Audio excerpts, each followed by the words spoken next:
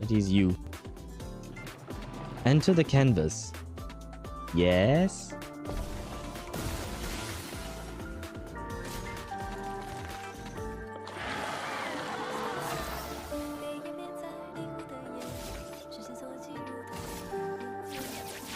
This is the...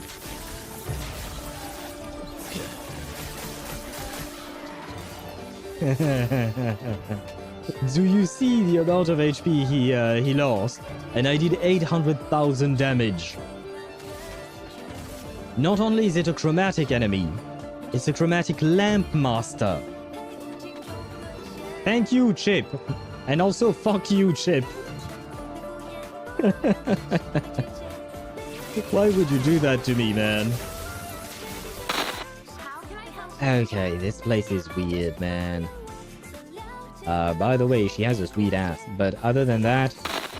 you mean the choices? Yeah, but comma doesn't do anything. But all of them have a period. Yes, but it doesn't... it's not always at the same place, depending on the keyboard. So it might be a comma for Chip, but on my keyboard, it might be something else. Like whichever one has the comma. Yeah, that's the one I'm pressing and it does nothing. And I don't remember where the English comma is supposed to be. So select the option with a comma, I mean. Oh, you didn't mean for me to actually press a button. You just mean, like, select the sentence that has a comma in it. I have to admit, I did not understand that at all. Do you think I can go check the... Wait, I have a solution. Can I teleport to the HDD to bypass this? I promise you guys, I will start the quest at some point. But I just want to... Oh. I thought we were done. Wait, we have more balls now? Since when? But it does feel like you're lacking luck here. Let me try it. D20.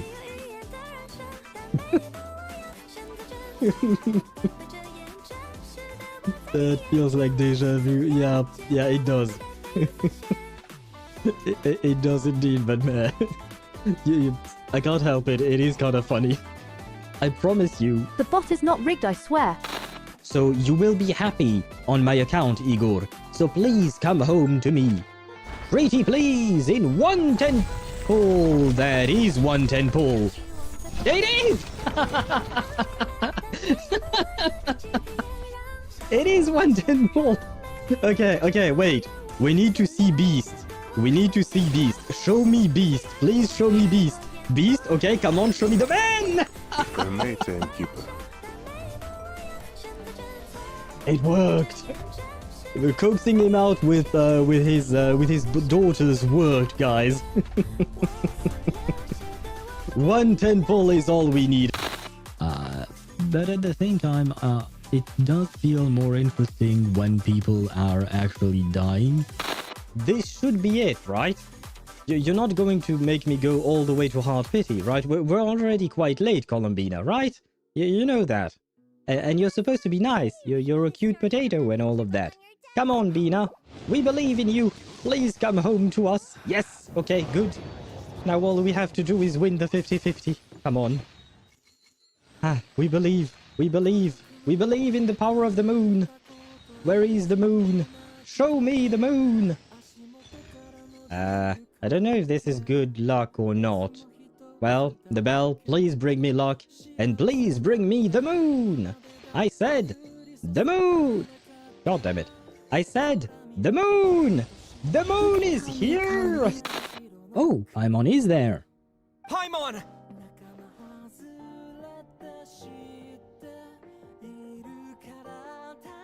But who else?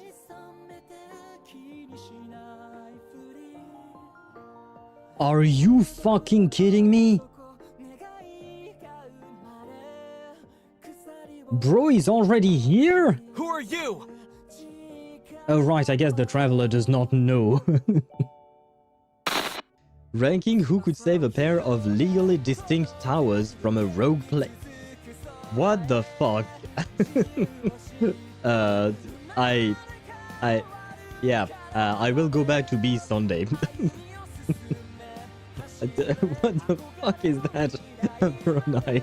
Unhinged is the right thing to mention. Yeah, it's the right description for his thumbnails and type.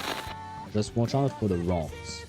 I am trying to watch out for the rocks, but what rocks are you talking about specifically?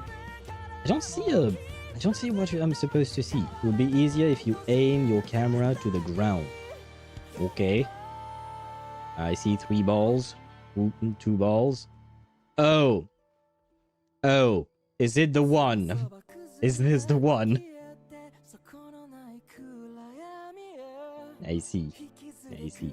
Well, my wife would not be proud of you.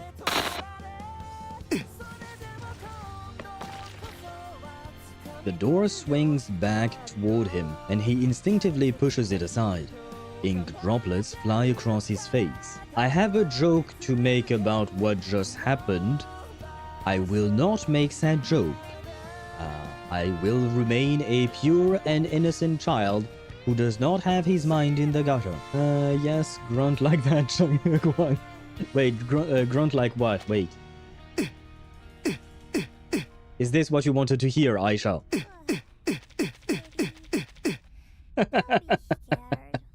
There you go. This is very creepy, but also I like it. What the? Oh, fuck. You alive? Think so. As soon as I say it's creepy, but I like it, boom, jump scare. Yeah, spoke too soon, man. Spoke too soon. Was not expecting that, and nor did I want that to happen, but okay. Den Löffel abgeben. Okay. Oh, casser sa pipe. Ah. Oh, it's funny. What you wrote down as pass the spoon, I put it in Google Translate just to hear how to pronounce it, and they translate it as casser sa pipe, which in French means to break your not your pipe, your yeah, is that a pipe? Wait, how do you say pipe again? Wait. No, not a... Oh my god, not a blowjob. Oh my god. That's not what I meant. Google Translate, what the fuck is wrong with you? Fucking hell. Because, yeah, peep in French can also mean blowjob, but that's not what I was looking for. I'm looking for the thing that you smoke.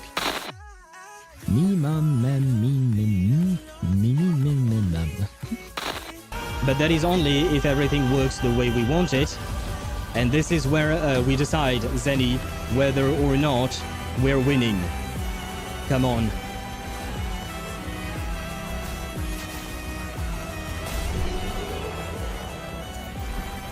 Yes! Ah, fuck yes! 47 million damage.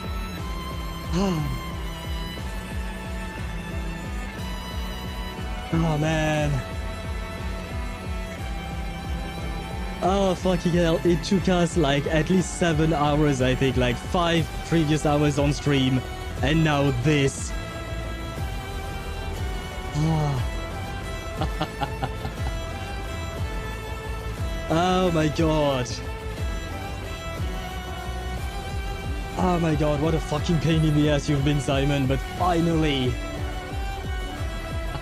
Yeah, you know what, this kind of, holy shit. Hello, Chip. Chip woke up and rolled a 1. God damn. Oh, wow. That's, wow. Blimey, I need to slack for today. And I wasn't even playing, Baldur's Gate 3. Usually your bad luck happens when I play Baldur's Gate 3. And Chip woke up and chose violence, apparently. Yeah, but he chose violence against himself. Oh god, poor Chip. We can use a couple of other temples. So we did 1 temple, so we are at about 10-ish pity, right? Going to 20. 20, is it enough to bring him home once again? Is it enough to get him home once again? Can we win this? Can we win this? No! Igor! Oh no! Oh, what? Oh god. Yoo-hoo! I I ran here as fast as I could, right after today's training. You said there would be a new door plate for my room? What is it like? Oh wait, let me guess. Is it like a ball of fire? Or a rainbow? Ah, well, that's exactly I was waiting for it, Chip, the Spathodia jump scare. Well, I mean, we lost the 50-50 in 2 temples, so I'm not exactly, you know, unhappy about it. You know what, Cyrene, I can tell you that I have your best team. I do have Castrace, Avenite, and Hyacine. So, technically speaking, I will play you in that team as well. If that makes you happy. Wait, it does make her happy! This is my 3rd temple, and it did make her happy. Come on, we need to win. We need to win, come on guys. Please believe.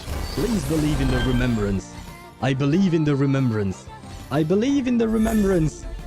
Ooh, nice. But I believe in the remembrance! Yes!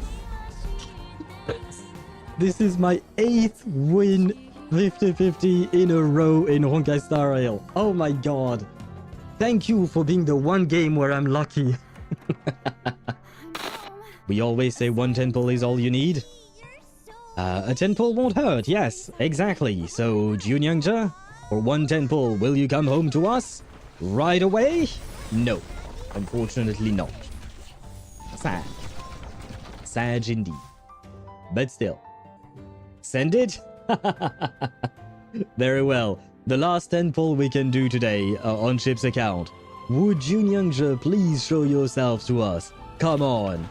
Make us happy. Make us happy. Make us happy. Come on, come on. Show us. Yes.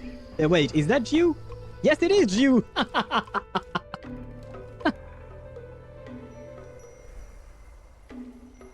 Ah, brother. Brother. What more do you want in life?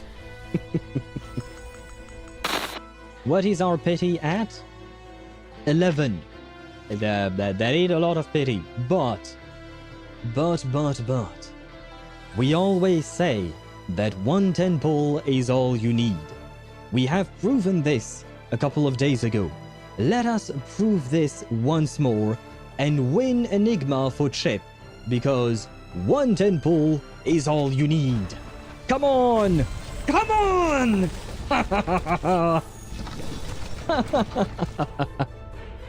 Okay, come on. Now we have to win. We have to win. Please show us intellect. Intellect? Boom! No need for further introductions, Timekeeper. Now that I'm here, our cooperation is 200% confirmed. 1 temple is all you I'd need. like to hear your plan so the LSCC can prepare their next steps. That has been a consistent thing. What the hell? Yes, it has. Oh, by the way, wait. Oh no. No, I want to show. No. No. I wanted to show you guys my progress on building Trigger, but I forgot and now I can't. God damn it.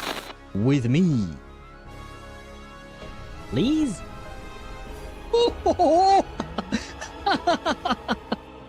Are you kidding me?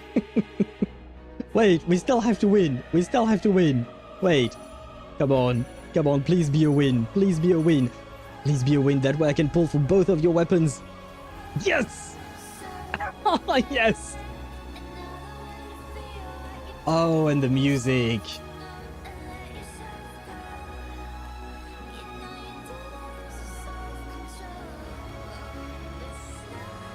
I know.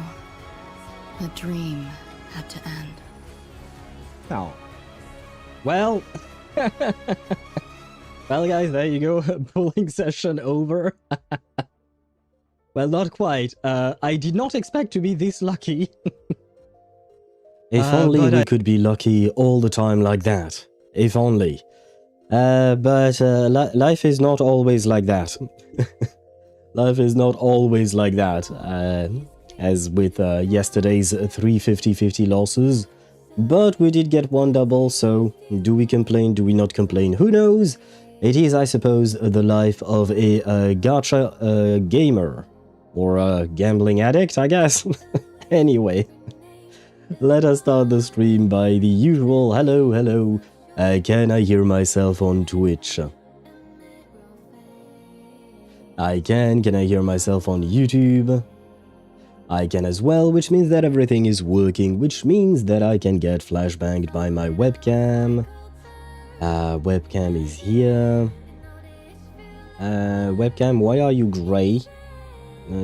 Please stop making me look grey. I'm not grey, I'm brown. Come on, you can do this, webcam.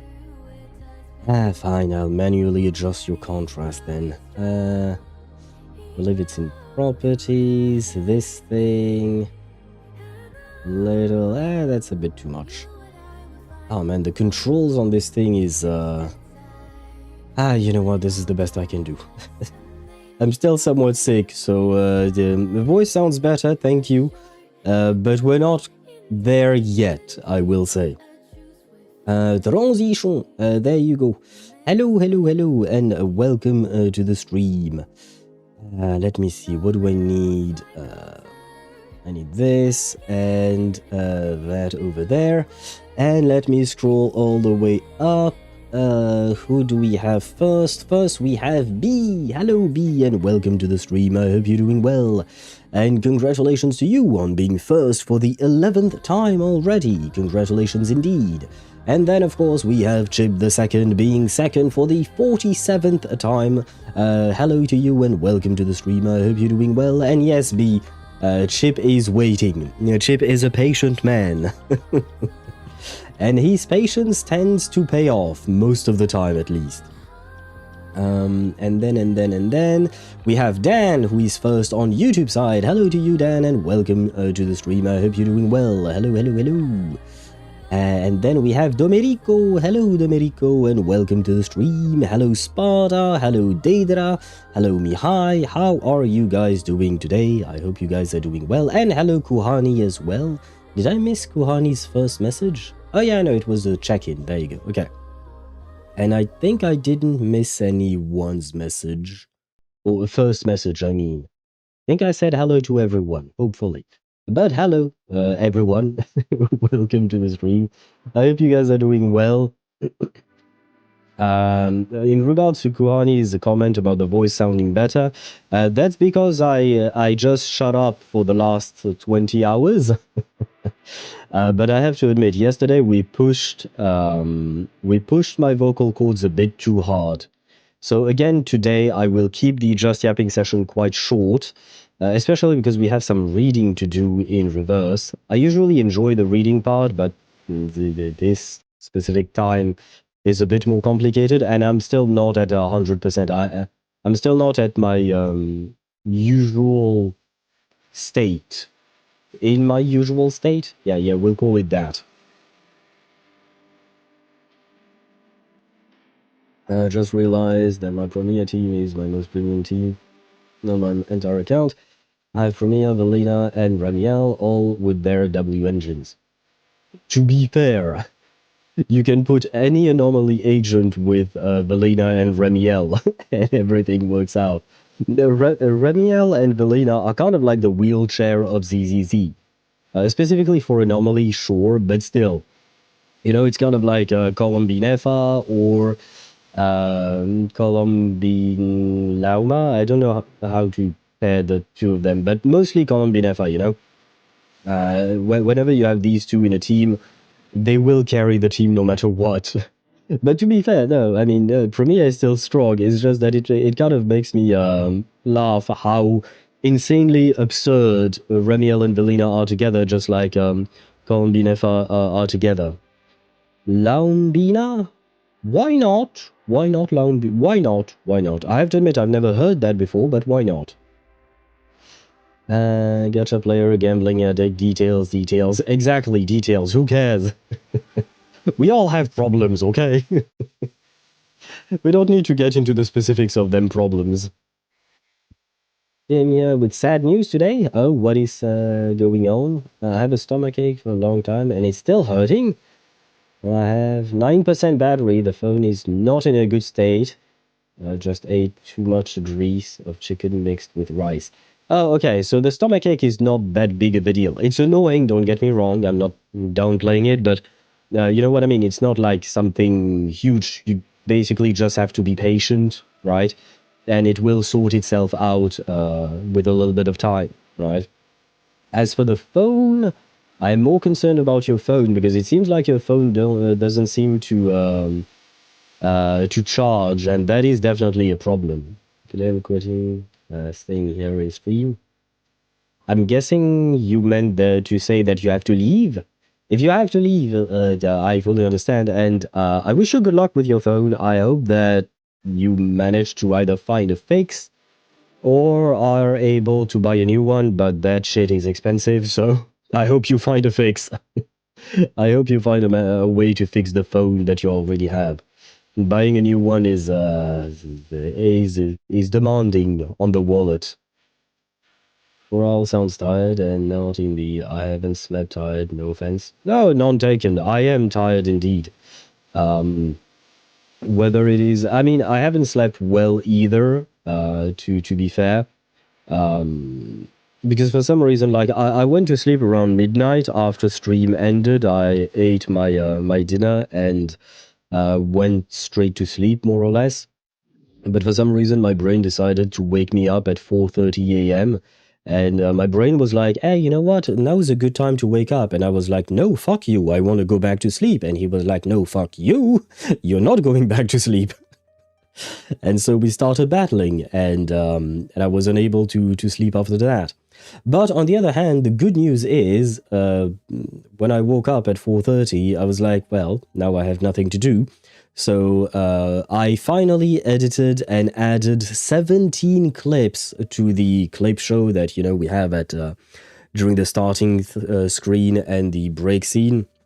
I added 17 of them clips. It took me 2 hours. And even though it's really minimal edits that I do for these clips, it took me 2 hours to edit these 17 clips and add them to the poll. But at least now that is done.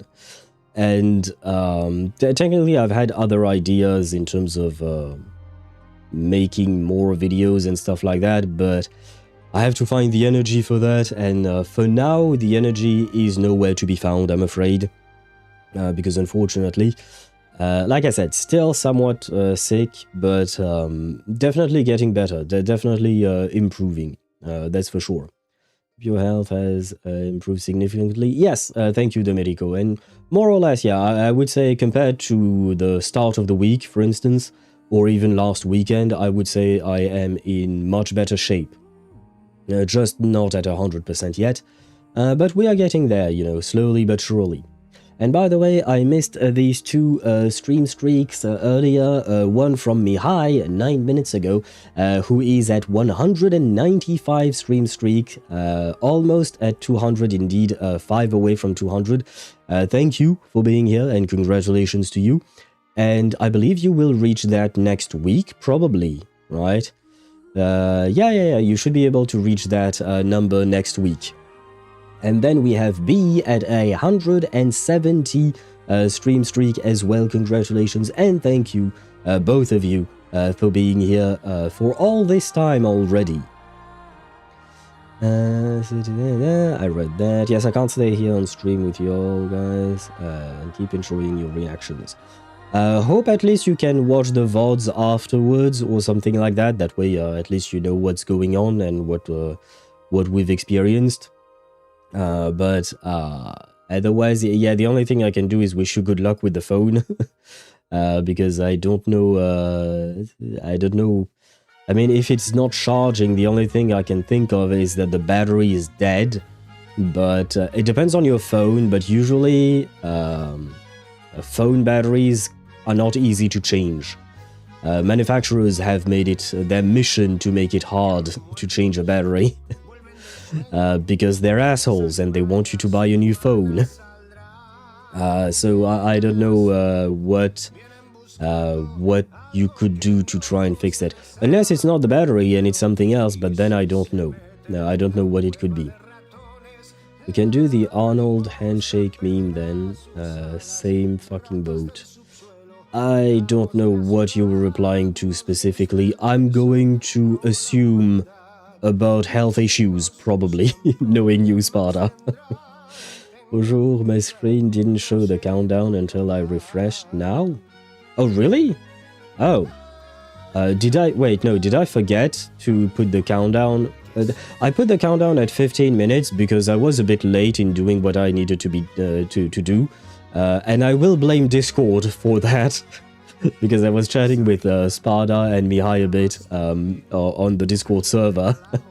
So, and while I was chatting with you guys, I was like, wait, I need to make my thumbnail for today. Wait, I don't know what I'm supposed to make as a thumbnail. Fuck. And so, yeah, I was a tiny bit late.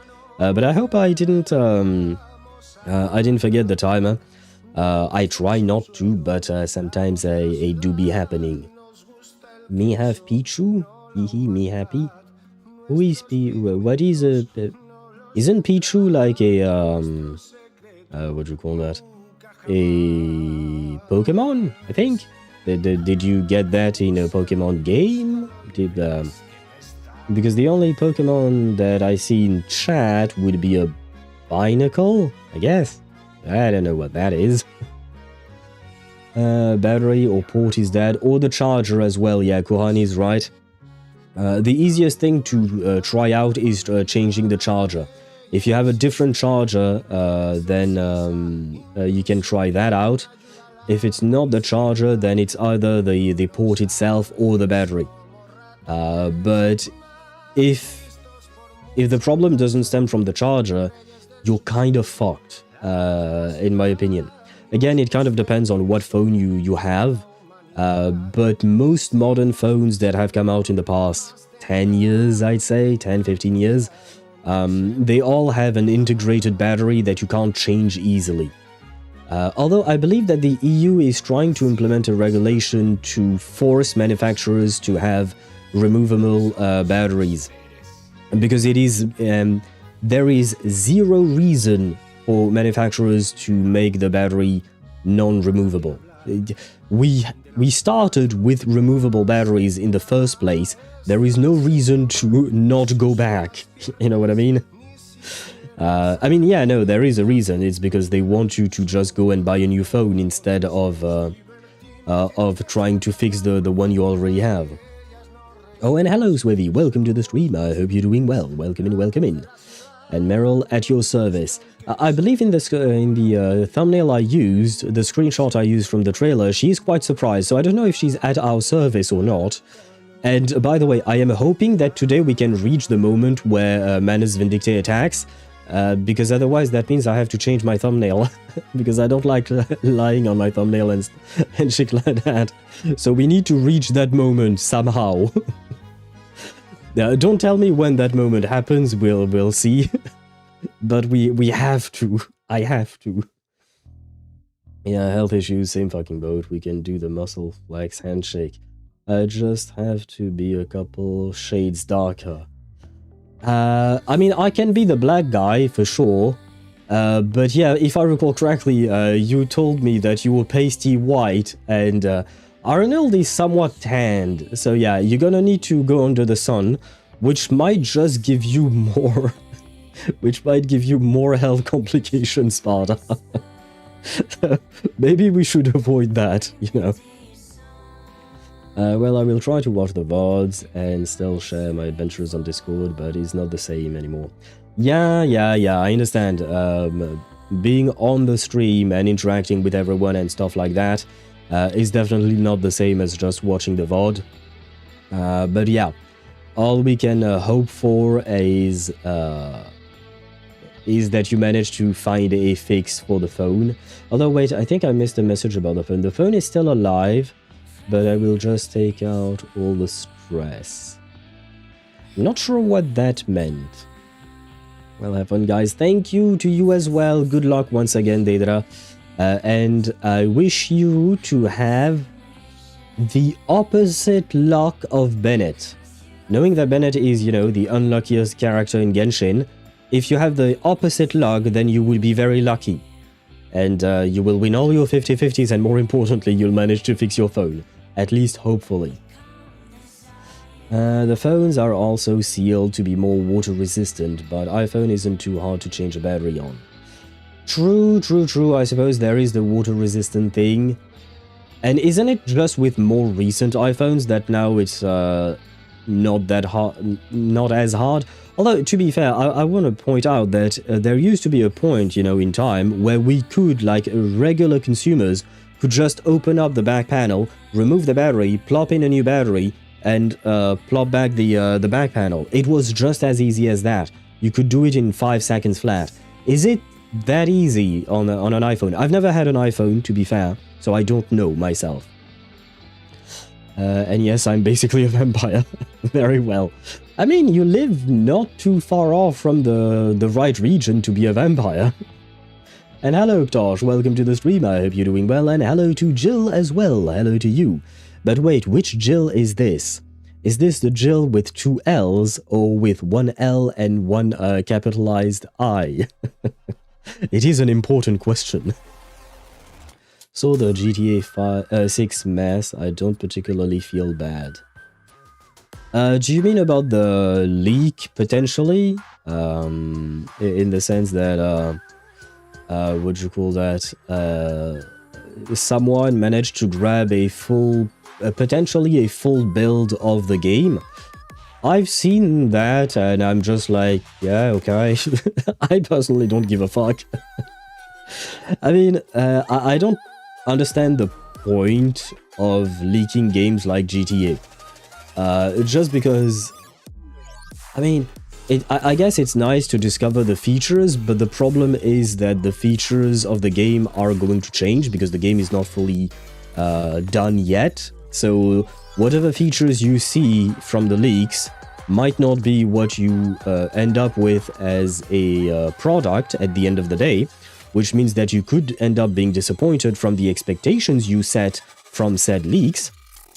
And for story leaks, I find that absolutely stupid. I don't like story leaks at all.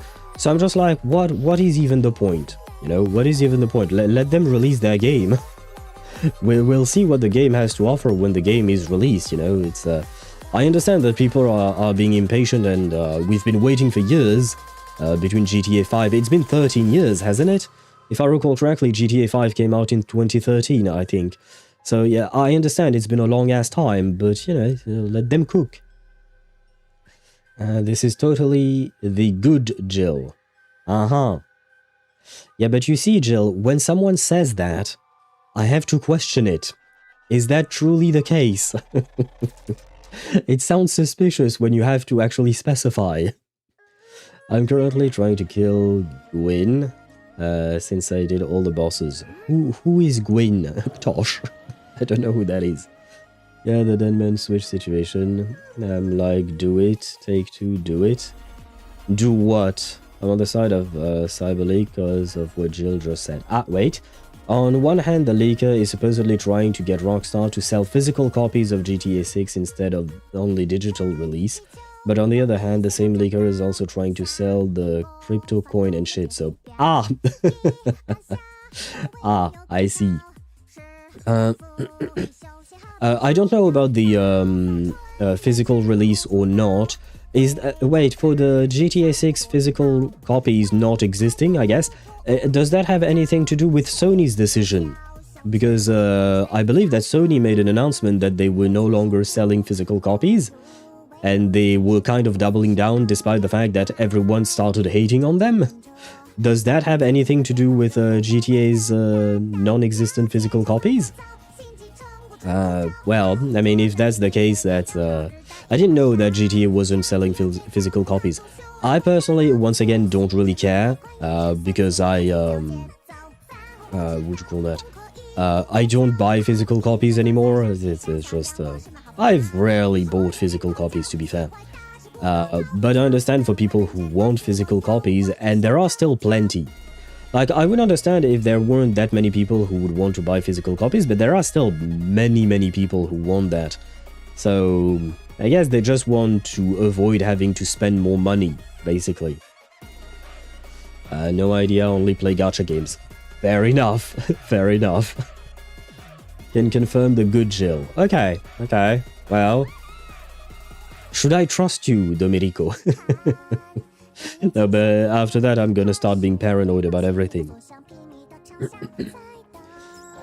Convergent decision. Okay, so it just happened to happen at the same time. It's kind of strange, but it can happen, I suppose. All I know about the drama is posts about it invading my feed. Fair enough. Fair enough.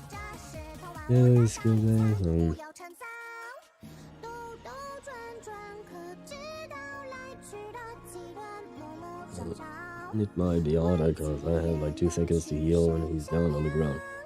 Sounds like a tough boss, this Gwyn character that you're talking about, Ktosh. I wish you good luck. I can't offer any kind of advice on how to deal with that, though. I'm afraid.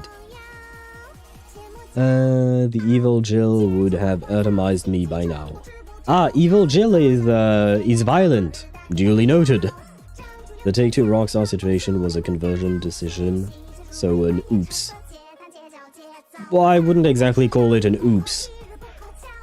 Because at the end of the day, if I'm not mistaken, Take-Two Rockstar decided that after Sony made their announcement. So, like, there has to have been a few days or a few weeks apart between the two decisions, right?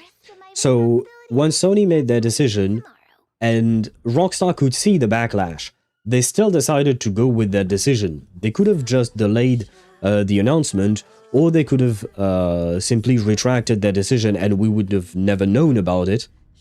But no, they still decided to go for it despite everyone being unhappy. Sorry, I bumped into my microphone. If you guys arrest me, I will release the game because I need to shut down the Dead Man's Switch every day.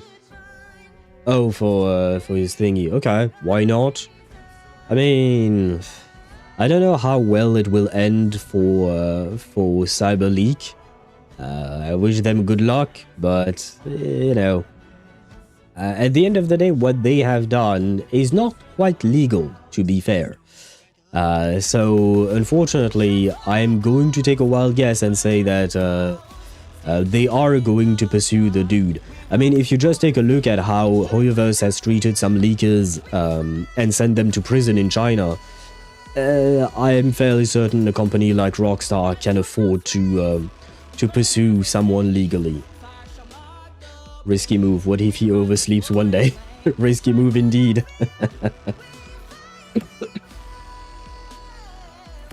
Like, do it, go and do it. I want to see the chaos and for the corpo to get a bloody nose. It ain't gonna change much for them, let's be honest. The majority of people are not going to play a half-built version of the game. Majority of people are still going to buy the game when it releases. This whole deal, this whole thing is going to blow over and nothing will change. History has told us that.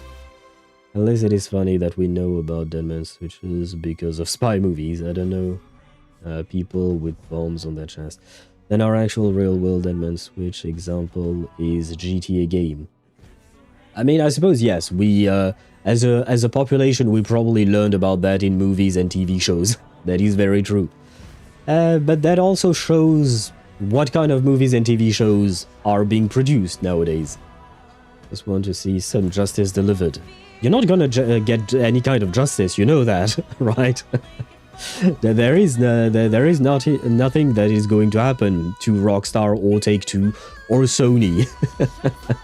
I wish, don't get me wrong, Sparta, I wish you were right, and I wish these companies, would actually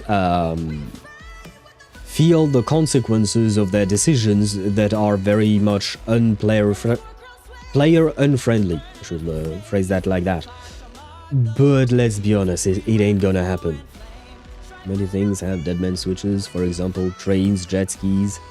I knew about trains. I have to admit I did not know about jet skis. I knew about trains because my brother's best friend is a train conductor. And he talked about his job because from time to time I managed to catch him on the subway well, I wanted to get on the subway and he happened to be driving it. And so he would invite me into his little cabin and we'd talk about his job and other stuff. So I knew about trains, but I have to admit, I've never been on a jet ski, to be fair. Even if it is the stick it to the man. I mean, sure, why not? I mean, like I said, at the end of the day, it won't change anything, but if that satisfies you, go, I mean, all the power to you, I suppose. And since we are listening to a Reverse 1999 song, transition to Reverse 1999. Like I said, I have to keep the Just Yapping session a bit shorter because voice is dying.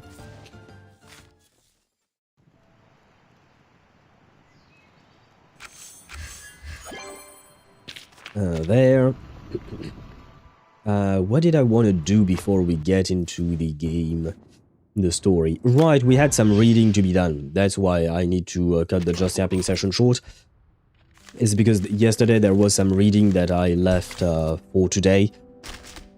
And, well, this is going to be painful, but we have to go through everything. On the brighter news, people are watching the Madoka movie in Japan right now. I think I've heard about that, but I'm unsure. Yeah, now I gotta struggle through the entirety of the rare stuff to get the drip. Wish me luck. What do you mean you have to struggle through? Well, I mean, good luck to you, but I don't know what you meant either. Now then, some reading. Because, of course, I would have some reading to do.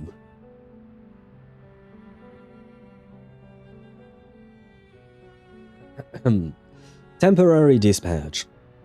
Business trips, overtime, labor dispatch. There is always a way to get the most out of your employees. If one is not enough, try all three. Here are the complaints. Okay, complaints from a part-time guard. Honestly, if someone had told me that joining the Foundation would one day have me posted as a door guard, I never would have let that Crayus leave the Vigil's bureau. But it's too late now. You, I, and all these fine Foundation employees will soon be standing at the door, plastering on smiles and shouting welcome. At the end of the day, this all comes down to Crayus and those hawks aggressively pushing that expansion resolution through. Ever since the Timekeeper announced the Storm Countdown, refugees from all over the world have flooded to the Foundation's doorstep, surrounding headquarters with no end in sight. Those lines stretch so far they could probably wrap around the entire Earth. Who knows how loose the Foundation's screening criteria are at this time? If you ask me, if even a handful of those veterans turns out to be spies, the Foundation could be blown apart from the inside in no time. Could it be foreshadowing? Crayus knows better than anyone what those soldiers are capable of. Yet he is not the least bit worried about keeping them in line. Just like he always has his ways of dealing with me and Blackbird. And of course, you, his loyal little dog who doesn't need dealing with at all. Fine, this is why he dumped us here. On top of standing guard and welcoming guests, we're also on riot control, reconnaissance, and counter-espionage duty. And at the critical moment, we might just end up digging a trench outside the building. Let's go, heads up. Time to rotate from patrol to the front door. Stop it. I didn't mean for you to actually smile like that. Okay, yeah. I don't think I'm gonna be able to read all of these things. I can feel it. This is a terrible idea. Yeah, I apologize for that. Maybe later down the line I'll make a video and I'll read through all of them. But I can't read all of these. This is a terrible idea. Otherwise the stream is going to end in like an hour or something like that. But I can't afford to. I can feel it. My vocal cords are really on their last legs already and stream has barely started. So I can't do that. I will do the mandatory ones because sometimes, you know, progress is locked behind reading some of these things. And for the rest of them, like I said, maybe I'll do it in a video, or maybe if next week we're still on Reverse 1999 and I'm finally feeling better, then I'll do it. But yeah, the voice is not there. Physically speaking, not possible. Really a terrible idea to do that. Oh, and hello, Paranite. Welcome to the stream. I hope you're doing well. And was that, Domenico, was that Beagle talking? Oh, Beagle is, wait, Yermalai is the Hound. Beagle is Paravian, right? Or am I mistaken? Literacy truly is a curse. In this specific instance, yes. But hello to you, Paranite. It's just that, yeah, my vocal cords are unfortunately not... they have not recovered yet from all the coughing that I've been dying. Well, I've been dying for sure, but aren't we all dying all the time? Slowly inching our way closer to death. But no, the coughing that I've been doing over the past few days. So, for the reading bit, once again, I do apologize. I don't like not reading these things because they do foreshadow things and they are important. But life is not daijoubu sometimes, and sometimes you just do whatever you can. So we'll move on and we'll start stage 5, Stone Doves. It seems they could stand there in silence forever. Going back to Meryl and Matilda.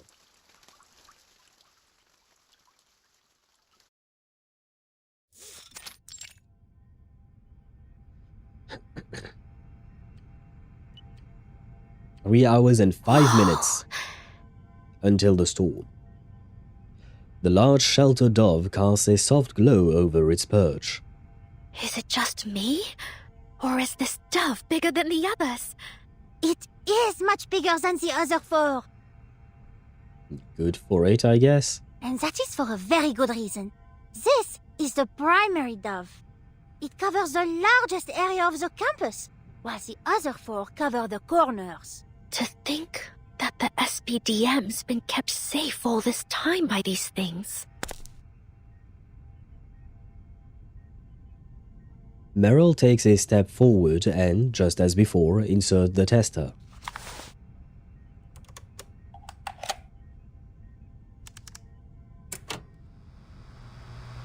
The tester whirs to life and then, just as quickly, the sound fades, replaced by a triumphant hue. All green. Shelter doves functional. So far, so good. We've checked all of them. So, okay. Snack break then? Certainly not. We need to keep patrolling the grounds until the storm is over and everyone is safe. Yeah, asking a snack break from Matilda is, she's the wrong person. Oh. So, what, we just keep circling around the school, going up and down the watchtowers? I know it is far from the sort of glorious mission that the great Matilda Buanish is capable of, but just think, we are protecting all the staff and students of the school. Someone must have done the same for us when we were students. She's not wrong. Yeah, I get it. She chuckles to herself. I shouldn't complain. I'd much rather do this than fight on the battlefield. And the snacks here are better than the MREs, that's for sure. She pulls 2 chocolate-flavored energy bars from her pocket and offers one to Matilda. Sympathetic chocolate. Cyborg cheese? Cyborg cheese? Is that the name of the company and this is the product? Those are some names. Plus, we don't have to hide them from the instructors anymore. Oh, thank you. I suppose it is inefficient to work on empty bellies. I mean, if it's just chocolate bars, you can eat them while walking and patrolling. After a moment of hesitation, she reaches out to take the bar. They're butterberry flavor, only produced in the 90s. I guess that makes them a little old, but they should taste fine. Ignore the packaging. I swapped it out to avoid leaking time period info. Quite, thoughtful of you. Mm-hmm. Allons-y. Remember to lock the blast door, in case any students end up wandering around near these restricted areas. Yes, Lavender? Miss Matilda, could you go to the southwestern watchtower right now? What's wrong? There are some strangers at the school gate that are staring in its direction. Strangers? What do they look like? They're all adults, and they aren't dressed like the instructors or security. Please stay safe, Lavender. Meryl and I are on our way. And so it begins.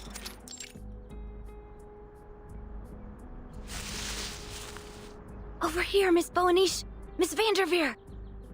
Oh, her name is Vanderveer. I think we knew that. I just forgot. But okay, Meryl Vanderveer. Very well. Nice to meet you again, I suppose. Wait, then where did the Rhiannon name come from? Lavender pops out from behind the bushes and waves the pair over. Oh, and hello, Rare Bear. Welcome to the stream. I hope you're doing well. Welcome in, welcome in. Meryl, my beloved, hello to you. Wait, by the way, Rare Bear, I don't know where you're at in terms of the story, although I am myself quite late. So just spoiler warning, this is stage 5 of chapter 13, just so you know. And yes, we had learned her name. I just, brain not braining. Apparently it's Dutch for from the ferry. Do you mean Van de Veer? Dan? Van de Veer means from the ferry? Huh. Why not? Not entirely sure how that relates to her character, but why not? And Rhiannon is a Welsh god? Oh. Okay. Those are some weird combinations, but why not? I was there when Rare Bear finished it, okay. Dodri Vice? I don't know what that means. I finished everything besides the new gameplay modes. Okay, so we're good then. Good. Because I would hate to spoil the it's a main chapter storyline like that for anyone. Hence the warning. Oh, Dobry. Isn't that like hello in Polish? No, maybe. Never mind. I give up. My brain is not turned on today. You're just talking to the automated system of Happy Owl TV right now. Dzień dobry. That would be hello in Polish, right, Sparta? So what is dobry wieczór? I don't know how to pronounce that. That's good day in Polish. Okay. Okay. Rare Bear apparently recognized the words that Dan was trying to write. Dobry wieczór? Let me see how that's pronounced. And how much I butchered the wording. Traduction. Polonais. Oh, that's good evening. Dobry wieczór. Kind of. Dobry wieczór. But yeah. So, okay. Dobre means good, and I would assume, and wieczór means evening. I am learning things. Yes, my bad. I only know how to write wieczór in Russian. Sorry. But it's okay. I don't know how to write it at all. You're not gonna hear complaints from me. That's for sure. Actual pronunciation... no, actual clown language god did not intend for this arrangement of letters. Clown language god did not intend... Apparonite, are you insulting the Polish language? That's my takeaway. Oh, sorry, bumped into my mic again. That's the takeaway from your sentence. It was good pronunciation. Thank you. I'm fairly decent at reproducing the sounds that I hear from Google Translate, more or less. Serbian is dobro, jutro, dobro jutro, dobro jutro, jutro, dobar dan, and dobro veče. Is the C with the inverted hat? How do you pronounce that? Is that like the veche from Genshin Impact? Does it have anything to do with that? He's fucking is all the time. We interact. I see you're Rare Bear, you're used to a Baronite's ways. That's how we'll call it. Second one for jutro. So it was utro. You okay. I think, and like the sound sh. So veche? So not the ch but sh. Okay. So it's not the veche. It's not the government of Snezhnaya. Very well. Duly noted. And thank you guys for helping me with the pronunciation of these words. Because I would have a hard time. Am I in the wrong window? I am in the wrong window. There you go. Is there anything else you remember? It looks like they might have come from one of the nearby towns. Not sure what they want. Should I call security? Matilda and Meryl exchange a glance. It's best that you leave for now. The security assistance team will take over from here. But I can help, Ms. Matilda. She looks very cute. I love the color of her eyes. But she's so cute, I have a feeling she's gonna die. Or something bad is going to happen to her. Let's be honest. A cute character like this? Yeah, no. She ain't staying alive. Not in my reverse 1999.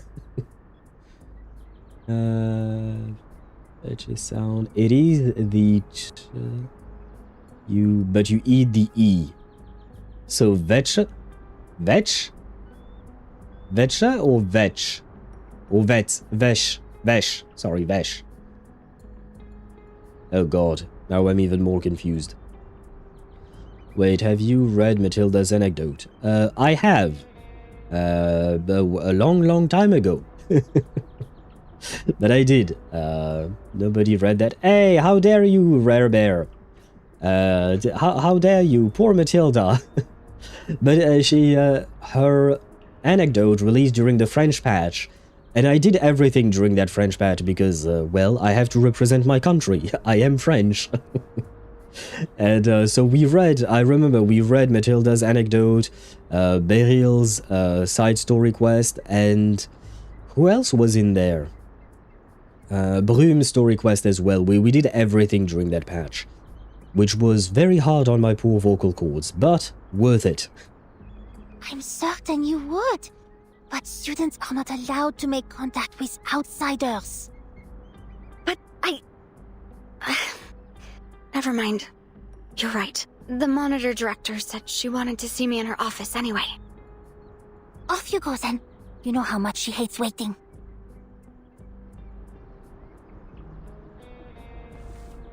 Lavender acknowledges the order with a nod, but the worry is plain on her face as she leaves. Once she's far enough away, the two of them speed toward the southwestern watchtower. The tower stares down at them above a tranquil wooded lake. Matilda, do we really have to toss them out?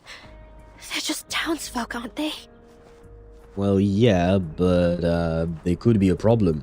I mean, actually no, they might not just be townsfolk. Outsiders are strictly forbidden from the SPDM campus. Besides, the storm will be here soon. Maybe we should... Uncertainty creeps into her voice. No, we must confirm their identities and arrest them if necessary. Yeah, she's right. A rustling sound coming from the southwestern watchtower draws their attention. Listen, the watchtower's door just opened. Then we must go immediately. Things are not going to end well, are they? Okay, that door needs servicing, man. Met by an open door at the watchtower's base, they tread with caution as they enter the dim, circular room beyond. Huh? No one's here? Where did the gods go? They were right here last time. All at once, they are struck by a wave of odor, a scent both strange and darkly familiar. Calm down, Merel. This is precisely why they asked for our support. We'll report the situation to the security center, begin an investigation, and eliminate any threats we encounter along the way. Unless the threat eliminates you. That button on the wall should contact the security center.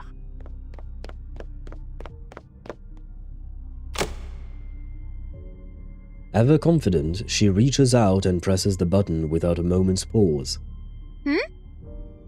It's not working. Realizing this, Merrill pulls her communicator out and punches a few keys. Oh no, my communicator doesn't have a signal either. But this alarm is directly connected to the security center through an underground wire. Its signal can't be blocked, unless someone cut it. Yeah, that does not sound like a friendly person. That growl. By the way, is this some kind of letter from an alphabet I don't know, or is it just a random symbol that they're using? Oh, my bad. Didn't mean to do that.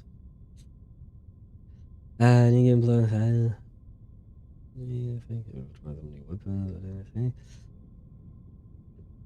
probably max out my armor. Yes, this time, Tosh, maxing out your armor might be the way to go. But good luck on this new playthrough of Dark Souls. Technically, Vesha is, well, Vesh, just not the institution. It's like a minusculely softer. Like, I can't even explain how much. I might not even be able to hear it, to be honest. Because I've noticed that sometimes, especially with Chinese words, Chinese is definitely very, very different from any Slavic language, of course, but the idea, the principle remains the same, which is that I've noticed that sometimes, what would you call that? When I listen to a Chinese person speaking, they will say two different words that sounds extremely similar, but there is a slight difference between the two. And only a native speaker would be able to properly hear that difference. And sometimes I don't hear the difference myself. So it's kind of I can understand why it would be difficult to even explain. Especially explain it by writing it, you know.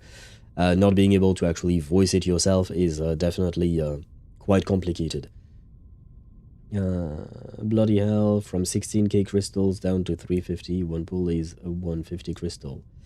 Right, you're in Girls Frontline 2, right, Chip? Did you get the character you wanted, at least? Manus language looks like, kind of like Japanese, but it's not. It does kind of, yeah. I was thinking of, but could be. I believe it's Japanese, not sure why that would be the Manus language of choice, though. Japanese Manus. Hey, who knows? Maybe Arcana is Japanese. I mean, technically speaking, anime is predominantly a part of Japanese culture, and Arcana is an anime girl, technically speaking. Arcana is an anime girl, so maybe Arcana is Japanese. And that would explain why Manus Vindictae uses Japanese as their language. Maybe there is something to it. Rip Coletta Fons got the character and her best in slot as well. And Voimastima's weapon as well. Was Voimastima's the girl in her wheelchair, or was it someone else? Because I do remember the name, but I don't remember who it is. Tonal languages, man.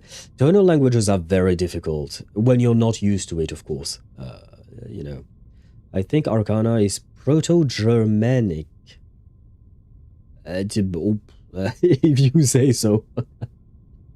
I have no evidence to say, to agree or disagree with you there, Domenico. And my theory that Arcana is an anime girl is kind of bullshit anyways. You don't have to take it too seriously. And the fact I'm not a native speaker, I can communicate, I might even explain it wrong. That is also a good point.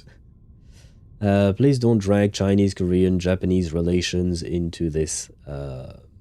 Face orange, biting nails. Oh shit, it's kind of funny because I don't see your emote on the chat that I use to monitor both YouTube and Twitch. So all I see is face orange, biting nails.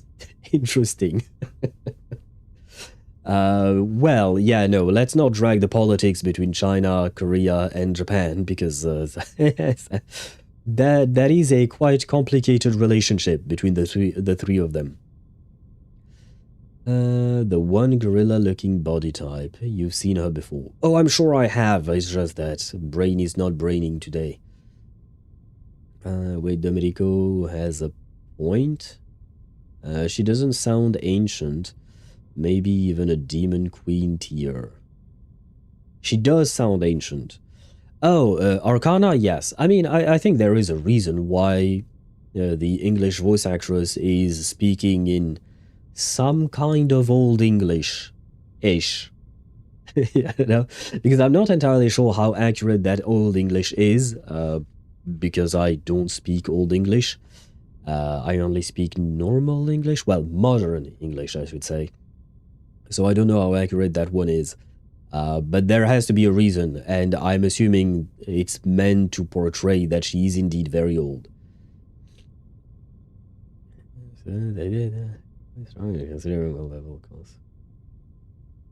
Want to farm that. But wait, Josh, wouldn't it be easier to farm 60k souls with your current character, which is already quite strong, rather than having to do it with a new character which would start very weak? Question mark. I'm not sure if she did that before Resurrection, but current Arcana might be inspired by Bayonetta, just using goop instead of hair. Why not? I have to admit I never saw the parallel between the two, and I don't know a whole lot about Bayonetta, aside from her using hair as, well, everything. She uses hair as a weapon and as clothing. Keep the symbol. I am looking at Futark. I don't know what you're talking about, Sparta. And congratulations to you, Chip, for reaching 105 stream streak. I saw that, and thank you very much for being here, indeed. Each level I'm class with more, so 40 levels could be even 1 million. I don't know. Really not recommended to split stats. Oh, okay, I see. If that's the case, then yeah, maybe an entire new playthrough might be recommended or required. Let this story feed your theories. Oh, this story, we're gonna learn more about Mommy Arcana? Very well, very well. Let us see. Intruder! Get down!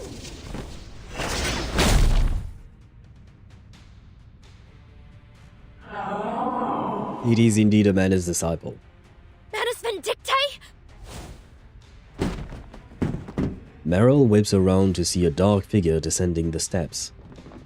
Even more shadowy figures emerge and rush downstairs behind it. Stop.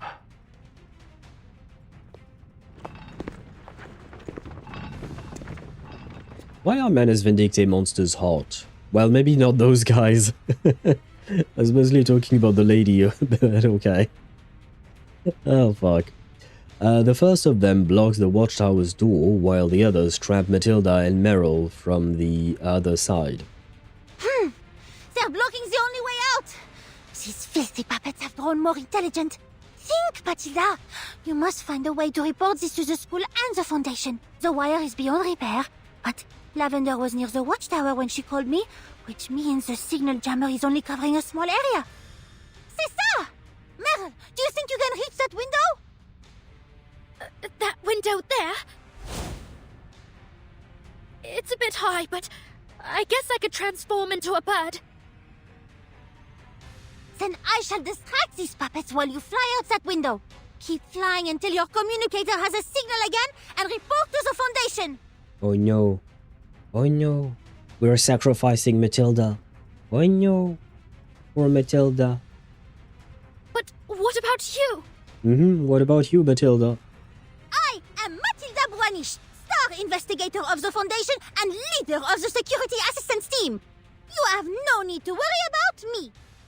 By the way, I keep thinking that while these two are talking about all of these things, the Manus guys are just standing there menacingly, waiting for the two of them to finish their discussion, you know?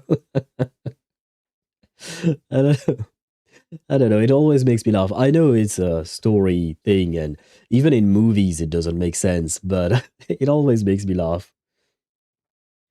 I actually had...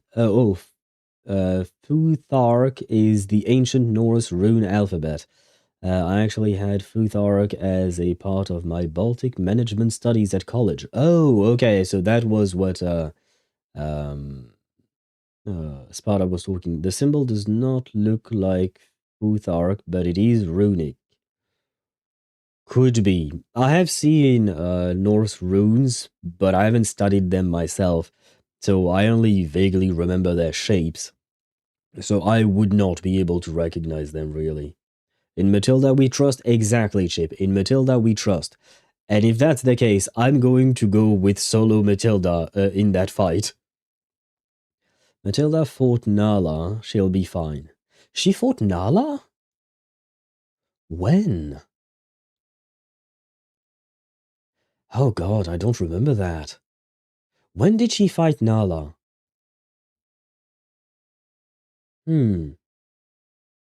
She almost died to Nala, says Domenico. Anime fight rules. Exactly. You have time for discussions, flashbacks, and all of that in the middle of a fight. Always.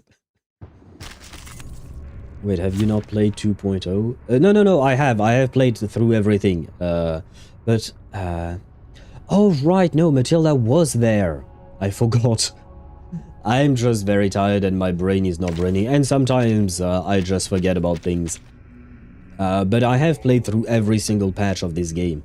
The only one event that I haven't played through really, or rather I skipped through it, was, what'd you call that? The first Uluru games. That's the only event that I completely skipped through. Everything else I've done and I've read everything. It's just that I don't always remember everything. With Jay, I think they mean 2.0 Floret, Jay's patch, and Mercuria's. Yeah, but for some reason I completely forgot that Matilda was even there in the first place, even though, well, it's because she was there that we got the story, because otherwise, you know, we didn't know any of the other characters. Anyway, I just, it takes time for me to connect the dots sometimes. That's fine. Uluru was whatever. It kind of is why I kind of skipped it. It's because I had zero interest in that story, not gonna lie. And I was lacking time, so I was like, fuck it, I'll skip everything here. Just grab the rewards, farm whatever I need to farm, and that's it. Hungarian runes have similar shape, but that ain't it. Well, we still have more mysteries to solve regarding Arcana. But for now, we have exactly the marvelous that dummy Matilda book Buanish. actually helped you learn how to shapeshift? Dummy book? Oh wait, Oh, that! You remembered it? Was Rhiannon supposed to be here? I thought Rhiannon was supposed to go and fly through the window, and Matilda was supposed to remain here and fight these guys. Matilda Buanish never forgets a thing. But I must say, I am impressed. It can be quite risky to learn shapeshifting by yourself. But now is not the time for compliments. You must leave at the first opportunity. Right away. Okay, you leave and Matilda will fight alone. Don't tell me what to do. This is going to be a terrible fight. Do me this. Oh god. Oh god. Is my Matilda actually going to survive? I don't know, man. I don't know. I know how to do it. We'll see. Sit.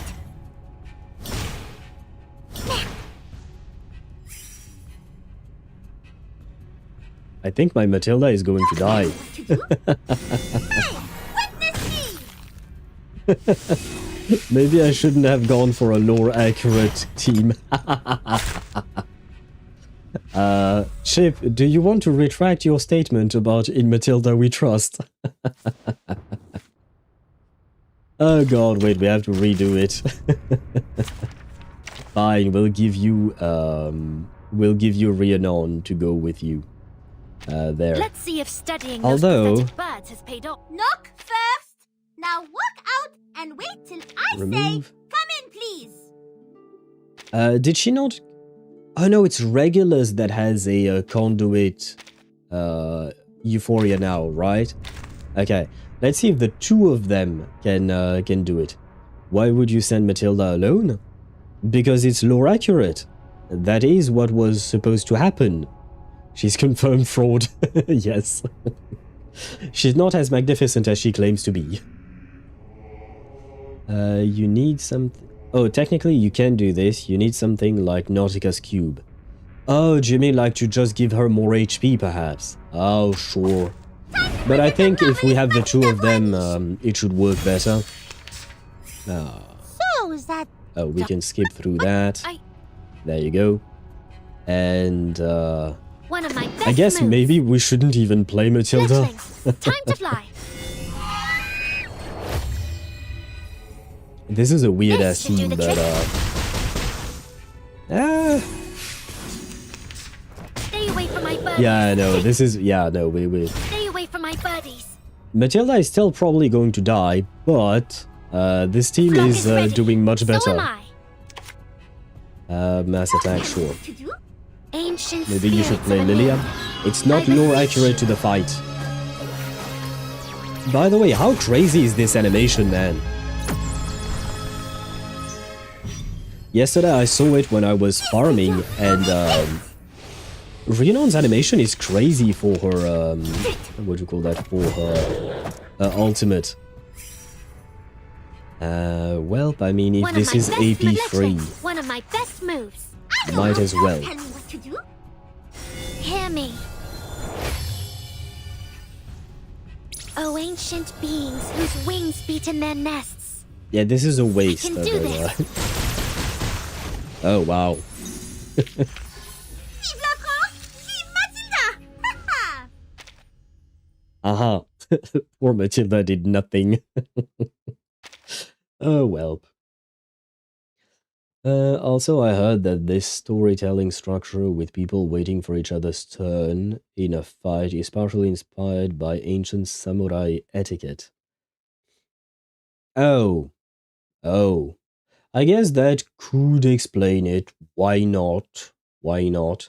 It's just that, I suppose, for when you take into account the knowledge we have from modern fights nowadays, it is quite jarring, you know? Because there is literally zero reason to do that, you know what I mean? In an actual fight. It's really, like, if you're talking about samurai etiquette, it's really all about a tradition, self-imposed restriction, I guess. It's actually inspired by Dragon Quest tropes. Uh-huh. Are you sure about that, Domenico? Are you sure about that? Go! Go! Oh no, not that music. Attacking with a string of arcane skills, Matilda runs in the opposite direction in the narrow window. Sorry. The light refracting off her crystal draws away their attention. I'll be back as soon as I can. Stay safe, Matilda. Pew pew, motherfucker!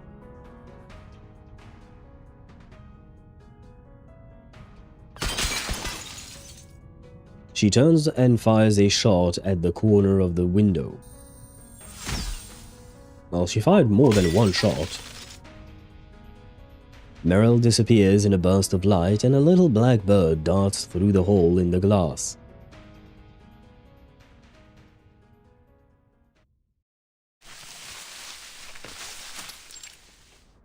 The black bird flies from the tower, dodging branch... Hey, wait. I wasn't done reading. The black bird flies from the tower, dodging branches as she swoops downward. Meryl dispels the transformation and crashes to the ground. Ignoring the pain in her palms, she reaches for her communicator. Yes! Signal's back! Security center. No response. Foundation. Alright, I'm through. This is Meryl of Team Timekeeper. Investigator Boanish and I have engaged Manus Vindictae at the southwestern watchtower of the SPDM. Number and purpose of intruders unknown. Requesting backup. Requesting backup.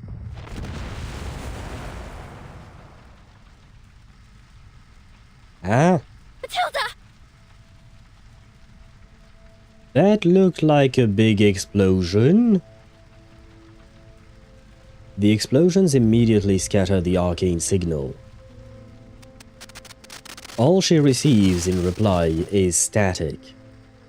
Update: Manus Vindictae has destroyed the southwestern watchtower of the SPDM. Nearby areas will be exposed to the storm. Matilda. Investigator Boanish was inside the watchtower when it was destroyed. Ah!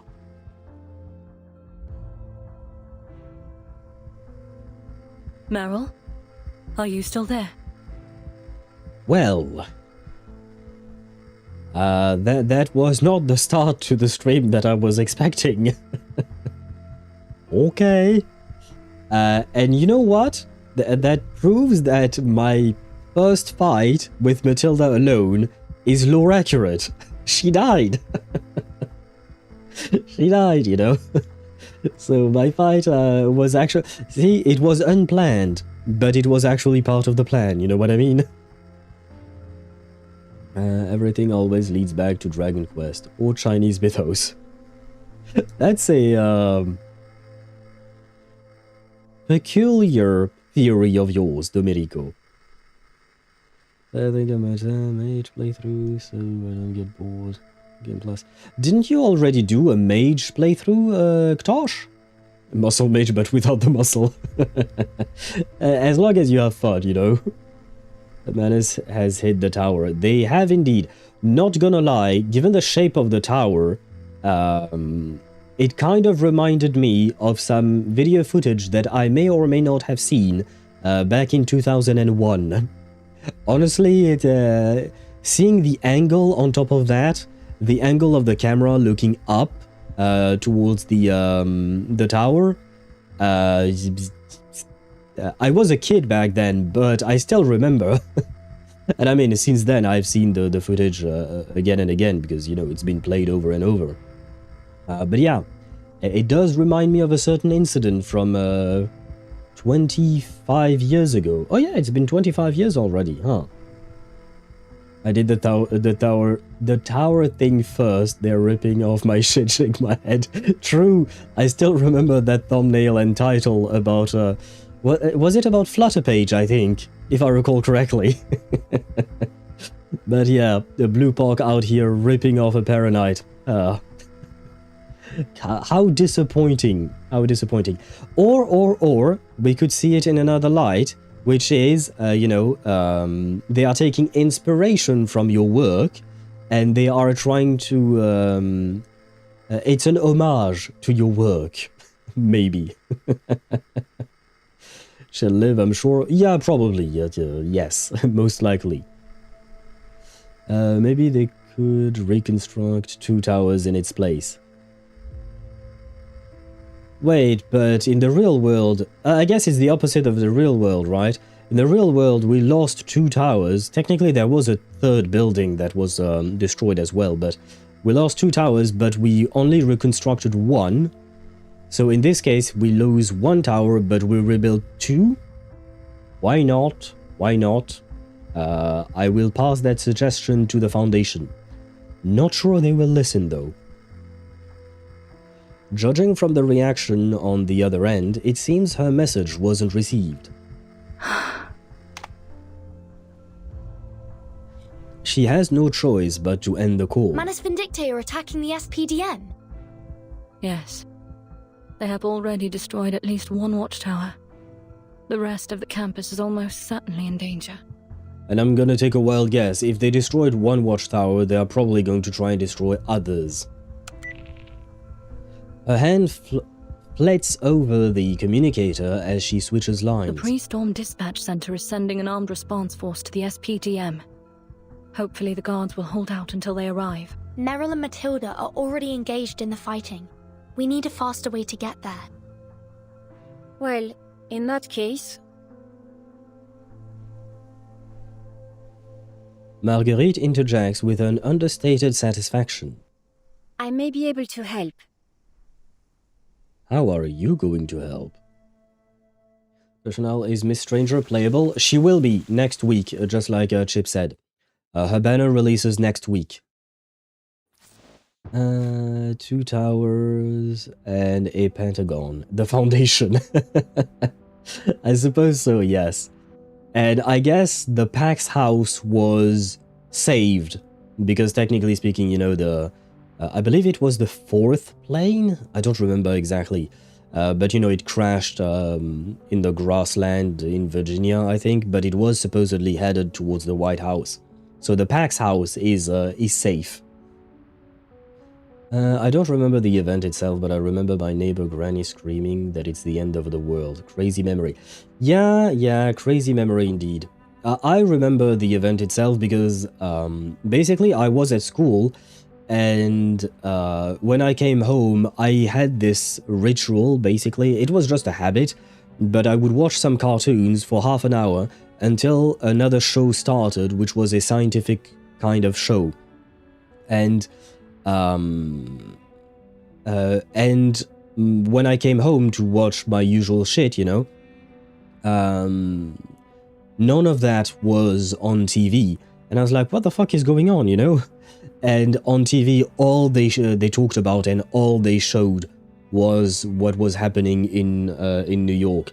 And it is indeed a crazy memory, where when you, especially as a kid, you're just like, what the fuck, man?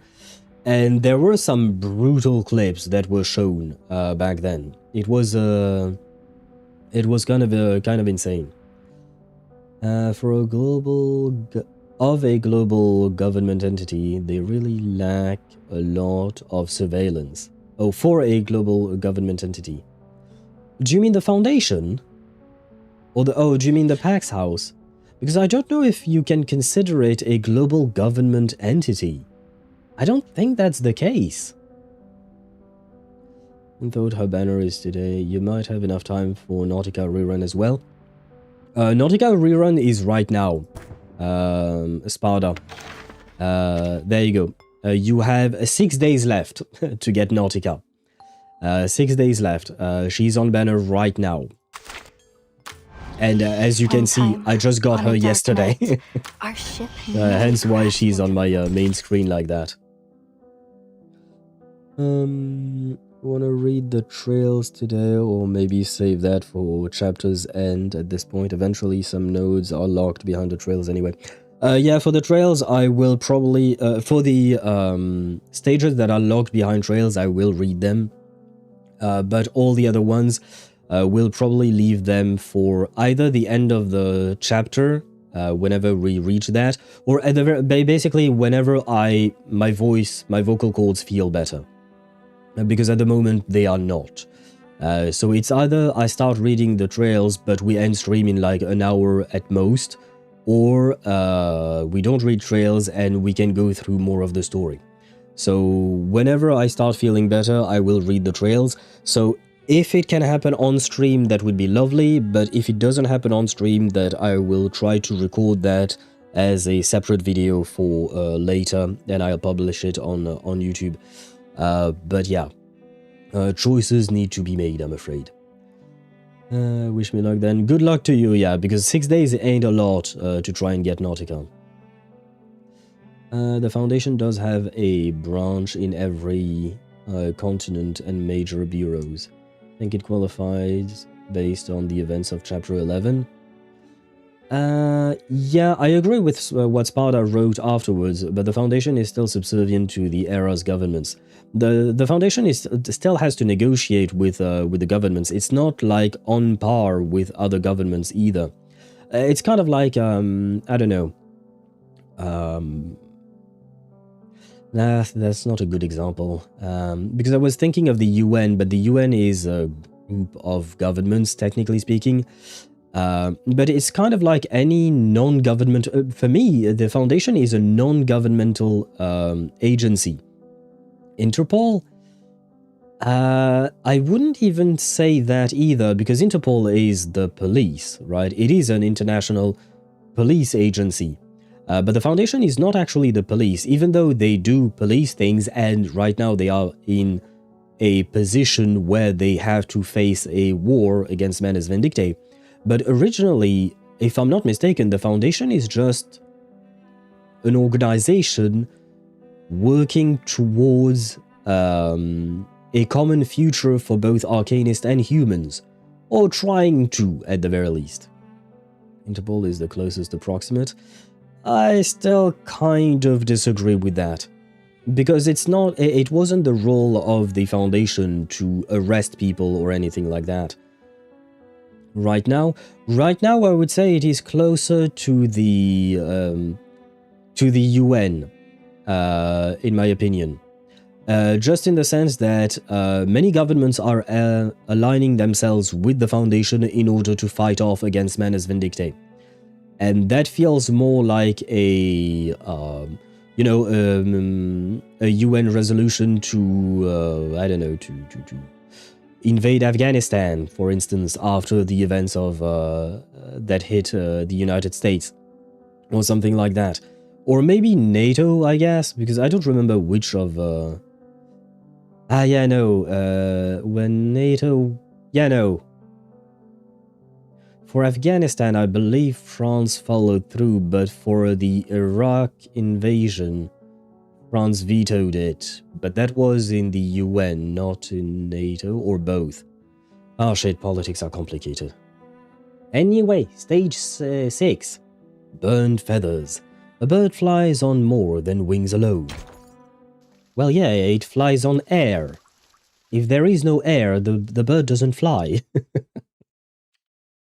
Having wings does not make you fly. If there is no air, I mean, the bird would probably be dead too. Matilda dodges nimbly around the cascade of rubble. She can see the tracks forming over the cement ceiling, leading to something. That explosion came from the top of the tower! No, pas ça! They must be targeting the shelter dove! Yes, and what were you doing before? Leading to only one conclusion.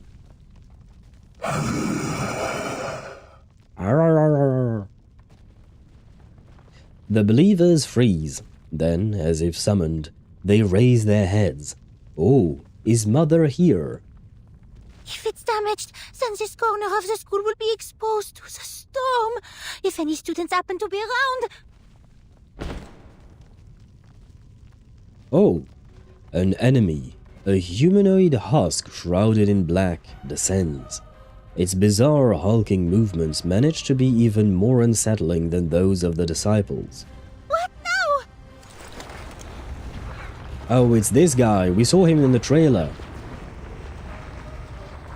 The figure raises its hand, pointing toward Matilda. A black vortex condenses at its fingertip. The vortex impact dissolved the once sturdy concrete as if it were foam, only narrowly missing its intended target. Matilda teeters at the edge of this new hole, but gravity finds her and she tumbles downwards. Well, at least she's still alive. For now. Pain. Her first sensation is pain. It comes, sharp and certain. as she struggles to catch her breath. This is the underground shelter. This is not very sheltery. Because basically that dude managed to punch a hole from the tower into that shelter with the finger blasting ritual thing. So either his finger blasting is really, really powerful, or this shelter is shit. Is basically what I'm trying to say. The politics on Pedra and Irene hands are hard enough to understand. Fair enough, fair enough. I don't fully understand what's going on within the Foundation and with the Pax house, to be honest. I want Mommy Arcana goop, not bold random enemy goop. That is true, Jill. Not the same kind of goop. And I see that you have switched accounts, which means that this is not so nice Jill, huh? Which is why you're simping for Arcana. I see how it is. I see. According to its in-game description, this is the banquet coordinator. I wonder how it is connected to the banquets in a flowing feast and syndrome of silence. Are you talking, Dan, are you talking about the name of the enemy that we're facing right now? Let's see what the nobody with aura has to say. Well, can he say something at all at first? Can he even talk? Because we don't even know about that. Finger blast AO. Well, what else would you... It's a blast that comes from his finger. What else do you want me to call it? Manus be like, finger guns go brr. Pretty much. So basically he's just a kid playing. Yes, that energy blasting enemy. Okay. I think No, Chip, you know what? You won't get bonked because you did not finish the sentence. But we all know what you were thinking. The hard fall leaves her head muddled, vision flickering and ears ringing. A burb? Who's the burb? Oh, it's Meryl! As the floor above, Matilda crumbles away, a little bird... Meryl dispels the transformation in a less than elegant fashion, then hurries to her comrade's side. She can hear the enemy's footsteps above them, but the falling shards of cement and billowing dust obscure her vision. Matilda, can you hear me? Wake up! Hang in there. I'll get these concrete blocks out of here in no time.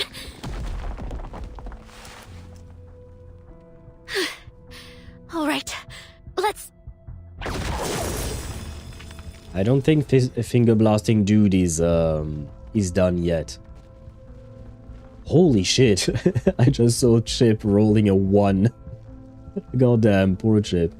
Roll 12 plus, I'll drop the line. Oh, well, a good bot. The bot is telling you to stay safe. And after Chip rolls a 1, Domenico rolls a 2. And Chip rolled a 10, and now Jill rolled an 11. The fuck is going on now? Oh wait, no. It was 10 times, never mind. I just saw the 10 from the good bot. The good bot has... well, the bot has been called good 10 times, and Jill rolled an 11. My bad. I saw too many signs everywhere. And hello, Fury. Welcome to the stream. I hope you're doing well. Welcome in, welcome in. It would just be, Dan, it would just be bet quarter. You don't have to write a quarter, because otherwise it doesn't recognize it. No! Matilda! She lunges over to Matilda and, gathering all her strength, drags her from the rubble before the next attack can hit.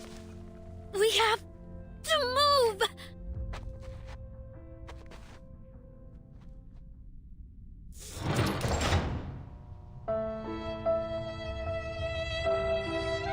move! Wait, she's not dead yet.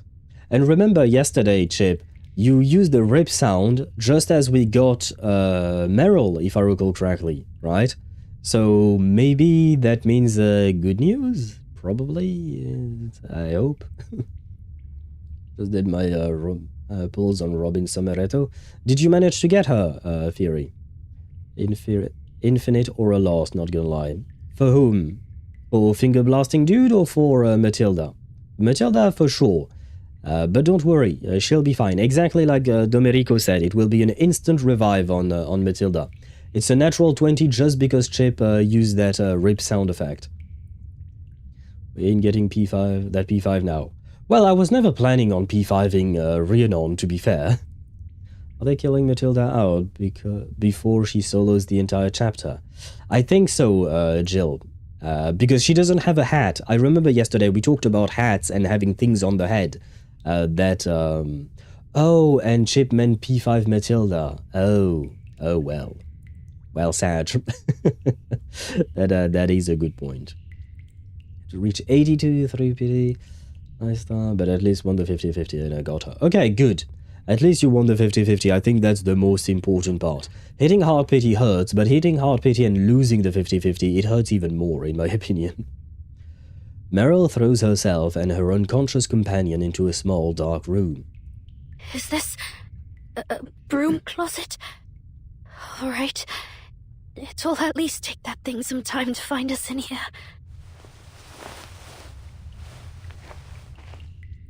She takes a moment to recall her field first aid. Please don't die. Can you hear me, Matilda? And can you let me read, please?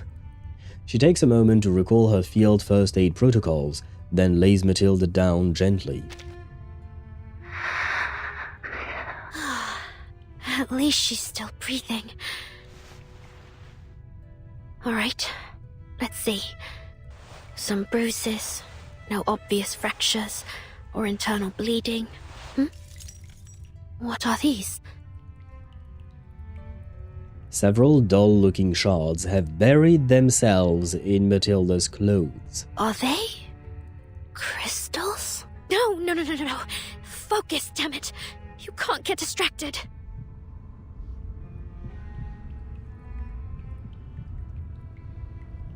Thoughts bombard her from every direction, but whether it's the adrenaline or some spark of confidence, she finds her something. Hide Matilda somewhere safe.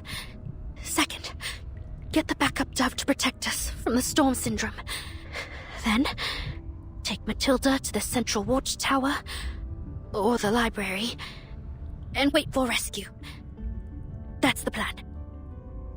Her heart beats faster, stronger, but steady. With deep breaths, she gets her trembling under control. Fear transfer. I can do this. I'm a soldier. I've trained for this. Fear transforms into resolve, her mind and body reacting in sync like never before. Okay, so I can still read those. But he'll stay benched until I can pull and build Rhiannon. Yeah, Dan, I mean, A Knight is not too bad ever since he got his Euphoria, but I think Rhiannon is certainly the priority at the moment. Bro, Matilda is totally a magical crystal creation by Beryl. I'm so for real. Maybe... I mean, yesterday we talked about Twin Sleep, the character, and apparently one of them is a construct from the other, right? So it could totally happen, Jill. Mom may be a deadbeat, but at least she gave her a sturdy crystal. True that, I guess, true. And yeah, maybe Beryl should show up, and on top of that it will allow us to see Brume. For an NPC, they did a great job about the Lindis. His backstory now. Yeah, no, Thelindis' story was very good indeed. Not at least has funny 0 card clears with Euphoria. Does he? Because I've never tried him yet. I don't think I even gave him his Euphoria because I don't really play him anymore. He's very pretty for an NPC, no wonder Ruri fell. Yeah, no, if you're just talking about base model, Sparta, yes. They are doing good work nowadays with NPC models. They are putting more effort into them, which is something that I do appreciate. All right. Action.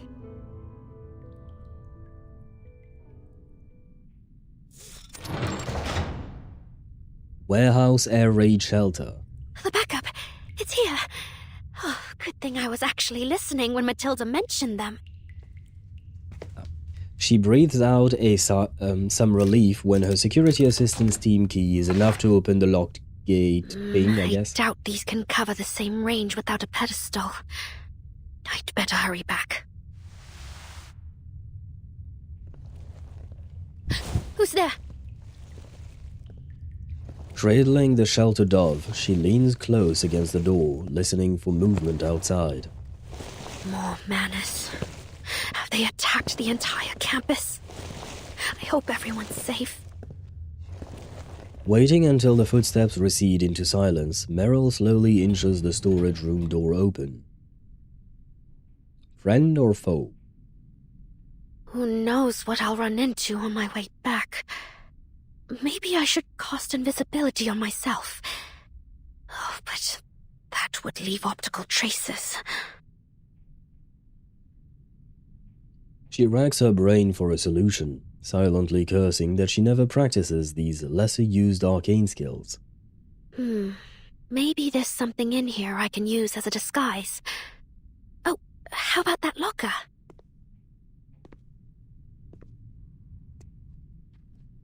Is this how she gets a new outfit? She crouches down and runs a hand over... For God's sakes, game, stop, just let me read them the goddamn lines. She crouches down and runs a hand over the sturdy metal locker and finds a kid. Now. Huh? What are you doing in here? I snuck out to meet Moss and Randy. We were going to meet. The sealed empty space amplifies the approaching footsteps. Bollocks! Stay there. Don't make a sound. She closes the door with haste and dives behind a stack of supply boxes. Oh ho ho! Finger blasting duty's back. I've never seen a Manus soldier like this before. What sort of weapon are they using? Well, I mean, it stands to reason that Manus Vindictae would be evolving as well, right? It would make sense. His Euphoria gives him a free ultimate at round 0. Oh, so you can start directly. His Euphoria, if Euphoria instacast his ultimate at round start 2 times per fight, so you start stage ult clears wave 1, second ult clears wave 2. Good for farming. Oh, I believe Chip mentioned that before. No, or rather, he just mentioned that A-Knight was nice for farming, but I didn't understand exactly why. Now that makes sense. Okay. Ah, shit. Did the kid make noise? Taking notice of the rustling, the dark figure lifts its finger and points toward the locker. A locker.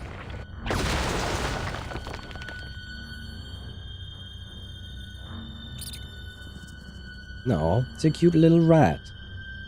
A rat scurries out from inside. That power. Never mind.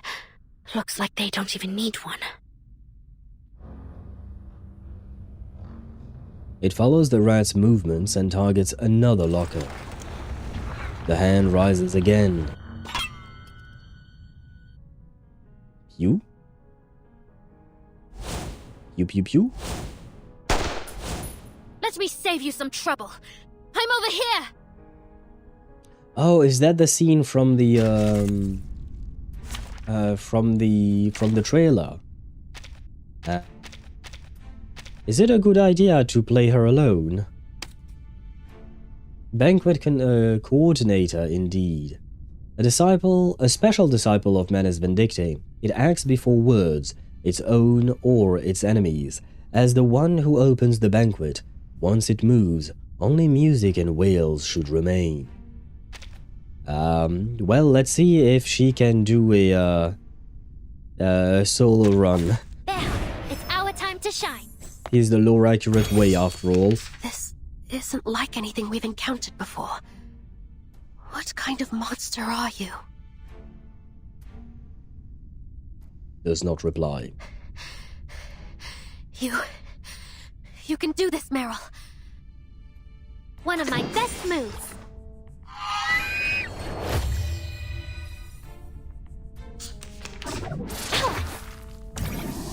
Okay, that's a bit of damage. Ready. So am I. Ancient spirits of Anu, I beseech you.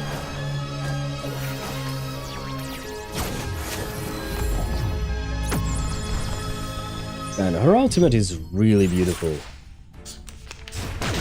Ouch, ouch. One of my best fledglings. Time to fly. Well, I mean, since everything is AP free. Time to fly. Oh, ancient beings whose wings beat in their nests.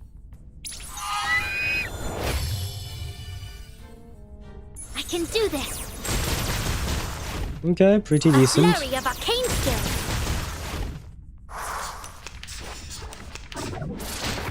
Oh god, that was a lot of damage. Can we get more? Ah, yes, perfect. One of my best moves, fledglings. Time to fly. One of my best moves. Oh, by the way, what is this thing?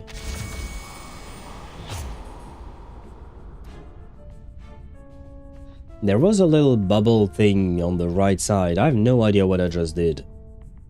But, fledglings. Time to one of my best moves. Guess I did something. The flock is ready. So am I. This should do the trick. Okay, we managed to win. But still, it was kind of close. Are they dead? Why the Kurukurubi? That's a round halting mechanic which also buffs allies. Oh, that's what it is. Okay. Huh. Okay, why not? I still haven't read her kit. Still haven't had the time. But I think I'm more or less figured out how to play the conduit team. More or less. I still need to, what would you call that? To figure out the details of how all of it works. By timing, it was meant to be on battle, Kurukuru. Oh. Well, close enough, I suppose. We'll call it close enough. And you know what? It's the Kurukuru that actually managed to kill him. We'll call it like that. The enemy falls, but Meryl keeps her sights trained on it, watching with disgust as inky matter flows out from its broken skull. No, this isn't a person. It's something artificial. Oh, interesting. So, I mean, I suppose I shouldn't be surprised with Arcana's powers, but... So they created an entirely new form? Because technically speaking, the Manus monsters are at base they were human beings. But they got transformed because they were wearing the mask and went insane. And the goop took over. So what exactly is this thing then? Several heartbeats pass, but the enemy doesn't stir. Confident in her victory, she stows her weapon.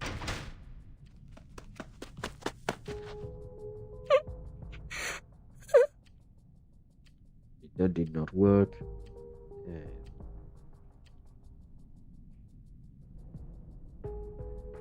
Wow, I can't read like that. Beverly rushes out from his hiding place. What? What was that? Meryl grabs his head and forces him to look away. God damn it. Don't look. We'll figure out what's going on. Just come with me for now.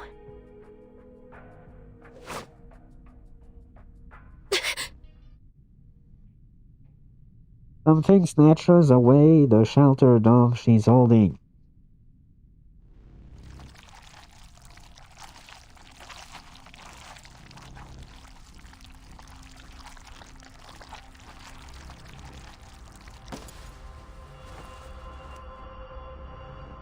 Ah! The loathsome creature rises to its feet, still missing half its skull, the inky void where it should be formed. Ah, fuck me.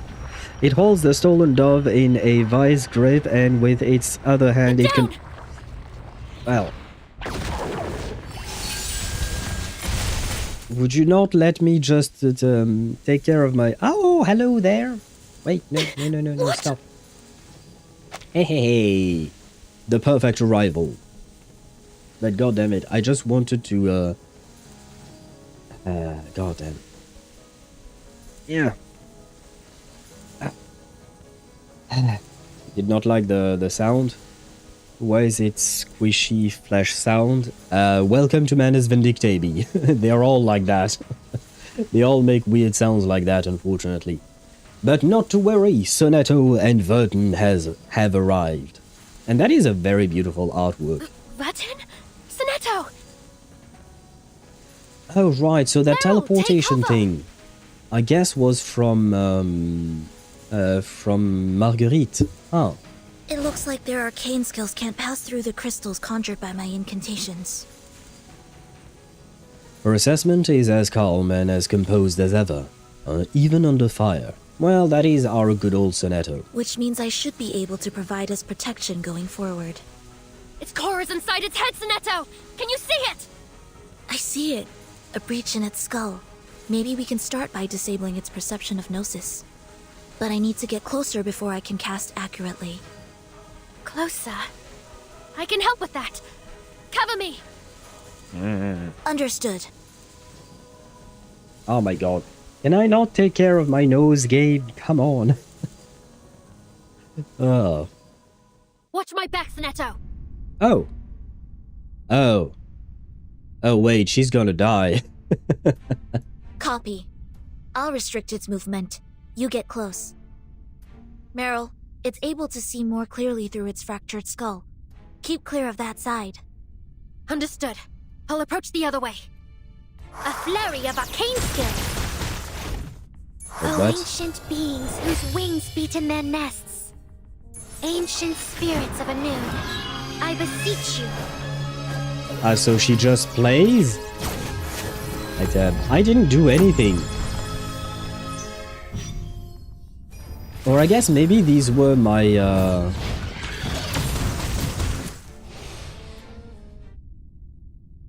Well, that works. I didn't do shit. Yeah, the incantations from the last phase carried over. It seems that way, yeah. Because I didn't click anything. The bird attack, gonna kill him, hopefully. Hopefully, and it actually works, so... Yay! And we're coming full circle. Remember Sonetto's first alt animations in the prologue?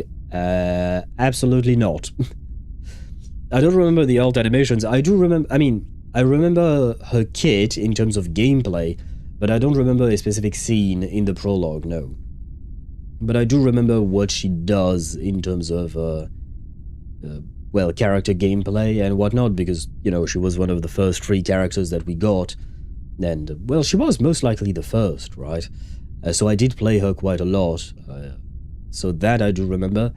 But a specific scene from the prologue, that happened too long ago. Is it over now?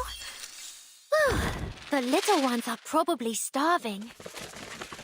And I guess the game was too tired of waiting for me to keep on yapping. Is this a prophetic bird?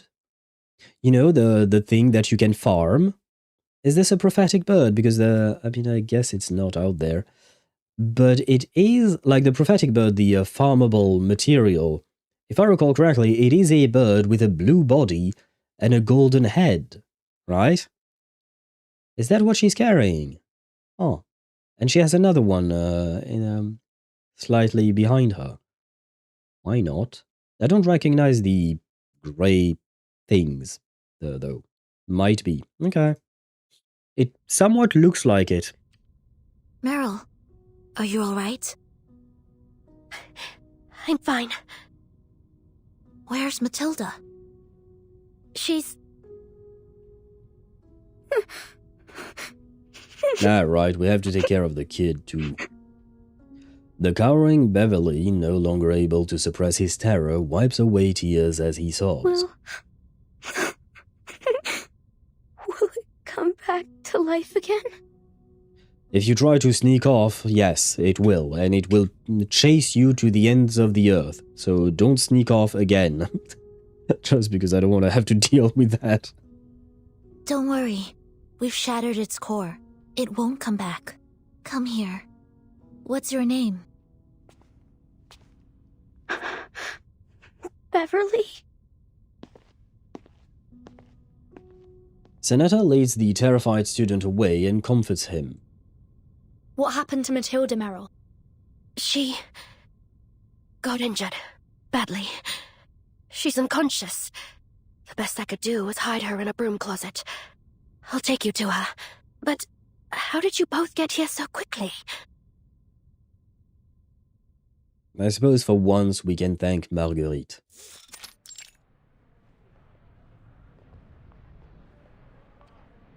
Two hours and 35 minutes before the storm. Yes. A Laplace researcher gave the timekeeper 2 discs when the alarm rang. She and her assistant used them to get to the SPDM. How many more of these unregistered discs are there in the LSCC? Yermolai waves his own complaints away. It isn't worth considering now. Attacking headquarters is one thing, but the SPDM? What crooked reason could they have to hurt those kids? It's a good question. I mean, I guess number one, if you attack innocent children and you succeed, it instills fear into the population that you are trying to protect, right? Or rather, if Manus Vindictae attacks the children, it instills fear in the Foundation's, in the people's belief in the Foundation. You know what I mean? And the Foundation does need the people to believe in them in order to be able to recruit more people, in order to have the manpower to fight against Manus Vindictae. Because at the end of the day, I believe that Manus Vindictae was qualified as a terrorist group. And what do terrorists do? They inflict terror. That's it. It's in the name. It's in the name, you know. The whole point is to create fear and discord amongst your opponent, I suppose. And Manus Vindictae has been pretty good at that. So that could be one thing. Otherwise, I'm wondering if maybe the SPDM was also maybe easier to attack than the headquarters. Maybe the headquarters is more heavily guarded and it would have been harder to hit. Or maybe they're not done yet and the SPDM was just the start. Because obviously headquarters will have to divert resources in order to protect the SPDM, which might leave it vulnerable to an attack next. So it could be But I am also wondering what the fuck was the plan all along, right? What are they trying to achieve other than just fear? Because usually Manus Vindictae has more than just fear on their agenda. It's always fear in the pursuit of something else, right? And while the ads are rolling, I'm yapping, but I also had one more question that came to me, is that it's about the birds, the doves. So basically the doves are a Pax House technology that protects the Foundation from the effects of the storm. And like, the thing that I find surprising is that I'm assuming that during the first storm, the Foundation had to have been protected in some way, shape or form. So doesn't that mean that because otherwise everyone would have gotten reversed, right? And only Manus Vindictae would have been okay? So doesn't that mean that the Pax House knew all along that the first storm was coming and that something like that would happen? And they were already prepared for it. So I do wonder about that, because there are so many things we don't know about the Pax House. Well, pretty much everything. I feel like all we know about the Pax House is that there is a director, and they lead the Foundation, and that's about it. Hopefully we'll learn more about them as well. Are they so desperate to replace their losses that they'd kidnap school children? War makes monsters of us all. Even more so for the Manus. Wait, that's where Blackbird was stationed. I hope she's alright. Ravian tries his best to analyze the situation. The Timekeeper made the right choice. With her leadership and her assistant by her side, she should be able to keep things under control until reinforcement arrives. Dispatch has given us our instructions. Right, Miss Stranger? The captain of the first squad comes over. Yes. You will reinforce the SPDM with the first squad.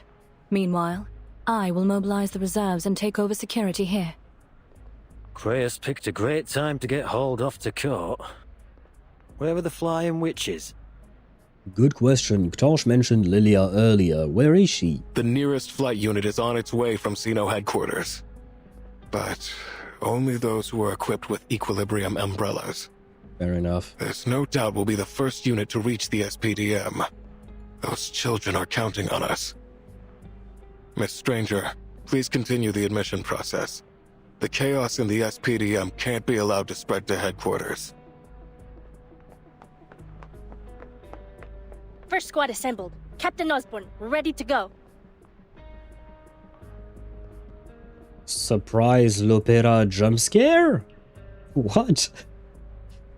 I was not expecting to see her here, but okay. All right, get moving! Not complaining, just very much surprised. Could we finally get a reunion between Lopera, Igor, and Moldir? Although, I don't think Igor will have the ability to come to help us. I mean, it would take too much time, probably, so maybe he would only show up towards the end or something. Oh, is that Druvis III? I think it is. With Miss Stranger. Stage 7, the Alumni. Legends never belong to those who live them. No one knows what the ones that follow added to their story. No one knows what the ones that follow add to their story. Oh, okay. Well. God damn, I didn't even understand that sentence at first.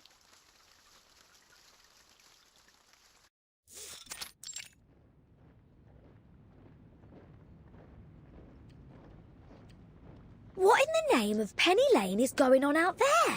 Well, hello there, Regulus. It's been a while.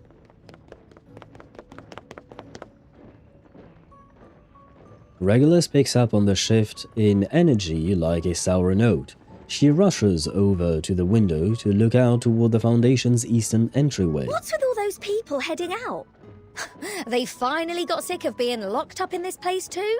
But what's their angle? Busting out to put on a concert right before the storm hits? Cool, that'd be mad. But you'd have to admire their rockin' spirit. Oh, that's Lepera! Hey, Sotheby too. Wait, are we going to see everyone today? Going off of Moldir's anecdote, Lepera's been at the Foundation since the end of Chapter 8. Yeah, pretty much, as far as I understood it, yeah. At first it was maybe a bit hard for her, but then she started working with the Foundation and integrating into it. But she never went back out, and I don't think they ever met again, did they? At least not yet. Sotheby has, somewhat inexplicably, produced a telescope and joins Regulus as they peer out the window. She's leaving too, but what's got everyone in such a hurry? Not possessed of an abundance of sense for puzzles, the two turn to face the others in the room. That's the pre-storm quick reaction force she's leaving with. They're probably being dispatched to solve some crisis outside of headquarters. A crisis? Oh my. Is there anything we can do? Vertin... Huh? Where have Vertin and Zanetto gone off to? We might have been able to ask them if we hadn't been thrown in these boring grey rooms again. How dare they take our lovely comfy suitcase from us? Well, they apparently want to study it, with good reason, to be fair. This is just like the first time I got locked up in this pencil pusher's paradise. Oh, I bet those suits are up to something this time too. Not to worry though, because this captain has her ways. My dutiful chief mate is already gathering intel. The room's door creaks open, and right on cue, Apple floats inside. Captain, I ran into Miss Stranger on the way back. I think she can explain the situation. Miss Stranger? Wait, you mean that phony captain of the Free Breeze? Well, she kind of took over. She was never a real captain to begin with. Studying it just before a storm is asking for trouble. Yeah, the timing is completely stupid. From the Foundation's part there. Because, I mean, I don't know how long we've been in 1920 at this time. But we've been there for a while, so maybe they should have started studying it a long time before now, you know? But absolutely, the timing is terrible.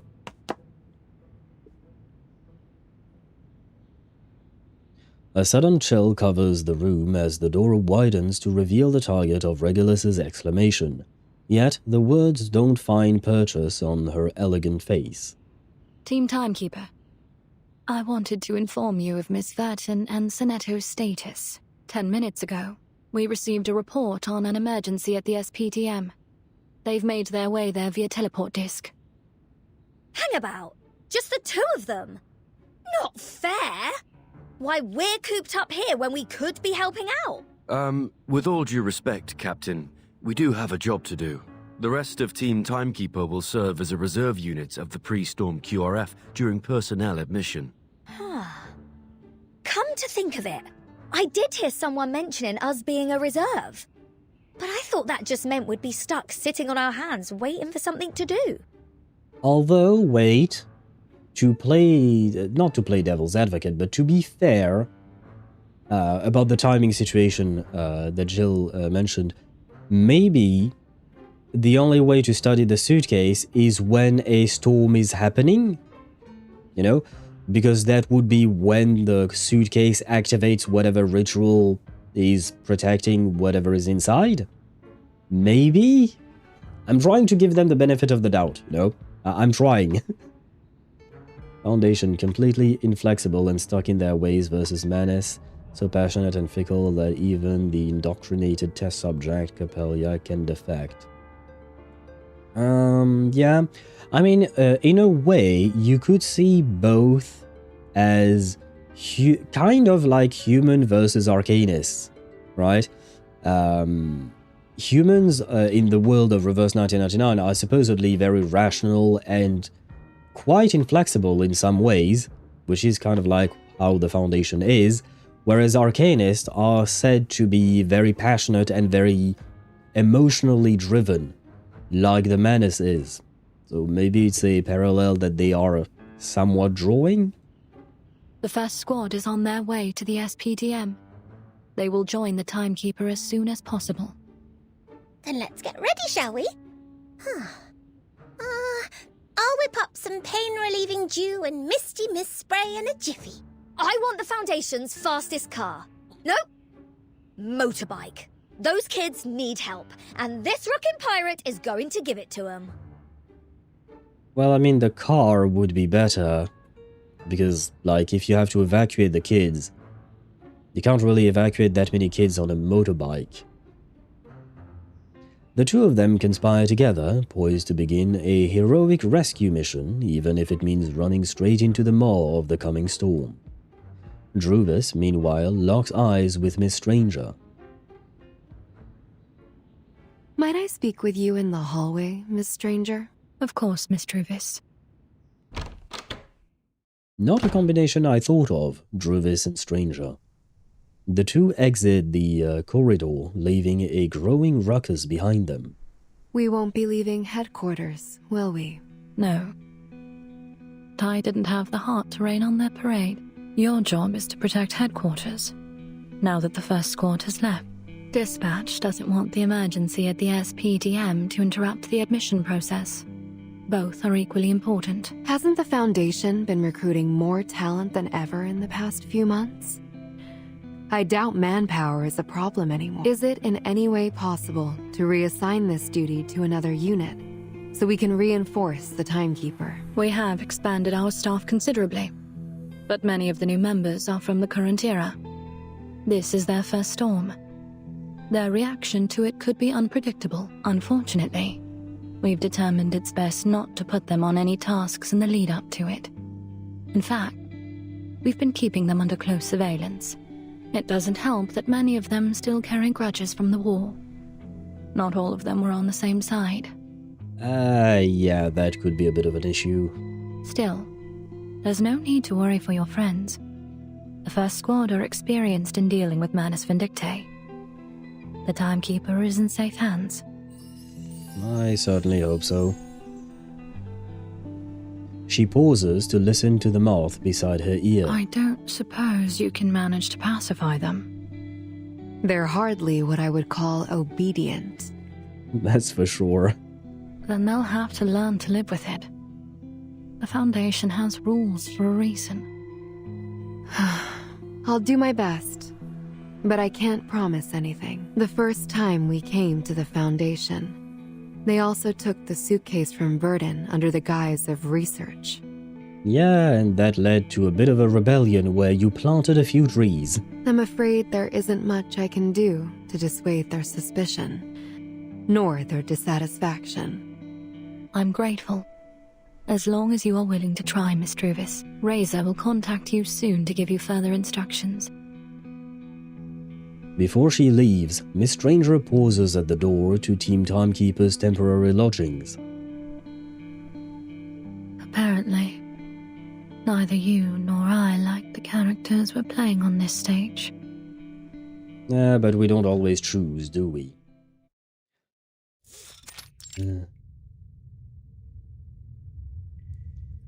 How's Matilda doing?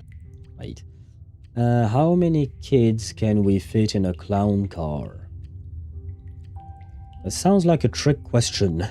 Druvis totally wants to turn the Foundation into Amazon rainforest again. Probably yes.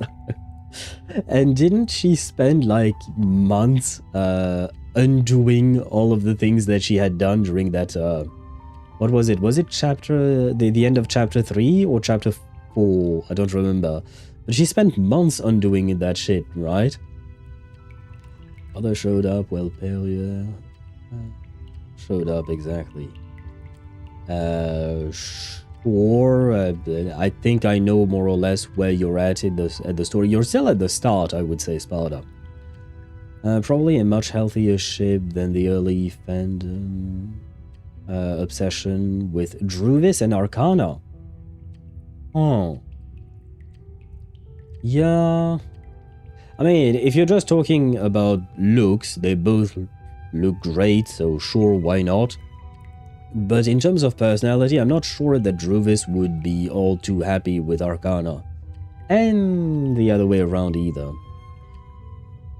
Still, the fact that Druvis is the Foundation's version of a rehabilitated ex-convict is my favorite fun fact about her.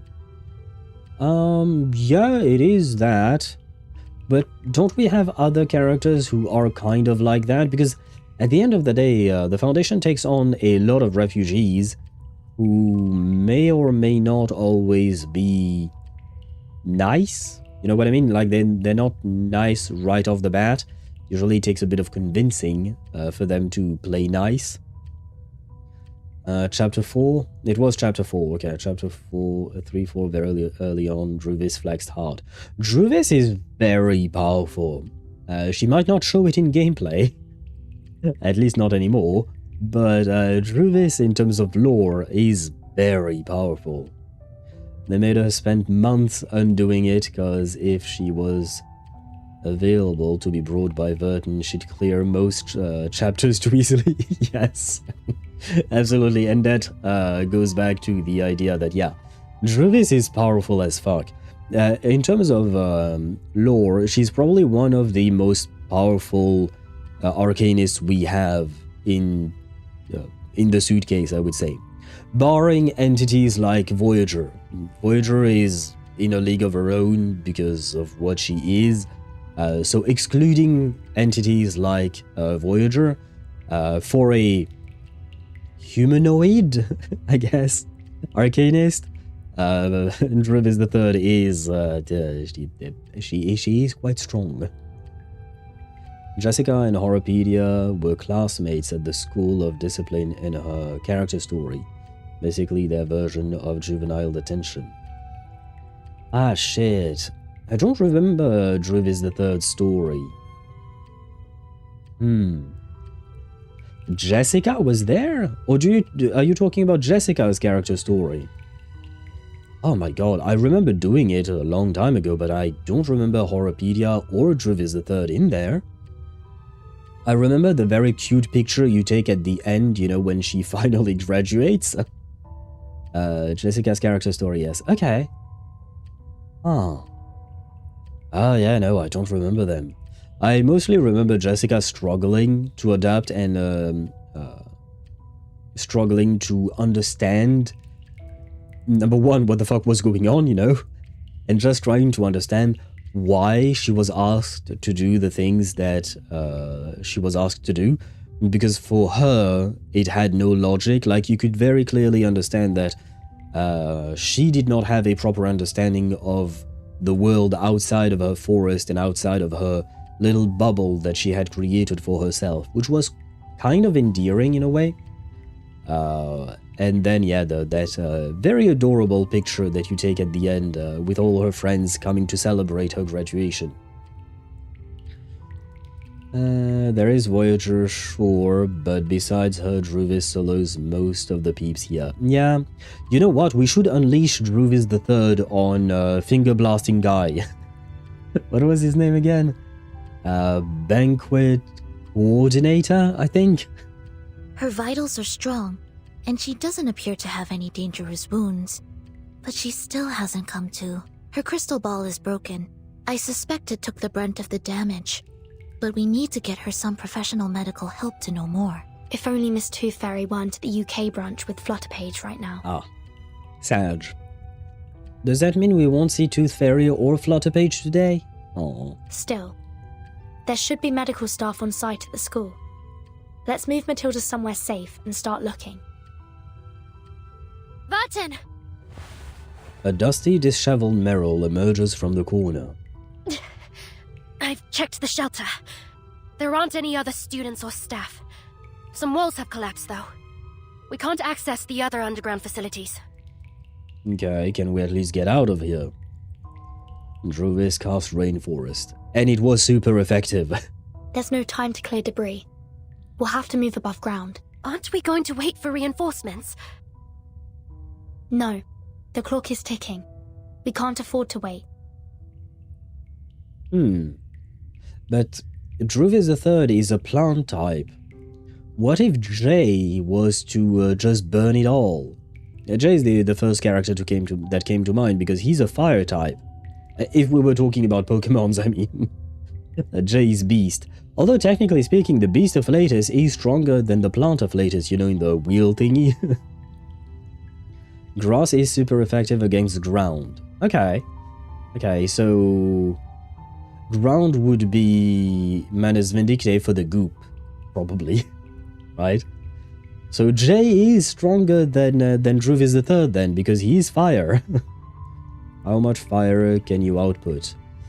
That's an excellent question. I don't know. In lore, I don't know how much he can output, as plant does have water in them. True. That is true. Depending on what kind of wood it is, it can be very difficult to burn. Sonetto, having already reviewed the manual from cover to cover after receiving their assignment, lowers her head in contemplation. This tower's shelter dove has been destroyed, and the backup can only keep us safe for 10 minutes without a pedestal. And to make matters worse, I don't have my suitcase. If things go wrong, you could all be infected with the storm syndrome. Oh my god, I almost cut her off. My bad. Meryl can't help but look at the shelter dove lying on the ground. Though only a few minutes have passed, its glow has diminished significantly. So, where should we go now?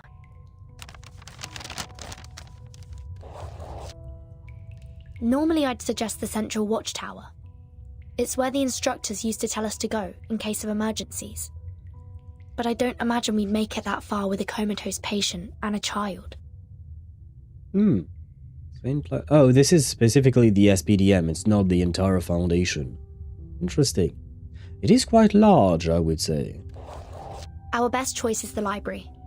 It's close by and storm-proof. With any luck, we'll find something useful. Or at least some other people. Beneath her calm exterior, new worries surface in the Chief Assistant's mind. What if the Manus are already there? Well, we'll have to deal with that, you know, we don't really have a choice. To be fair, one of Druvis's Euphoria is fire-based? Is it? I thought one of it was still just furthering her Petrify gameplay, and the other one I have to admit I don't know. Going off of Jay's arcane skill, which lets him communicate with the steel he forges, and his role as a gang leader in Hyde Street, he could be fire, steel, psychic, or dark type. Oh god. Bro, we told Jay to choose an element and he said yes, basically. And if the wood is actively growing at a supernatural rate. Well, that's the thing, we can't take the supernatural aspect into question because then we could say the same about the fire, right? So it does come down to the question you asked earlier about the output for both. And hello Noibrin, welcome to the stream, I hope you're doing well. What's with the Druvis topic? It's like one of them fancy private British schools. Actually bigger, yeah, I would say the SPDM is quite large, and on top of that there is the whole Foundation itself, right? Which I'm assuming is even larger than this. As for the Druvis topic, well, she just showed up, so we started talking about her, basically.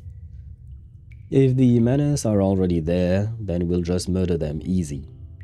Well, tell that to the finger blasting guy, because we don't know that he's the only finger blasting dude that they have. And it seemed like he was relatively difficult to take care of. The second Euphoria is a firebud mechanic that never brought up again, I think. Oh, I see how it is. I see. Well, maybe that's why I don't remember it.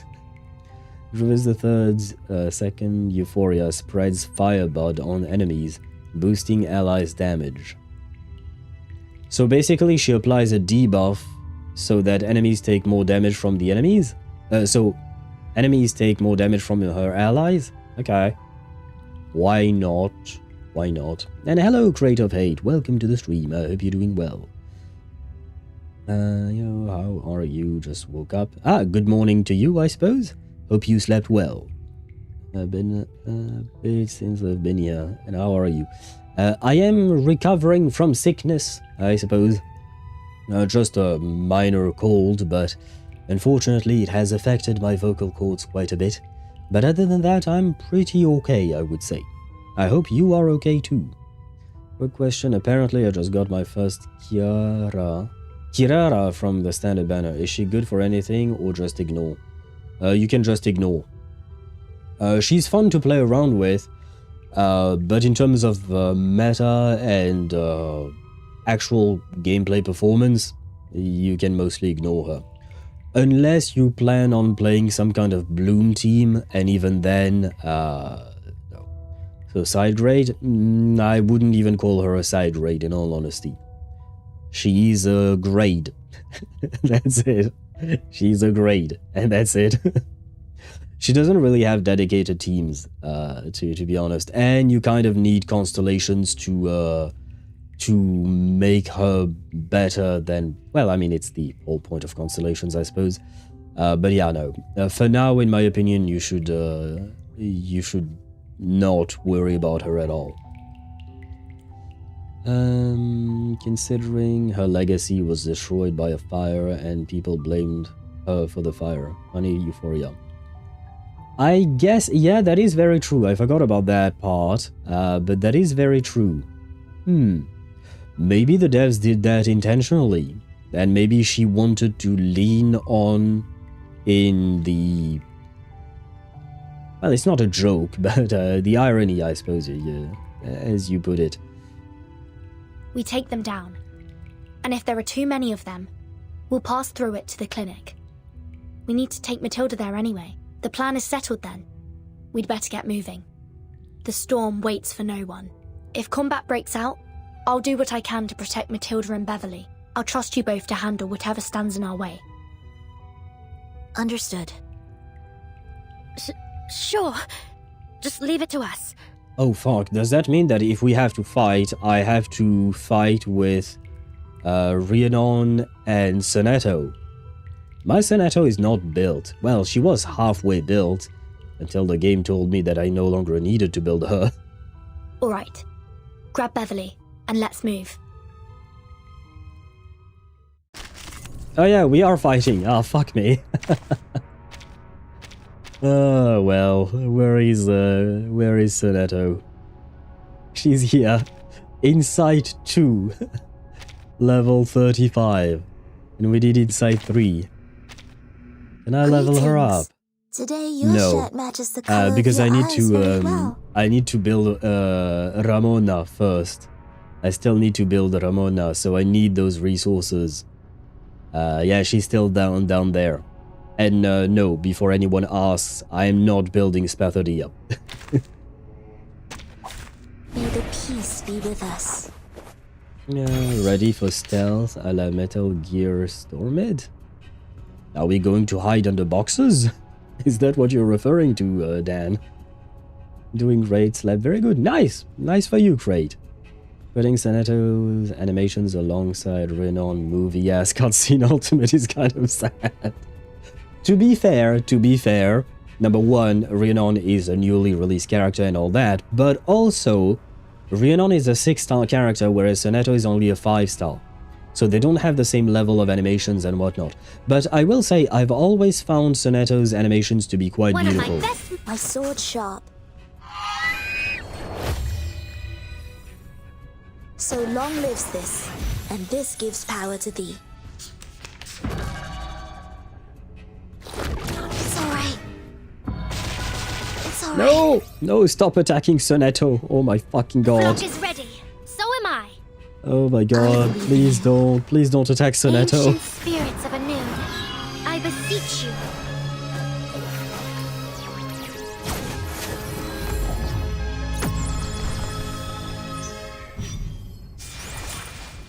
Sempre caro mi fu quest'ermo cole. No!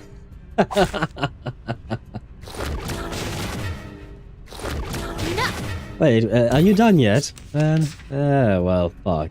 One of my best fletchlings. Well, Sonetto's dead. Fletchlings, time to fly. Hear I don't me. think we're winning this fight. Okay. I might have to play a normal team then. Oh, ancient beings whose wings beat in their nests. A flurry of arcane skill. I can do this. Yeah, I don't know that Rhiannon can survive this next attack. Oh, never mind. Okay, maybe we can still win Flock this. is ready. One of my best moves. Oh, I forgot about this thing. This should prevent them from attacking, if I understood you guys correctly. So she should still be able to win. Ancient spirits Okay. of Anoon, I beseech you.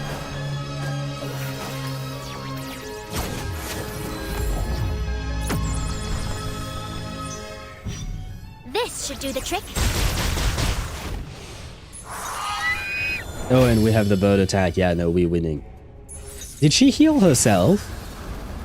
I feel like at the end there, she had more HP than before. Did she heal herself? Is it over now? The little ones are probably starving. No, I guess not. Maybe I'm just wrong then. I gotta mention that I've been trying to build me up in the way to go until I get her to a good amount. Yeah, I mean, great, I understand. My luck with disk drive has always been abysmal in ZZZ. It's been the worst out of all the games that I play. Disk drives, for some reason, they never pan out the way I want them to. So I wish you good luck, because it's gonna take a while, I'm afraid. To be extra fair, Senato's ultimate was featured in the chapter's trailer too. Not sure what the point is there. Your team is needing an unconscious Matilda that doesn't use cards because she's dying but gives you 1 more AP. Why not? Why not? I could do that for the next fight, maybe. Just for the extra AP, you know what? It could be useful, yeah. Soneto! And technically speaking, she's another body that can take damage. She's basically just an HP sponge, right? Regna sereno, intenso ed infinito. Light flows from the tip of her glass feather, condenses and cleaves through the air, through the thing that I will never read. Vertin, Beverly, all clear. Wow. Stay calm and keep your eyes open. Watch your step. Vertin? What are you looking at? Nothing. Let's get inside. The side entrance is right ahead. Keep going. Let me get the door. Vertin was definitely looking at something. When Senato's and Rhiannon's ult were compared. Yeah, no, I know what you were replying to, but I don't know why what you said was going to be extra fair for Senato, is what I'm trying to say. Like on this drive, never seen footage of this game though. It was a card game, but not like this kind of card gameplay. Right, my alley. Great if you enjoy what you've seen. Just to be fair, this is not normal gameplay that I'm showcasing, because just like with any games, you know, there are archetypes of teams, and you're supposed to play 4 characters in the team, for instance. I'm choosing specifically to play characters that are supposed to be in the fight. Like, for instance, I don't know, let's say for ZZZ, for instance, you know, ZZZ forces you to play specific characters during boss fights, during the story. Well, this game does not force you to do that. I am forcing myself, because otherwise my characters one-shot everything, and we don't really have to... we don't really have the opportunity to really engage with the fight. So, keep that in mind for... in the sense that what I'm doing right now is really not optimal, but the gameplay itself is that you play the cards, etc. And I can only highly recommend Reverse 1999. For a gacha game, it has some of the best rates out there. I suppose technically speaking, NT is slightly better just because it doesn't have a 50-50, because there is a 50-50 system in this game as well. However, I will say the game is quite generous, and more importantly, well, gameplay-wise, you can look at it and see whether or not you like it, but in terms of story, voice acting, and music, in my opinion, it is an amazing game, so I can only highly recommend it. Just try to emphasize, to be fair, English can be funny like that. Yeah, no, I know what that meant as well, but I don't know how what you said is being fair to Soneto. Like, why does Soneto's ultimate being featured in the chapter's trailer, how is that fair to add that? Like, what is the connection exactly? How does that make it fair to the idea that, yes, Soneto has worse animations than because I understood what you meant. I just don't get the point that you were trying to make. Like, how is that fair? Sometimes communication is difficult. Oh, and hello, Emmy. Welcome to the stream. I hope you're doing well. Welcome in, welcome in. Remember that when we'll get to the boss fight. Well, I mean, maybe when we get to the boss fight, I'll actually play a proper team. Because boss fights in later chapters, like chapter 13 I would assume, but even in chapter 12, etc., they tend to have bosses that are at Insight 3 level 60, I believe, and they even give you characters, like they level up your characters on purpose to be able to play against it. So for boss fights specifically, I might be playing normal teams, but for little fights like these, I try not to. Although I do notice that it is becoming harder to play non-optimal teams in these little fights. Though in this chapter the enemies are slowly reaching max level, makes me curious if they'll be allowed to get Insight 4 at some point. Good question, but the problem with Insight 4 is that it would require a complete rebalance of every single character. So I don't know about that. Why not? I'm not against the idea, but it would change a lot of things. Exposure, she's still... the game's supposed to go, so she'll be relevant regardless of meta. Oh, that's for sure, but I think Jill was mostly talking about the level of detail for the animations, the length of the animation, how much budget went to each of their animation, you know what I mean? Counterpoint against Reverse 1999, they keep sending me notifications telling me they're giving me 60... Jill, there is you're somewhat new to this stream, but... Anya, stop that. Stop writing messages, guys. There you go. And... oh shit, but which Jill is it going to be? Ah, fuck. I don't know which Jill it is. Well, one of your accounts is getting bonked. I don't know which one. But one of them got bonked. There you go. You have been punished for using the number that shall not be named. That number does not exist anymore. Not necessarily. I remember fighting level 130 enemies in another Eden when the level cap for allies was level 80. Yeah, but that's not the same thing. Level caps for enemies is not the same as level caps for characters. Oh, you were just talking about level caps for the enemies then? Oh, then that... yeah, maybe, but it would still give the headache of having to balance the new enemies so they don't completely overpower old characters. You know what I mean? Because right now the enemies have specific multipliers that your characters can still face, but if their base stats, like let's say you have 100 attack power, right, attack stat, and you add a and your multiplier is 100, that means you deal 100 damage. Okay, that is something that your characters can deal with. But if you go to Insight 4, all of a sudden you have 150 attack. With that 100% multiplier, you are doing 150 damage, right? So can your character still tank that 150 instead of the 100? Is the problem, I suppose. Sorry, you're right, I completely forgot that the story boss in chapter 12 was the first instance of main story max level. Right, I have to admit I don't quite remember when it started, but I did notice that they have been incrementally increasing the level of the enemies, especially when you get to boss fights. Sure if you've heard of Silver Palace, but it's a game that comes out sometime next year. It's a better recently and amazing characters. Yep, I know about Silver Palace. I'm waiting for that game. For me, Silver Palace is kind of like the Reverse 1999, but in 3D.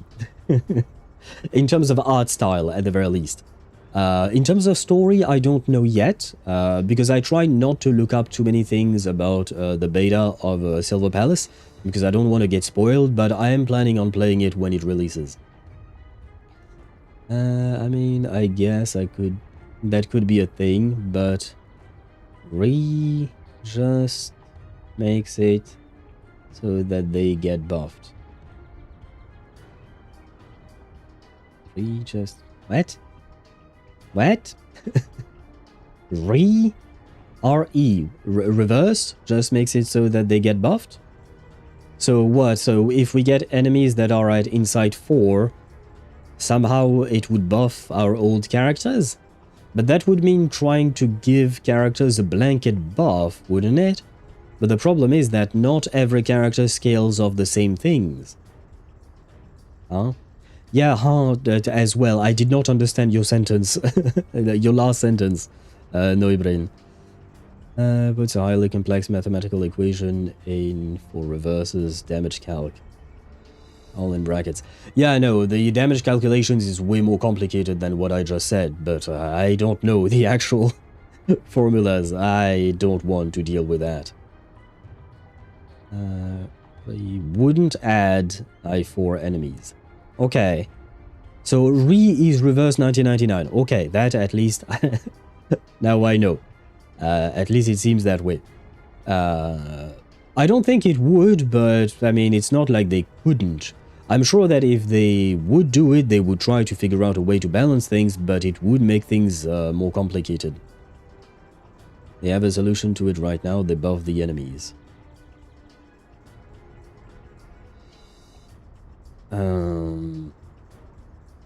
I am so more confused now. Depends on the story and fight. The allies get an additional buff from the environment against Kumar. True. And it's not the only instance, if I recall correctly. Downstairs that reverses new game mode. Well, other than Focus Flashback, I think overall the game is pretty balanced. But Focus Flashback, just like Jill said yesterday, is basically fucked up flashback. That one, they dropped the ball on. Run my alley for the style and the Bloodborne style, but in gacha form, but also high fast-paced action, 1000% checkbox for me. Not sure about the story myself either. The only thing I know is that we're some kind of detective in Silver Palace. And that's about the gist of it. Oh shit, wrong window. Meryl turns. Just as she readies herself to run, the library's side door swings open. Everyone get in here! Quickly! Hey, it's our girl Lavender. She's still alive. For now.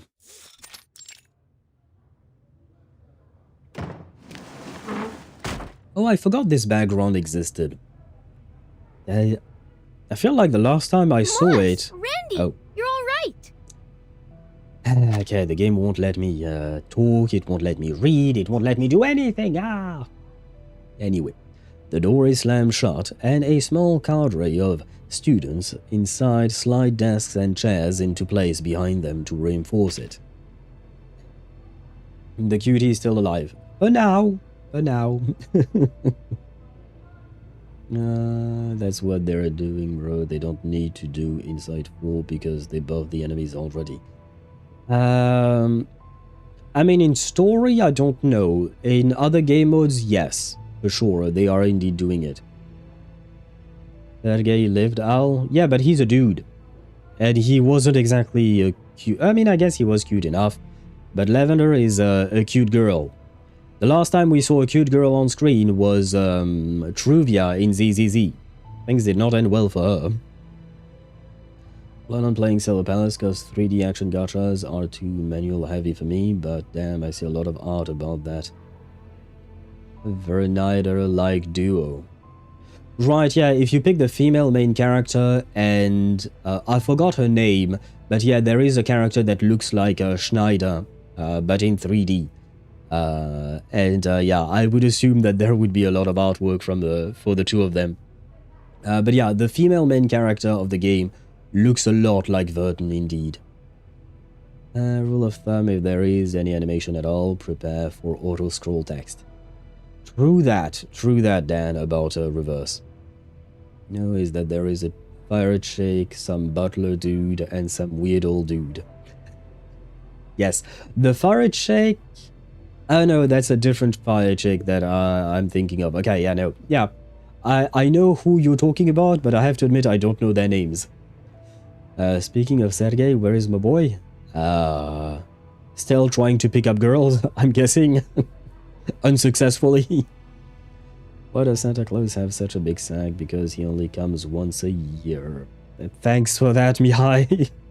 For that cum joke out of nowhere. I don't know their names either. Yeah, I mean, to be fair, like I said, I'm trying not to pay attention too much to that, what do you call that? To that game, because I don't want to get spoiled. I'm waiting for it to fully release, that way we can experience it all as a brand new thing. And I will rate that joke. I've heard that joke before me, and I will rate it a 5.5 out of 10. Where's the drink to that? Still trying to pick up girls. Attaboy. Well, did you miss the part where I said unsuccessfully? Beverly runs towards his classmates. Rows of bookshelves divide the library into a series of compact alcoves, nearly every one of which is now filled with children in white uniforms. All these students. Lavender stands in shock as she watches the unconscious Matilda being carried into the library. What happened to Miss Matilda? She's wounded. She got shot. Could you find a quiet room and help me move her there? She may have suffered some trauma to her head, so we need to be very careful. I remember there were couches in the reading room. Are they still there? They are. Do you remember where it is? Yeah. Vertin, let me help you put Matilda there. All right.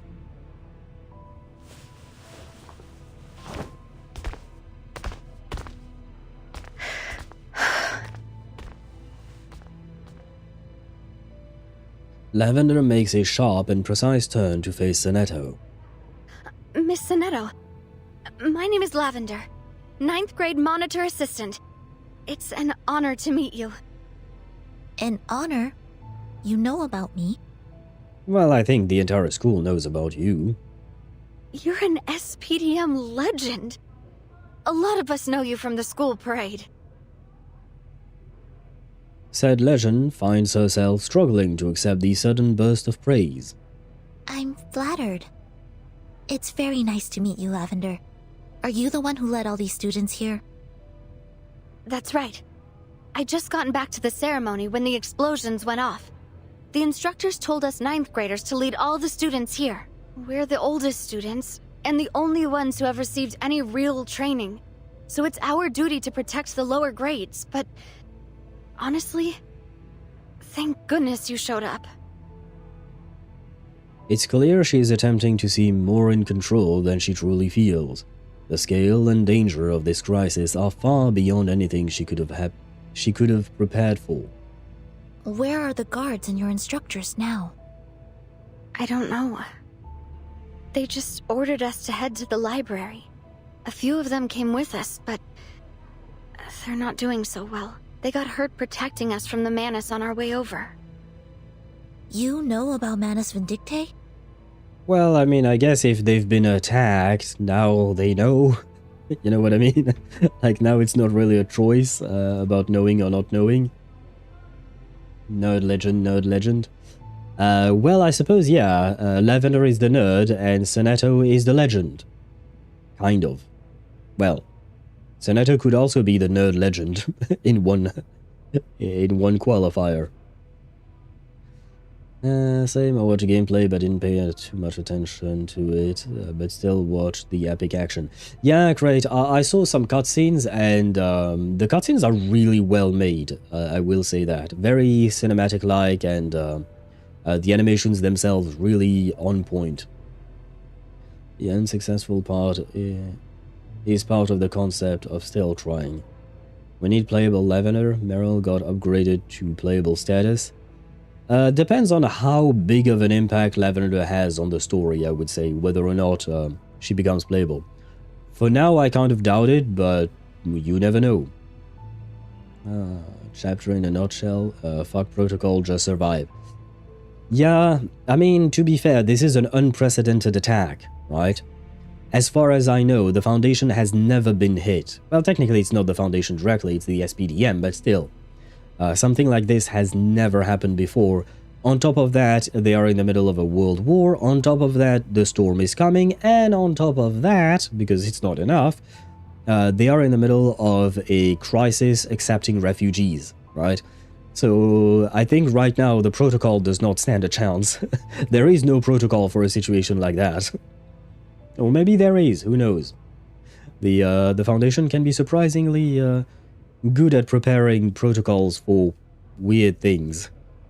Yes. And the storm, too. I was told about it as part of my role as monitor assistant. All these things that are happening means the storm is about to arrive, doesn't it?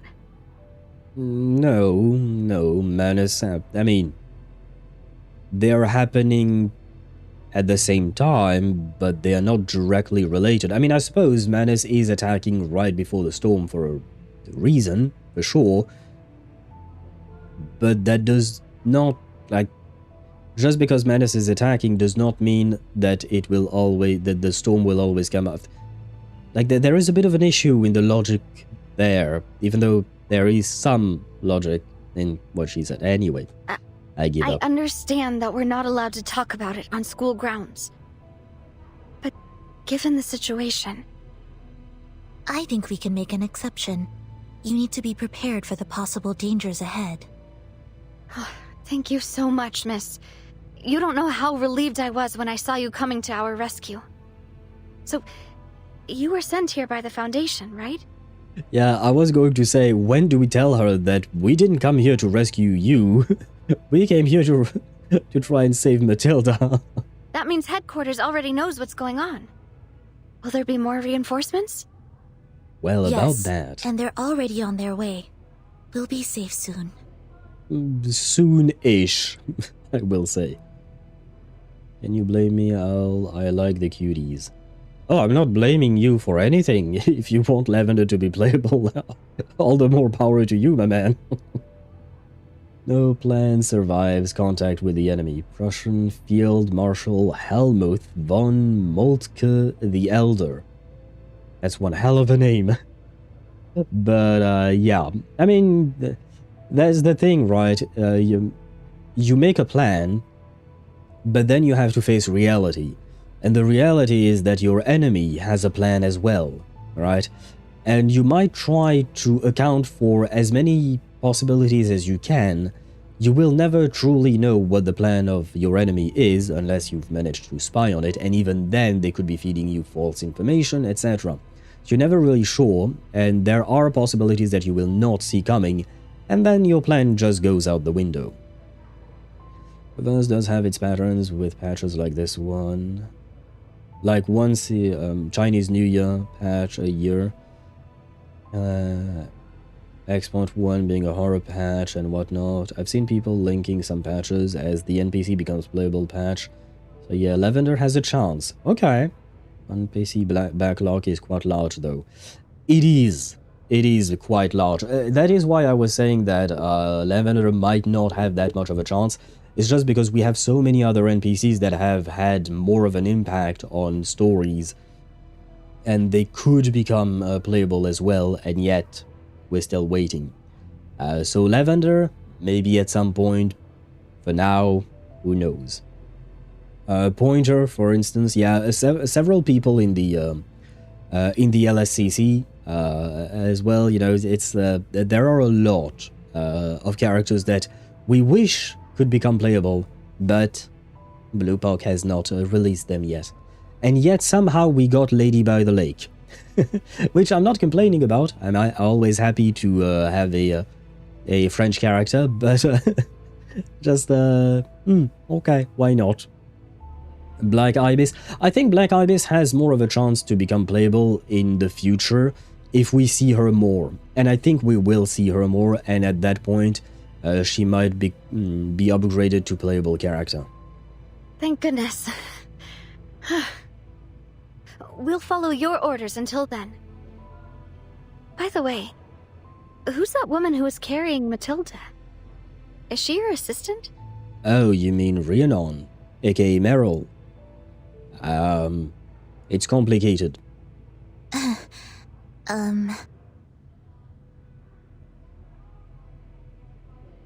That was Vertin, the Foundation's timekeeper. And in fact, I'm her chief assistant. Oh, right. Vertin was carrying so that Sonetto and Rhiannon could fight. My bad. Lavender's eyes opened wide in disbelief. You mean that was Vertin? The Vertin? Mm-hmm. I heard she ran away from the school and got expelled. How did you come to be her assistant? Well, number one, Sonetto is in love with her, and number two, Vertin is a special girl. Yes, I'm the Vertin you've heard about. But I was never expelled. Sorry. When did you... It's more than all right. It's only natural that people would start rumors with me coming here so rarely.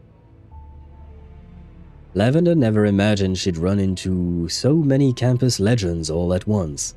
How could it be? Never mind. I'll do whatever I can to help. Miss Timekeeper. Vertin is just fine, Lavender. Could you tell me more about the situation here? We need all the details. We need info. We need to understand what the fuck is going on, because all we know right now is that the SPDM was hit, one of its towers was hit, and Manus Vindictae is on the premises. Other than that, we don't know enough. Well, as an assistant monitor, Lavender is almost at graduation, so if she gets the Eagle promotion treatment, she could make a fine vigil or investigator. True. That could absolutely happen. Absolutely, yeah. Or technically speaking, anything could happen to her. Good things or bad things, for sure. But in terms of good things, they could find any number of ways to integrate her as a playable character. A Constantine 2-star sustain where her ult explodes herself like door / radio. I don't like Constantine either, of course. She's a bitch, let's be honest. But I don't think Bluepoch would do her dirty like that. I don't even know if they would ever make her playable. Because, I mean, I don't know, because I've never looked into it, but I'm fairly certain most of the fandom is not a fan of Constantine, right? It's kind of hard to be a fan of her. I mean, I don't know. Unless you like murdering children. I mean, I don't like children, but I wouldn't go as far as to let them die on purpose, you know? Maybe that's the point, that you hate her. Yeah, but then you don't make her playable. But yes, I do believe that the point of Constantine is to be a morally grey character that that does things that you disapprove of. And she's at the head of the Foundation, which is supposed to be the organization that Vertin is a part of. And Vertin is supposed to be our protagonist, right? So it gives you mixed feelings as to what you're doing. Well, second in command. From my understanding, she is more or less the head of the Foundation. It's just that on top of her, which sounds a bit dirty, reigns the Pax House, but on a day-to-day basis, she's the one who handles everything. Kind of like, you know, Jean and Varka. Varka is gone, and Jean does everything. Kind of the same, but she will still receive some orders from the Pax House from time to time. I knew that you knew that I knew that you knew that I knew you would cheat. Moment with plans. Yeah, oh, yes. I see what you mean there, yes. Constantine literally never did anything wrong. Trust the plan, bro. What about the kids that Vertin was with back in that day? Apparent. What about those kids? Was nothing wrong done to them? Or are you just going to tell me that because we have the thought now that people don't die from getting reversed by the storm, and they are just transported in time with different lives and whatnot, Constantine knew all of that already, and she knew that the kids wouldn't actually suffer or something like that? Is that what you're going to try and tell me, Apparent? Because I don't believe you. Well, okay, but those were arcanist children. Apparent, our main character is an arcanist. What do you have against arcanist? Our 90% of our roster of characters are arcanists, and half of them are children. Would you also sacrifice Flutterpage? How dare you sacrifice Flutterpage? You need her to get into that tower for your thumbnail, so you can't sacrifice children arcanists. We need them. Hear me out. After we get the 5th Matilda portrait, Lavender becomes the annual 1-copy character. Why not? Why not? Why not? Why not? Could be. Again, I would say only if she becomes more prominent in the story. Digger is hated for being an annoying hippie who intruded on Pickle's character story, but he's still playable. Personally, I enjoyed Remit Cup a lot more than most. I was okay-ish with Remit Cup. I was just like, why not? But for Diggers, I have to admit I don't remember much about him, and I remember not doing his story despite the fact that everybody said that his story was really good. She's not Elia, bro. She don't got future sight. Technically speaking, we have no idea, Sparta. I highly doubt it, but at the same time, it certainly seems like the Pax House has a lot more foresight than we do. They have a lot more knowledge than we do. Well, okay, I read that. Flutterpage is half-blood. So what? She's still part arcanist? What is up with the racism here against arcanist? What is wrong with you, chat? And I would sacrifice 37, says Jill. How dare you? Poor 37. 37 is Chip's autistic daughter. He kind of loves her. He kind of loves her. He kind of abandoned her as well, but still. Why would you sacrifice her, Jill? Do you not like her? Really good is generous, I think, but it does actually give him a background, which was my primary gripe with him. Oh, okay, yeah. Yeah, I have to admit, I don't know where the fuck he comes from, to be honest. I don't know where the fuck Diggers come from. Like, he showed up in Remit Cup and I was like, who the fuck is this guy? Why is he here? Who knows? Knowledge for actual proper future sight. I need proof. Well, I need proof of the contrary as well. Then, like, we can go back and forth. We have no proof whatsoever because we know nothing about Constantine. We know nothing about the Pax House. Like I said, it's way too early to tell anything at this point. 37 bites people. She only ever bit Regulus. Did she ever bite someone else? And she only bit Regulus because Regulus had beans, if I recall correctly. So it was kind of Regulus's fault for breaking the rules of the Perron's Island. Curiously, Diggers keep showing up in the main story and events, both in Chapter 9 and Turquoise Serpent Club. Because of the beans. Ah, yes, see? It was because of the beans, so it was Regulus's fault. She also fumbled Sophia. Well, to be fair, Sophia got convinced by big booby Mama Arcana. It's kind of hard for 37 to compete against Arcana, you know? Come on, let's be fair here. Of course. But it might be better to go somewhere that the other students can't hear us.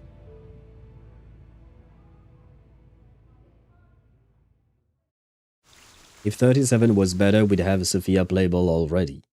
I mean, fair. I would love to see Sophia playable as well, but have you seen 37's competition? Like, come on. Chat acting like they wouldn't fold immediately if Arcana came for them. Exactly, a Paranite. I agree with you 100% here. Let's be fucking honest. Any one of us would be begging on their knees for Arcana to take us in. Come on, there would be no competition. Poor 37 never stood a chance. So it's okay to be racist versus Regulus, but not the others. The fuck you mean racist versus Regulus? I'm not...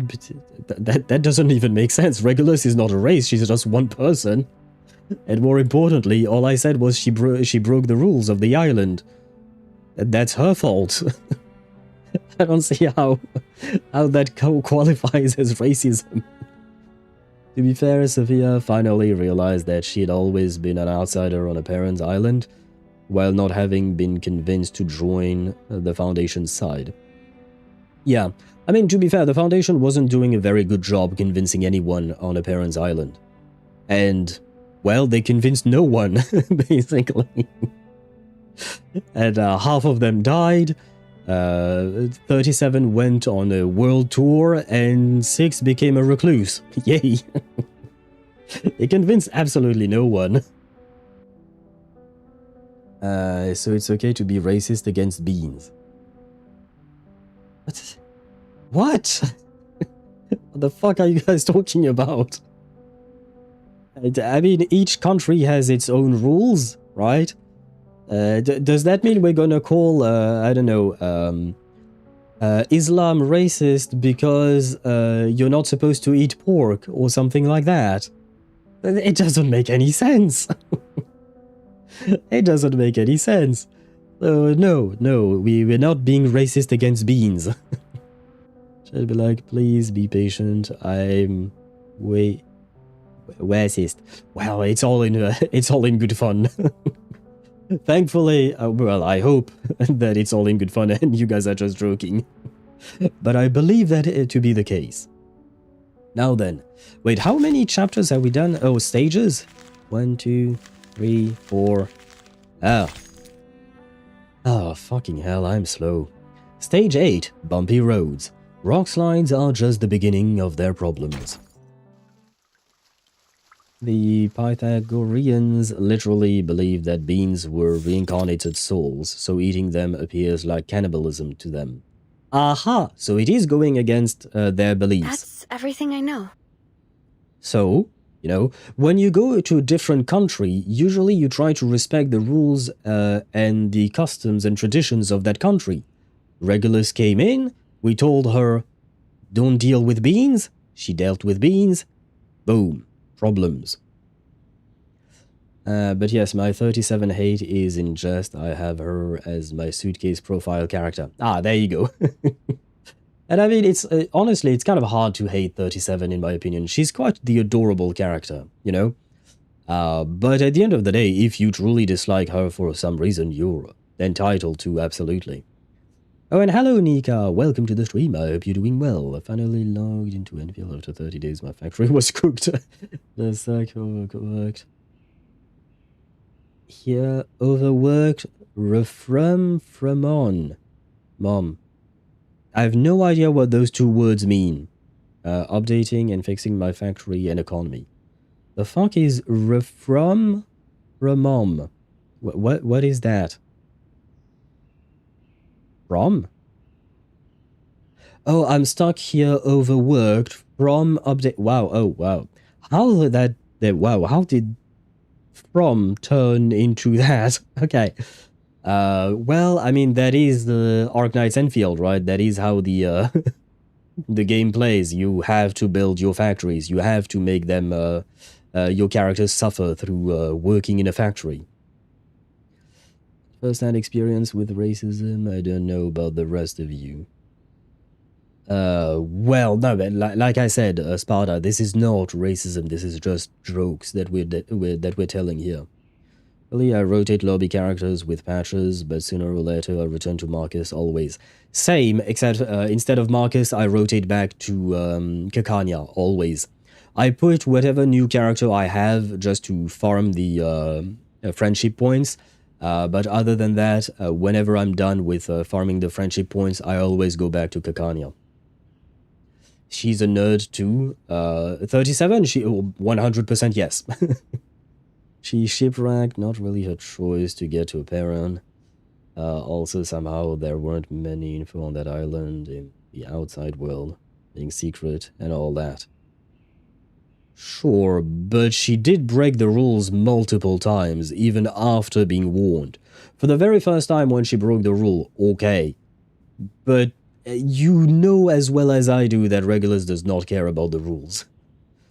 I mean the suitcase profile as in that bag where you put your stats though, not the lobby. Yeah, no worries, I understood what you meant, Jill. I believe that, on the other hand, Dan was talking specifically about the lobby. Thank you. You're welcome.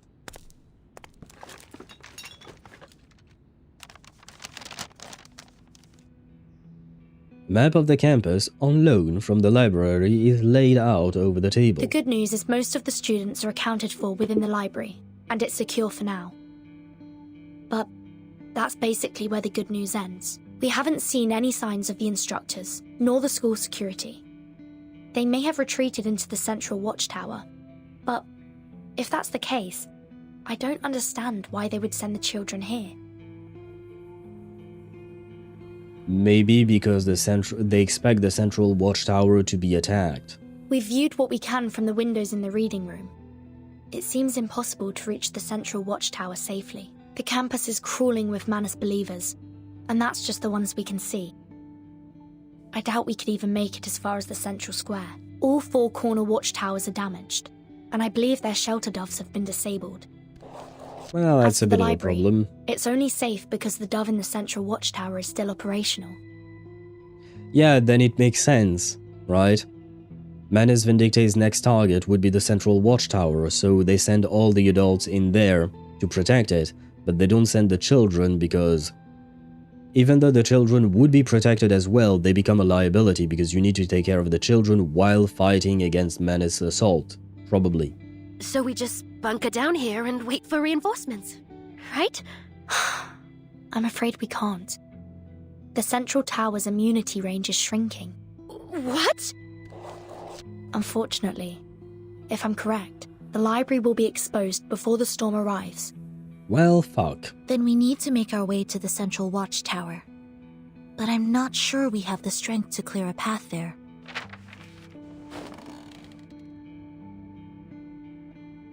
We can take advantage of the library's layout to hold the line for a little longer, but if the Major Dove's immunity range keeps shrinking, it won't make much difference. So, then, what do we do?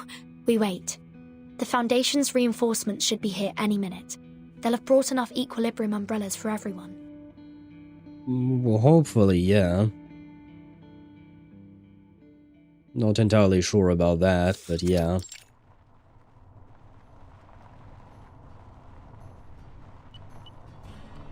Hold on tight! The speeding armored vehicle collides with the ground.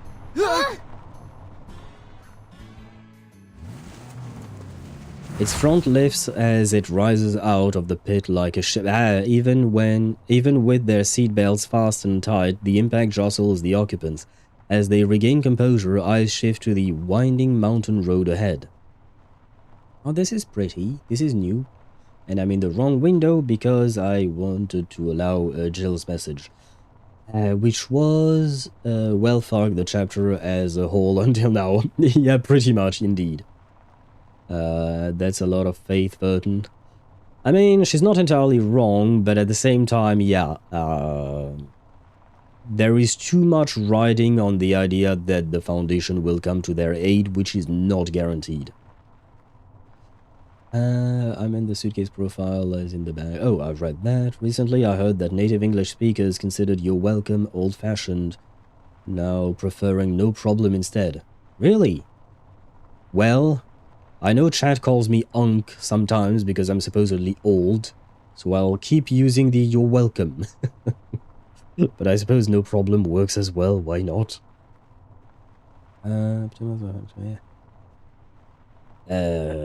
God. Not gonna lie, Nika, I have no idea what any of those words mean. I have no context. I've never played Enfield myself. Spada_4 on Twitch says, "You're welcome." Exactly.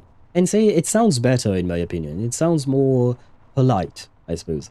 But yeah, just to resume my my reply to Nika, I have no idea what any of this means.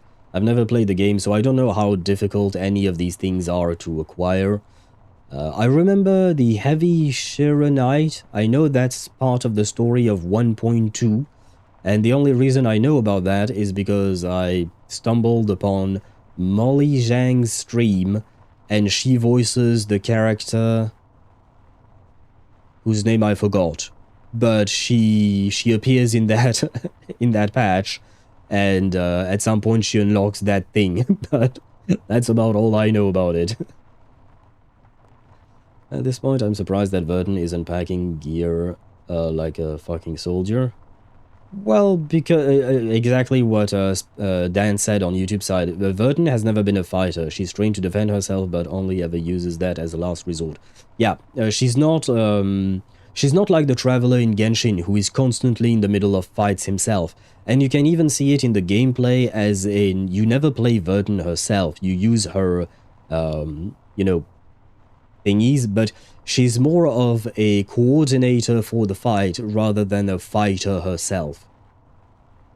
It's hard enough to make me spend 30 hours. It's hard enough to make me spend 37 hours without sleep. Maybe you should sleep, Nika. You know, the factories can wait. They will be fine. You will be fine, I promise. Tuning for support. Exactly, yeah. Vertin has always been more of a support type person rather than a direct confrontational and fighting person. Eating half a yellow melon and I'm thinking about Mierbi. Okay. Bon appetit to you, Mihai. Sometimes you come up on the stream with those random sentences like I ate an apple and I'm just like, okay, that's good for you, my man. Like, the fuck do you want me to say about that? Or anyone else in chat, to be honest. I'm just like, what? Why? Why do you tell us that? After 3-4 close calls, always having a backup umbrella or trying to get the Foundation to miniaturize the Equilibrium umbrella, I don't know, just something. Well, I mean, Vertin herself does not need an umbrella. She's the only one who is completely immune to it, to the effects of the storm. As for trying to get the Foundation to miniaturize the Equilibrium umbrella, bro, what do you think they are trying to do? And on top of that, it's not the Foundation who's doing that. That would be the Laplace Research Computing Center, and they are independent, even though they are under the Foundation. They remain independent, and now Adler Hoffman is at the head of it. And even then, they have resource allocations to deal with. So it's not just as simple as, yeah, get Laplace to do this. You know how science works. We've known about cancers for decades now, and we still don't have a one cure-all for all cancers or anything like that, or any type of disease. It takes a long-ass time and shit ton of resources to be able to produce new kinds of shit. So it's not just, yeah, get them to miniaturize the Equilibrium umbrella. Bro, they just figured out the Equilibrium umbrella less than 6 months ago. And they are constantly in the middle of storms and stuff like that, where they're constantly losing data, losing people, and stuff like that. So it ain't that easy. Laplace is its own deep shit, even with now Adler taking over. Hence why I keep saying it's not that easy. You can't just say, yeah, we can just do that. No, we can't. I'm a weird guy, don't question it. I have to question it because your weirdness is in my chat, and your weirdness don't break any rules or anything like that, so you're safe in that front, but I always have to question what is going on with my chat. Vertin is also used to bringing a whole-ass Animal Crossing island on her luggage, while now she's got nothing. That is also true, because yeah, Sparta, you say she might not need it, but usually she can protect people with her suitcase. She doesn't need anything other than her suitcase. This is kind of an extraordinary moment where she doesn't have her suitcase. Also, she went to the SPDM quite in a haste with an illegal TP disk. That is also true. Everything happening here is rapid response. No plan, no preparation whatsoever. Yeah, I'll explain the artifact transmuter. What is that? You want me to explain something, but I have no idea what you're talking about, Sparta. Usually, Vertin has a suitcase to protect Arcanist, and as soon as she got one of the first prototype of the umbrella, she asked for 15 more, which are likely inside the suitcase. Yeah. Or maybe the other characters took them, you know, and what do you call that? And they have them, but yeah, right now Vertin is kind of naked. Not in the literal sense, please. But, you know, she's not prepared to face this situation because there was no time to be prepared. When she was called, an explosion just happened, and all she knew is that there was an explosion, and Matilda was inside of it. You don't have that much time to do anything to prepare. You just take whatever Marguerite gave them, and you go for it. The thing that you feed artifacts into in Genshin. I don't know if you used it. Oh, that thing! When you feed artifacts into it, it has to be artifacts with levels in them. Level 20, level 5, no matter how many. Basically, it takes the experience of that in order to create an elixir of something, which allows you to craft a specific artifact. You can choose the artifact set, the main stat, and 2 substats for that artifact. So basically, this artifact transmuter thing is meant for that, for crafting ultra-specific artifacts. You have to use them once per patch, feed it some leveled up artifacts in order to get that one elixir thingy, in order to then craft whatever you need. Depending on how much specifications you add to the artifact you're trying to craft, it will cost different amounts of elixir thingies. Like if I recall correctly, it will cost 4 for goblets with double crit lines or stuff like that. Feathers and flowers, for instance, cost less. But yeah, more or less that. So it's basically the HSR equivalent, just costs level 20 artifacts. It costs multiple level 20 artifacts. 5 of them, I think, will net you the 100 thingy that you need, if I recall correctly, but unsure. Goblet is 4, Jesus. I don't remember. It might be 4, it might be 3. I don't remember the exact number, but it will cost you multiple of these things to craft a single piece, yes. She's what? Don't let Sonetto see that. She's gonna get taken out of the fight. Or, Jill, it could be a motivation for Sonetto to fight even harder, if she wants to see even more, maybe. Where were we? Ah, right, on the road. Why are these roads so bumpy? Because they have not been maintained properly. What? Haven't driven around here much yet? You'll get used to it. Rocks slide down off the mountain from time to time. How far are we from the SPDM? I think Paravian is not feeling all too well. 15 minutes, give or take. How did the Manus Vindictae manage to infiltrate the school? Security didn't notice anything? The guards are only equipped with trank guns. They wouldn't have been much use against the Manus. That does not answer the question. The problem is not what type of guns they had. The problem stems from them not recognizing that Manus was infiltrating the place in the first place, you know. This isn't actually the first time they've attacked the SPDM. Oh? That's the first I've heard of that. But this time they've sent an army instead of a Litiao. Won't be quite so easy to deal with. Okay, never mind. I do remember the Olitiao's fight. I don't remember which chapter that was in, but it was very, very early on. Okay. Fair enough. Lopera twists around to survey the convoy behind them. That won't be a problem. We're more than ready, aren't we? Blackbird was at the school before the attack. Just when I thought she might get to take a break. I hope she's alright. Well, she's probably completely freaked out. But I hope she's safe, at least. Quit your whinging, Beagle. Focus on the mission. Our little birdie's gonna be just fine. Is this Blackbird a friend of yours? Yeah. She might not think she's a soldier, but she's a survivor. If Antarctica and the Eastern Front couldn't kill her, she can handle a school. But she's never really fought the Manus directly, has she? Only critters and penguins in Antarctica. Oh, and then the rebels. The rebels? There's one thing you need to know, Beagle. Same thing I learned during her combat training. Whoa! The brakes squeal as Yermolai slams the armored car to a halt. What now? Captain signaled us to stop. Let me go check.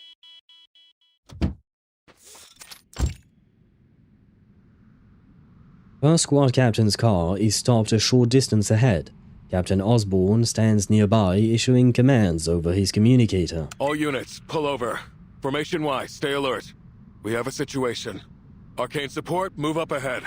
All team, check your wearable equilibrium umbrellas. Make sure they're functional.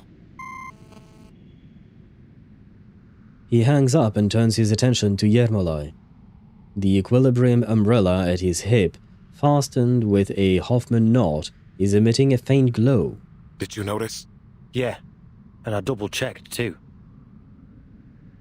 He gazes back over the rising hill surrounding them with intent. I'm not claiming to be an expert on these roads, but I can tell you one thing. We turned that same goddamn corner 3 minutes ago. Right down to that daft rat-looking boulder. Storm syndrome in effect? Oh man. Think we could be trapped in a maze net? Unlikely. A maze net couldn't cover a convoy so large. A maze net? Has this ever been mentioned before? A maze net? Because I have to admit I don't quite remember that. And what the fuck happened to my activity? Okay, Twitch is dying on it. I'm sorry, you guys don't know, you don't see it, but I have my stream manager on the side, and for some reason I just saw something and the Twitch dying, basically. Anyway. Where was I? I could see 2 routes for playable Vertin, RN99 EOS, or RN99 sequel with different gameplay, like Arknights to Enfield. Wait, why would R99 need to EOS for Vertin to become playable? I think it could still happen just if the story demands it, or if it makes sense. You know what I mean? But it doesn't need to be... It could be towards the end of the story, that's for sure.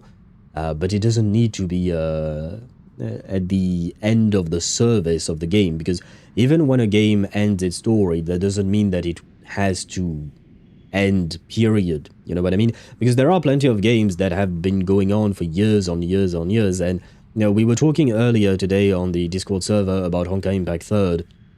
And it has a part 2. Now, no matter how you feel about part 2, the fact is that the game did not EOS right after part 1 finished.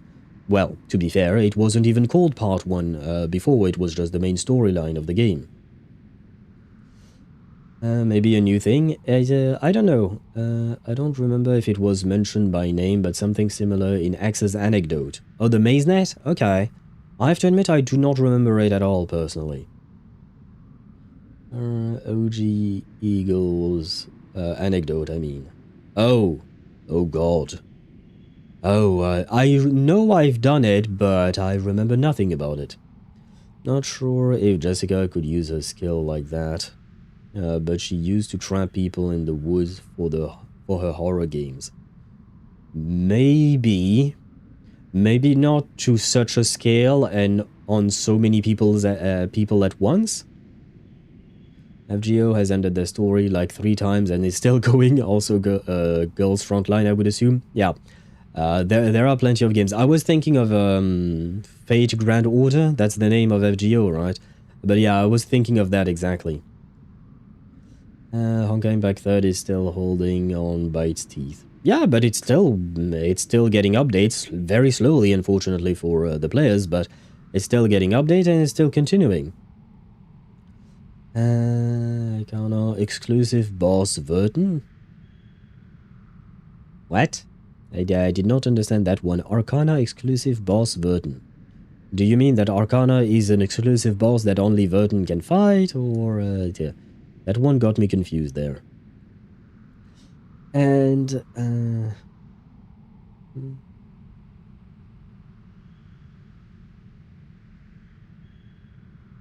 4 or 5? What?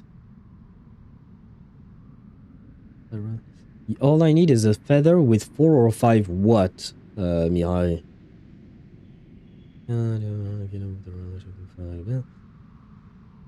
Double Christmas, only artifacts with defense main stat with those 2, of course. Ah, 4 or 5 rolls. Oh, okay. Oh, 4 or 5 rolls into the crit lines. Okay, yeah, I see what you mean. Welp. That the only thing you can do is pray to RNGesus that he gives you a good piece, but RNGesus is fickle by nature, I'm afraid. Like an exclusively playable Vertin in only the Arcana boss fight? I don't like that idea at all. I'll be honest, I don't like the idea at all. She's a unique entity in that specific boss stage. She's not a 6-star. Whether she's a 6-star or not, I don't really care, but if you make her playable whenever we want, not just for a single boss fight. Forcing us to use her for that boss fight, why not? Sure. But her being only playable for a singular boss fight, no thank you.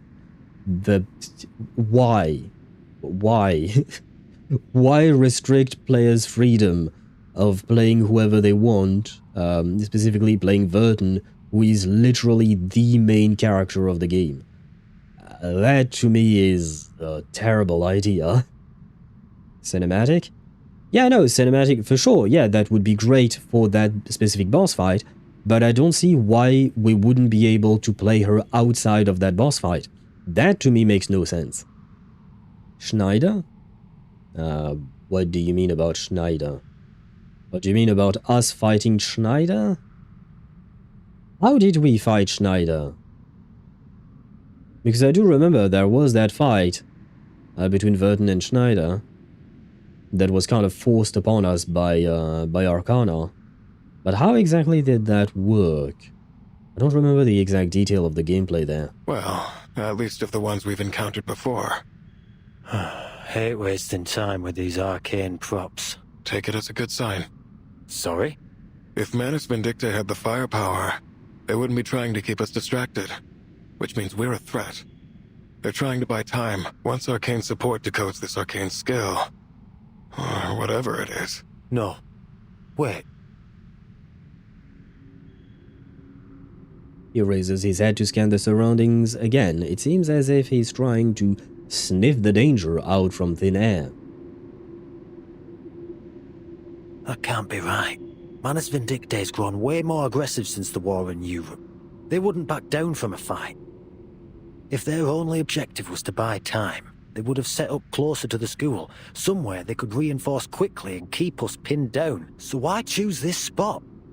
Looking around, this seems like a perfect place for a fucking ambush! Everyone, get back to your vehicles, now! Ah. Oh. Well, I didn't get to know you all that well, Captain Osborne, but, it was nice knowing you. Captain! Damn it!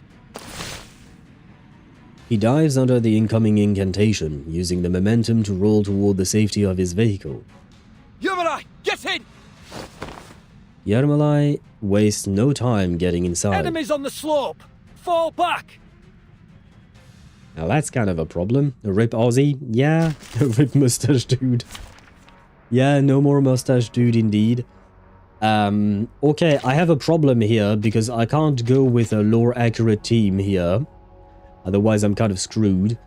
Because the only playable character that is present is Lopera. Shit, I don't remember. What order do I put these characters in? Do I not have a... Ah, Xenofam, there you go. We can play them together. Don't pay attention to Medicine Pocket. I suppose they are there for reasons. Is that the right order? Isn't Igor supposed to be in between these two? Wait. I don't remember the exact order because of the kit. Do you want a spoiler for the playable team? Huh? No? I don't know. I mean, right now there is no playable team that I can make. Maybe in the future we'll get a Yermalai and a Paravian, but right now we don't. So right now I'm just wondering about where I'm supposed to put these two. No, it's supposed to be you. Let's talk about... Oh, finally. Thought you'd forgotten me or something. No, it's not you either. What? Wasn't there a thing about putting her on the right or left of her dad. Oh no, distributes them. Oh no, okay, no, so, okay, she's supposed to be in between Moldir and Lopera, okay. She distributes her bullets to the characters in front and behind. Okay, no, so this works. There is no... Oh, it was in her alter... Well. Well. I guess it's too late for that. Ready to... Just a measure. Formless support. But...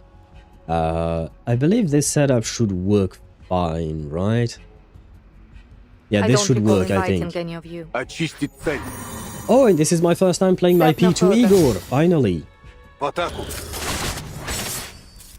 Find shelter in my gardens. Did he get enough? Yes, yeah, there you go.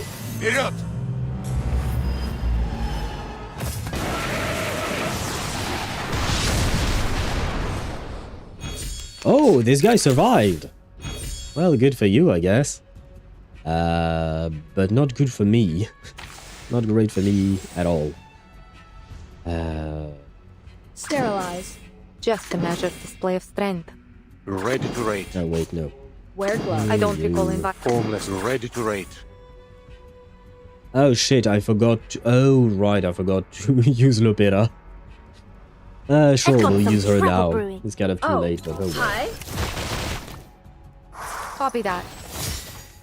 Wait, did it not work? What? Oh no, shit. I think Sparta just said, Igor be like, fuck everything in that direction. I think I might have misclicked and deleted your message. My bad, Sparta. Would you kindly die by any chance? Get ready. It would be nice. Just a measure. I don't recall inviting any of you. Wait for the I have pop. neither Igor nor Moldir. Ah, there you go. Allow. I think... Wait, what? Oh. Okay, yeah, no, I think there is just a problem with Twitch. Now it worked, but it was still auto-moderated, your message, Sparta. But there is a bit of a problem with Twitch's side, I think.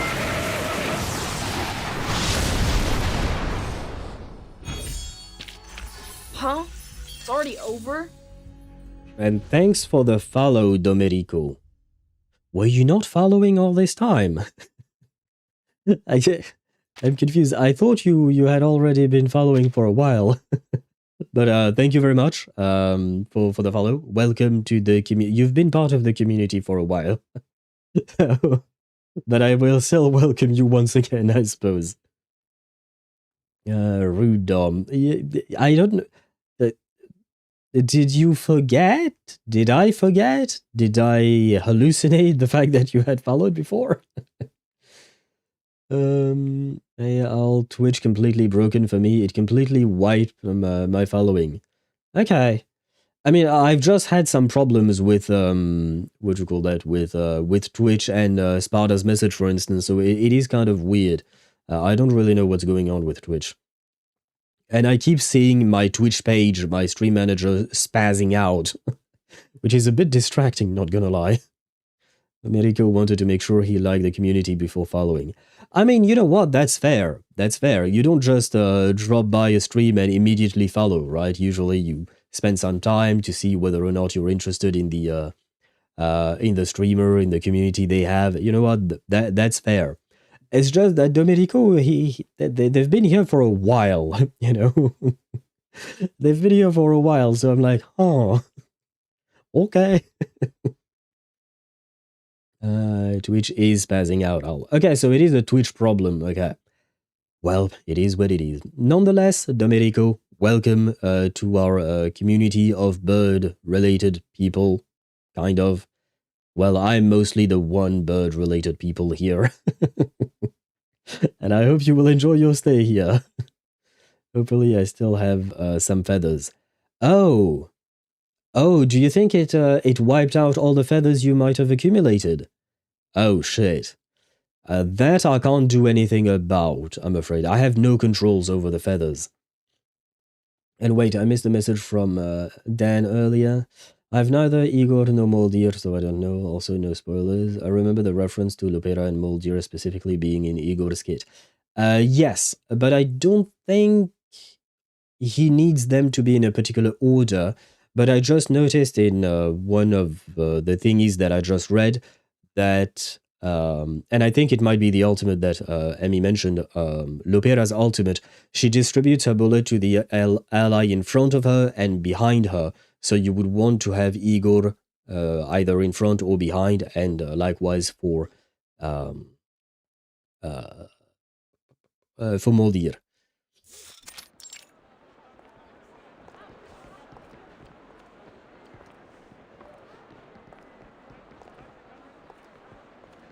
Despite the ongoing threats, the Foundation continues trudging through its pre-storm procedures as planned. But it has become obvious that their capacity is being stretched to its limits. People are loitering outside the committee building waiting for further direction. Two squad mates squeeze through the anxious crowd of refugees. I'm gonna disagree with you there, El Capitan. What the fuck is that getup? That's a skin. Why does he have this skin? What?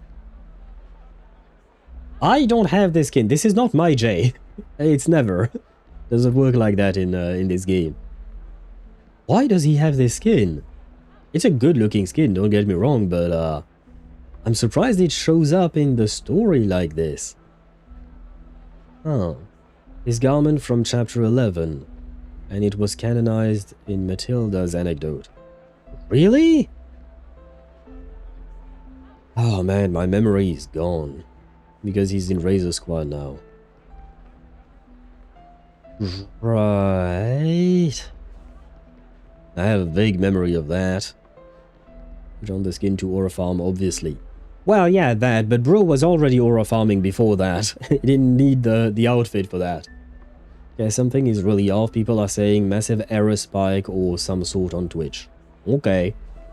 As long as you guys are able to watch the stream, you know, we'll deal with the aftermath after. This is his intern uniform. Okay, if this is the uniform for the intern, what is going to be his actual uniform then? Jay comes to an abrupt stop as they end their patrol. His voice drips with contempt, though it isn't directed at his superior. Razor doesn't need to guess what's coming. Another complaint from his newest recruit. As a captain, he has weathered them 1,000 times and obliges with a sympathetic ear.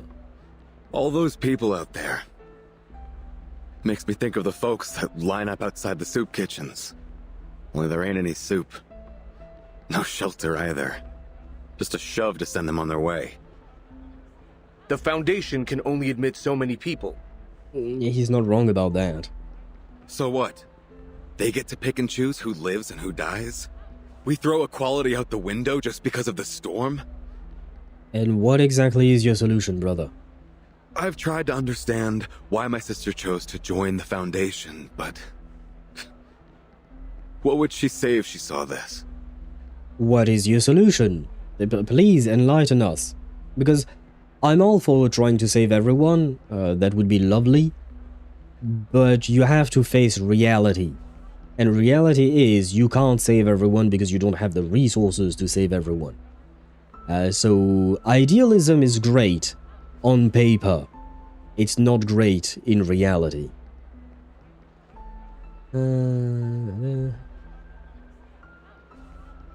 More attack.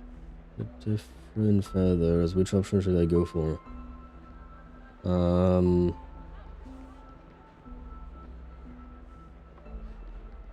Losing 14. Technically speaking, in terms of crit value, Mihai, you're losing too much crit rate for too little crit damage gain. As for the attack difference, I can't say because I don't know how much attack difference there is. But based off of crit value alone, you're losing too much crit rate and not gaining enough crit damage with that second build. Which keeps on breaking. I'll be migrating. Ah, welcome to YouTube side then, Domenico. First come, first served. Yeah, I guess so. It's because we don't have the time to organize some kind of a raffle or, you know, some kind of a random random selection process or anything like that. So yeah, first come, first served. I'm not saying it's a perfect solution, far from it, but you're in the middle of a war with a storm approaching. You cannot do perfect. Can't the Foundation just dig a deeper hole? Yeah, sure. Give them the time, the manpower, and sure, yes. Over time. I guess the storm immunity zone won't probably reach that deep into the earth, plus the storm affects the whole universe. True. That is also a good point, yeah. How much can we expand the storm immunity zone until it is no longer an immunity zone? That is a very good point. So yeah, you have to do what you can with the resources you have at hand. Because if you just throw everything out the window for the idealistic idea of saving everyone, you just risk everyone dying.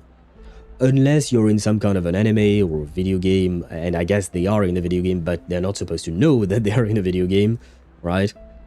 So yeah, no, it ain't that easy. There is wars or something, no. Yeah, but no one at the Foundation knows how to build. If you're talking about the doves, which are protecting the place, no one knows how to build those other than the Pax House. So number one, we would have to ask the Pax House how the fuck those doves work. Number two, we have to get them. And we have to somehow make them, which probably takes time and resources. And number three, it's not just about making new ones. It's also about replacing the ones that were destroyed, because apparently around the SPDM were 4 towers that were all destroyed. So not only do you want to make more, you also want to replace the ones that are destroyed. Do you see the pattern of problems that simple questions that don't take into account the context pose? The question is simple, yeah, can we just do that? Yeah, theoretically speaking. With enough time, with enough manpower, with enough resources. We have neither the time, the resources, or the manpower. What do we do now? Still don't understand the mechanics of arcane yet. It's not about understanding the mechanics of arcane powers or arcane rituals. It's resource management. It's just that. This has nothing to do with magic. This has everything to do with resource management. It's not like the storm is a relatively fast calamity. Did you get the twist owl for the Pax House? What twist? That part I don't know about. But yeah, it's not like the storm is, yeah, it's gonna rain for 5 minutes and everything's gonna be fine. It takes a bit more time than that. I can't shake the thought out of my head. Those cold-hearted bastards, sitting back in their glossy offices with comfy chairs, pretending to be philanthropists while they leave people to die. Again, I'm all for it. What is your motherfucking solution? It kind of pisses me off, characters like Jay, and I like Jay as a character overall, but it just pisses me off when you have this idealistic nature, which is fine, but you deny the existence of reality. And you... what do you call that? You criticize the decisions of others, but that's all you do. You do not offer any kind of solution to the issue. You just say, oh, that solution is bad. Yeah, but then what the fuck do we do, man? Like, seriously, give me an answer. What do you want them to do? Take all of the people in? How? Do we have the space? Do we have the food? Because what's the point in taking everyone in if everyone's going to starve to death? Like... well, blind idealism. Yeah, it's idealism without actual thoughts behind. And that annoys me to a certain extent. Personally, I never liked Jay because he could never understand his sister, let alone looking outside of himself. He is very much self-absorbed. At least he's trying. Just like he said, he's trying to understand why his sister chose to join the Foundation. At least he's trying. But he has a very narrow field of view, which makes it very difficult for him to understand anything. And then you just hear, I don't know, figure something out, Lemafau. Yeah, basically, it's just figure something out. But the reality is that figuring things out is hard, and that's the whole problem. I'd say Jay's still grieving, but pushing those feelings down when he takes other responsibilities. That is not an excuse. That is an explanation, but as I always say, even if something bad happens to you, how you choose to respond to it is your own damn choice. And this is his choice. Do me a favor, Jay. Do your complaining in private. I don't want to have to be the one pulling rank and charging you with insubordination. Added caveat, I understand that the grieving process is very complicated as well, but it does not excuse the fact that what you're doing is dumb, basically, or what Jay's doing is dumb. It explains it but does not excuse it. All for punching the problem in the face, we can't punch the storm in the face. No, there are a lot of problems you can't just punch in the face. There is no one to punch if you want more food. Like, it doesn't just... Well, it literally grows on trees, but you have to plant the trees, you have to take care of the trees, and then you have to harvest the trees, etc. All of these things can't be solved by just a punch in the face. Unless you're stealing the food from someone. But then there is still the question of space, the question of storm immunity area, etc. And most of these are not just, yeah, punch something in the face and the problem is solved. It is way more complicated, and you have to face the reality that it is more complicated than these simplistic questions you ask. I'm talking to Jay, specifically here. Whatever. I know we can't help everyone, but you ain't convincing me that this is for the greater good. Maybe not, but again, like, okay, if you know you can't help everyone, then why are you complaining that we are not helping everyone? Can someone explain this to me? I know we can't help everyone, and yet I complain that we can't help everyone. I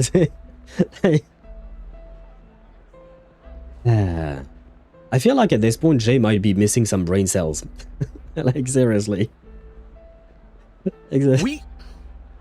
What we're dealing with here is more complex than things back on Hate Street. I'm sure you remember. There is that too, yes. The Dumbledore would like to have a word with Jay. What does Dumbledore have to do with this? Wait, what did he say? Oh, is it about the greater good? What did Dumbledore say about the greater good? I'm not a fan of Dumbledore, just so that it is known. For a game about magical bloodlines and literal objects gaining consciousness, it sure loves to bash idealism and use materialist arguments. A cult with a real deity. Yeah. I mean, it bashes it when you're looking at it through the Foundation's prism, but when you look at it from the from Manus Vindictae's prism, the idealism is still there, right? They have this idea of an ideal world that Arcana is going to give them, and it goes in opposition to what this the Foundation lives through and experiences, because they don't have that blind faith in Arcana, and they are a mix of arcanists and humans, so it is an interesting and complex rendition of similar issues viewed by completely different people. You know what I mean? The ring of his communicator rescues Razor from an imminent clash of organizational discipline and street philosophy.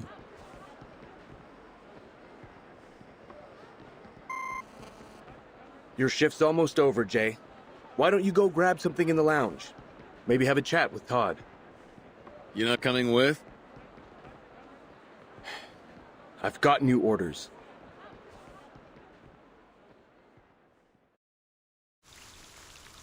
To be continued. Where are we? Stage 8? 9? 8?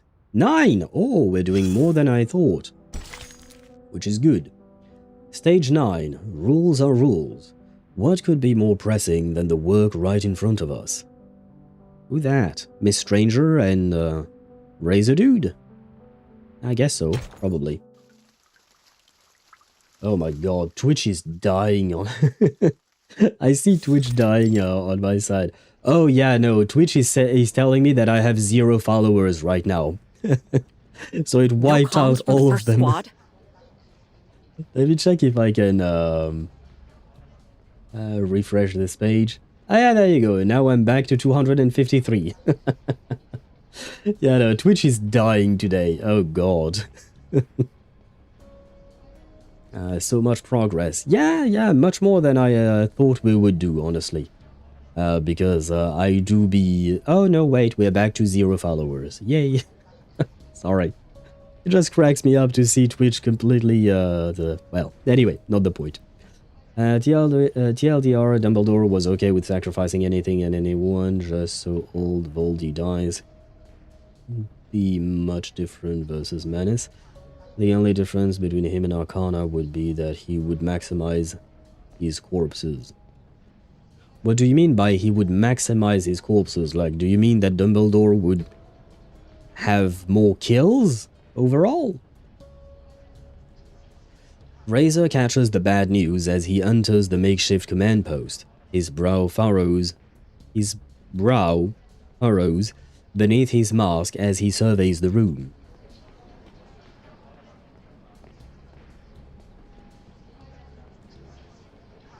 Several familiar squad captains are present, as well as the one who summoned them, Miss Stranger, now standing before a desk. Oh, everyone's here. Over here, Razor. We've just started. Don't mind me. You were talking about the first squad. They were the ones sent to the SPDM, right? Dispatch has lost contact with them. We're not sure whether they're in danger, or if communication has been jammed by the storm. Will we send another unit? No. Dispatch has decided we can't risk sending anyone else with the storm arriving so soon. Well. So, wait. If I did understand that right, first squad... No, Vertin hasn't met up with first squad yet, right? But still, that is where they are headed, so yeah, no reinforcement for Vertin. Still disposable. Oh wait, no, like the use of each individual dead person he uses against Manus? Is Dumbledore a necromancer? Still disposable, like 80 to 90% of what he can remotely get out of them instead of Arcanas, like pulling a number out of my ass, 10-20%. I have to admit I'm utterly lost with everything you're saying. Damn, she's fine. She is. I kind of want to pull her, but unfortunately, number one, I am dried out. I have no pulls left. And more importantly, I don't know that I could use her anywhere. I don't have any team to put her in. And as far as I know, she doesn't really have a team of her own. Self-buff, she dispels status down and negative status from herself, gains new life for 2 rounds, whatever that is. She deals mental damage. More mental damage. Yeah, no, to me she feels more like a somewhat generic main DPS. I don't really see any kind of archetype that she would fit in. And not even like a brand new one or anything like that. I don't know where Miss Stranger would fit in. And the problem is, if she's not part of an archetype, she is going to get power crap like crazy.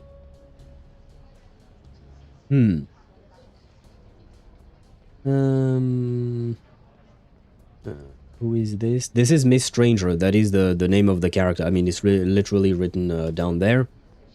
And just like Emmy said, next... Is it in 10 days or just next week, Emmy, that Miss Stranger comes out? I don't remember. He maximizes the use of each person he has as a pawn. So, like, he tries to make his pawns promote before they're taken off the board. Okay, I see what you mean. But at the same time, Dumbledore and Arcana are not working on the same scale. Arcana is working on a scale where she could contend with a world war. So she probably has thousands upon, well, hundreds of thousands of people. It's kind of harder to do what Dumbledore is doing when you're increasing in scale, you know what I mean? I thought it's like those, insert triple question mark, when you don't know the character yet. I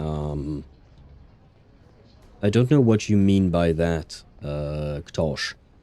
The special mechanic is in her Moth incantation, which can be charged by other incantations. Okay. Talking about her name. Oh no, this is actually her name, Miss Stranger. That's what we are referring her to. Yeah, she was also known as Miss Grace, Moth, and a few other names, but the one that is sticking out as her character name on her banner will be Miss Stranger. He'd still try. He would probably fail. If you can't just upscale the same tactics. It simply doesn't work. Again, a question of logistics, time, resources, etc. Some tactics work, and some strategies work on a small scale, but are just not practical or feasible on a larger scale. I'm aware. Then why are you mentioning it? What the...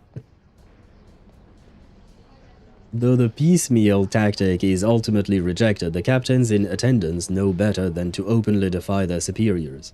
Is there any clearer reason why they made that decision? We can't risk leaving headquarters short-handed if an emergency breaks out. Besides, mobilizing another unit could easily spark panic among the people being processed. Dispatch has determined that if we cannot make contact, it'll be better to deploy after the storm has passed. That might be... Yeah, no, they have a point. Then, what are we here for, Miss Stranger? Your teams will be performing reconnaissance in force as soon as the storm ends. You are to gather any intel about the status of the first squad and SPDM as soon as possible. I need you to prepare your teams in advance. But let me be clear. The purpose of this mission and the status of the SPDM and first squad are on a need-to-know basis. You are not permitted to inform the lower ranks at this time. We have to take into account the possibility that some of your newer team members may act on impulse if they hear the news. Especially the arcanists among them. Someone like Jay, for instance. Acting on impulse. Jay is not exactly known for his impulse control, let's be honest with that. Was Barcarola the one I won for Lawrence and Isolde? Or no? No, it is not. The one you won for Isolde and Lawrence Butterfly is Beryl, written B-E-R-Y-L. That's fair. I'm not sure I could hold some of them back from rushing into the storm if they thought they could help. And Marsha, I suppose. Marsha works too. Marsha is the redhead. For the good of the operation, we'll keep our mouths shut. Human or arcanist, we need to prioritize our team's well-being. Exactly, Beryl. Almost, but yes. Osborne's team will be fine. They have numbers, skills, and the latest gear. The Manus won't take them out. Not without a fight. I bet they'll be crowd surfing above the cheering students by the time we get to the SPDM. Sure, yeah. Let's be optimistic. Stranger, I've kept an eye on Team Timekeeper as ordered. I wouldn't say they're the most disciplined group, but they're doing fine. Except the one that claims to be some kind of pirate rock star come freedom fighter. She's been selling the others on an escape plan. Yeah, but that girl you can't do anything about. Razor, could I ask you to speak to Regulus? You saved her life once on the Aegean. Perhaps she'll listen to you. Here are your mission briefings. Keep them secret. Keep them safe. She hands each of the assembled captains a file. Please follow dispatch's instructions and report in before you make further decisions. You have your orders. Dismissed. The other captains take their leave, and Miss Stranger prepares to follow. Wait, Miss Stranger.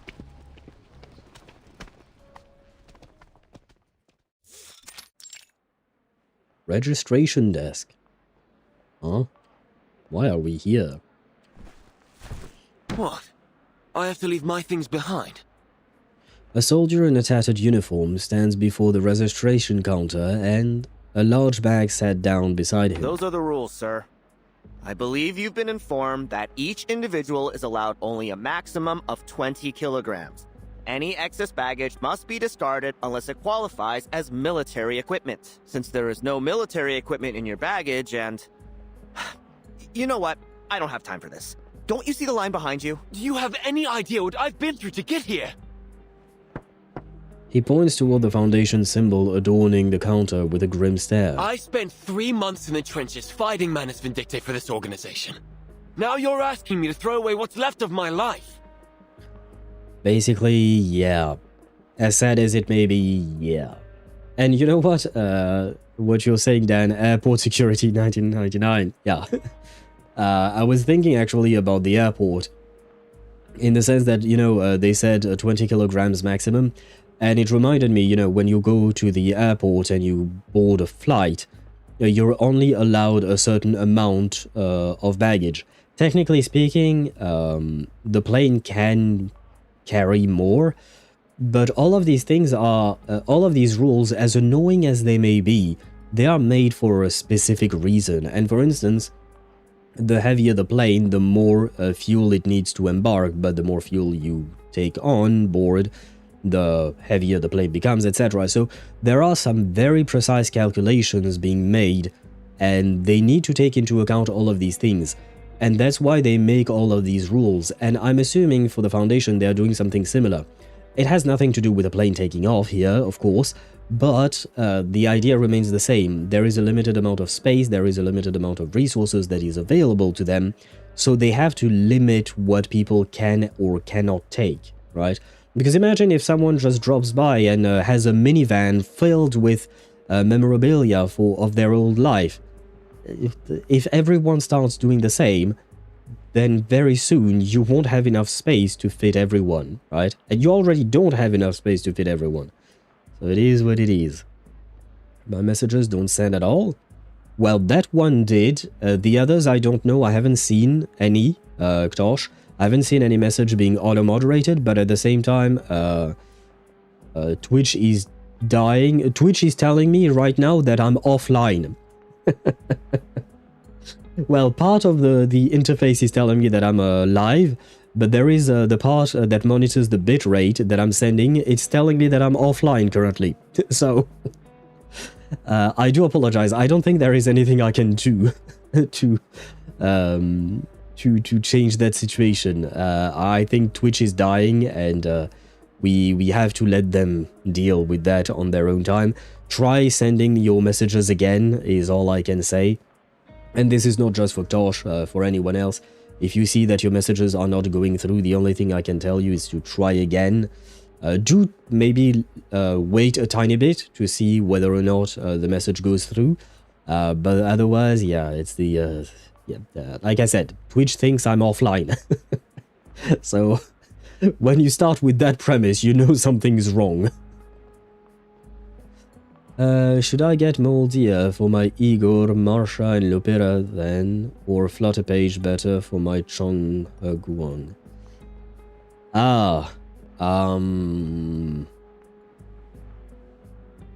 That's a tough one. For starters, Marsha should be with Lawrence Butterfly and Isolde. She works anywhere, but she works best in with Lawrence Butterfly, Isolde, and Beryl. Just putting that aside.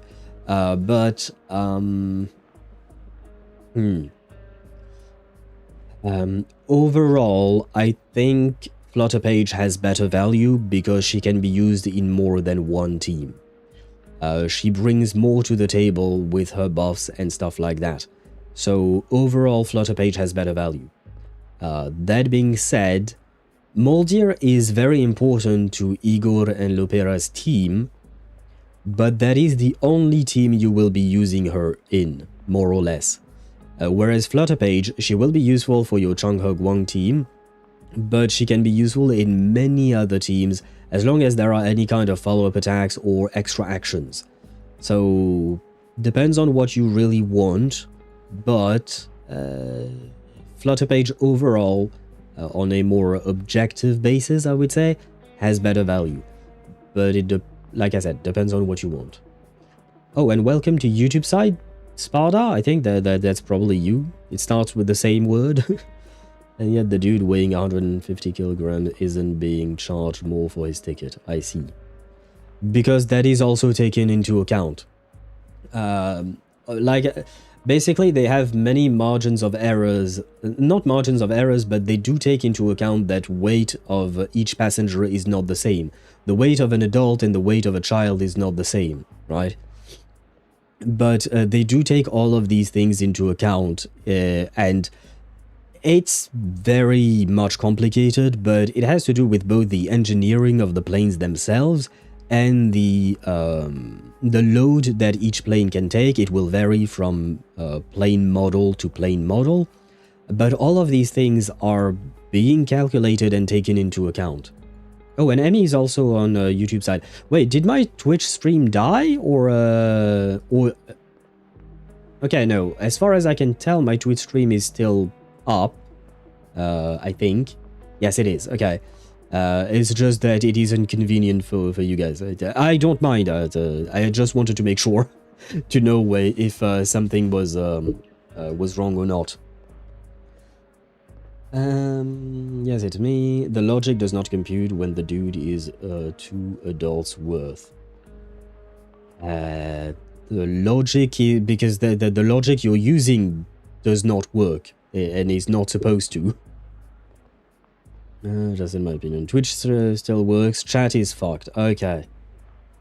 Yeah, well. It wouldn't send my message on Twitch. Okay. Chung Guang is not really the DPS. He's more effective as a support for Liang Wei.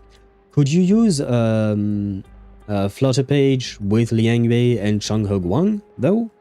Question mark. It's a question. And, well, if chat is fucked, then it is what it is. I always monitor both chats, so you guys use whichever one is more convenient. And it's not just my belongings. I brought things for my little brother, too. The commander said we'd be moving again after we sign this contract.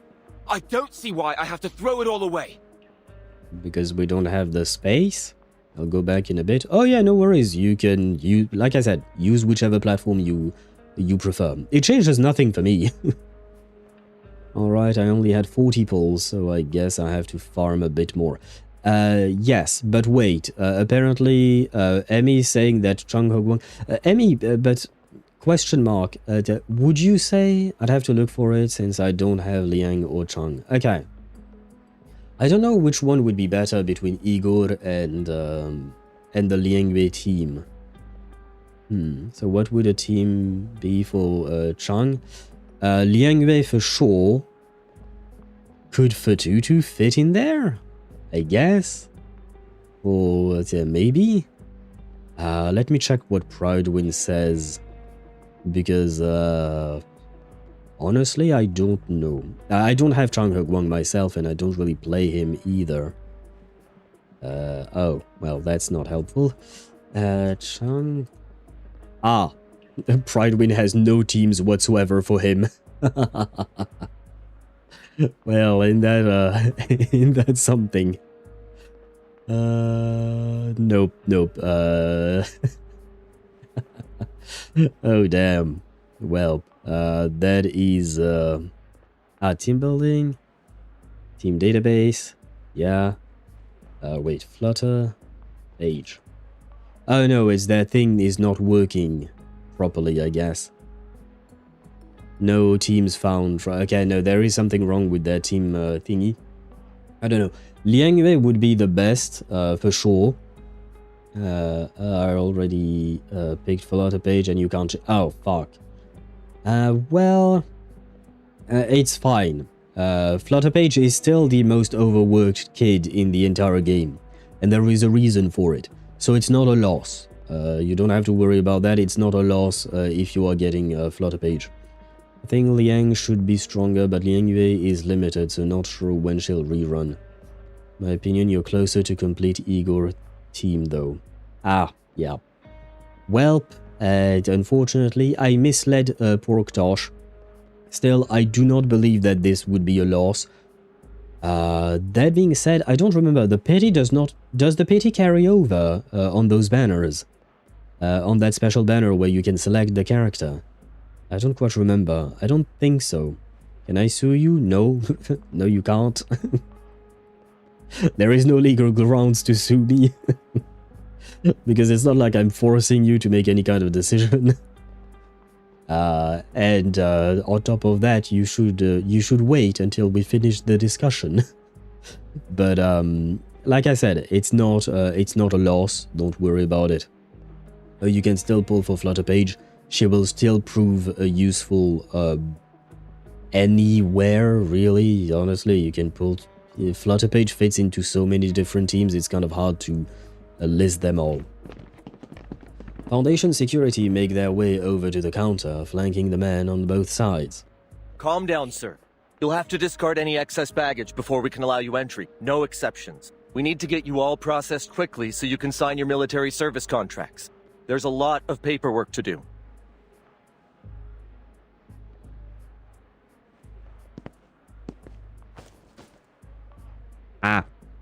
Another soldier who has arrived with him approaches. Oh, fuck me. Just do as he says, Arthur. You know these bureaucrat types? They're no different here than any back home. Heads are too clogged up with rules and regulations. There's no talking any sense into them. Might as well save yourself the bother. At his comrade's behest, the soldier finally parts with his belongings. From the other side of the hall, a tall and lithe woman has been watching the scene unfold. Oh, hello there. Someone else joins her. What are you doing here, Miss Druvis? Just looking around. I guess I find it odd seeing all these long lines. It's not normal to have so many people waiting to come in, especially so close to the storm. Well, wasn't that Kreyes' decision? They'll be putting on Foundation uniforms. And then, just like that, they'll be told to say goodbye to their family, friends, homelands, their entire era. Well, yeah, that's life. That's life since the storm started, unfortunately. It doesn't. True limited dual banners and those selector banners don't let pity carry over, hence some players will save all year for one of those banners. Again, you could make some mean sick owl merch with that voice, like that. You mean the nasally voice when I pinch my nose because I'm using tissue. It's not sneezing, it's... There is another word for it, but I forgot. Well, I will think about that, Dan. Always new talents on some old characters, Yaimiko, Chi-Chi, and stuff. Just looking around, magic crackling at her fingertips, probably. Blow your nose. Blowing your nose! Yes, thank you, Sparta. That was what I was trying to say. I don't know what you're talking about. New talents on some old characters. What are you... What's the question there? Because you just wrote new talents on some old characters, question mark. that does not constitute a question. I'm gonna need further details there. Definitely need more support, so I don't mind. I will get Moldier later. You should be able to get Moldier later, that's for sure. She will come back. Flutterpage is still a pretty solid choice. She was the best support before the arrival of Rhiannon. That is true. That is absolutely true. Rhiannon kind of knocked everyone out of the park, but that's a Rhiannon issue. That being said, if you don't have Rhiannon, or technically speaking, you can't use 2 Rhiannons at once, right? Flutterpage will do the job.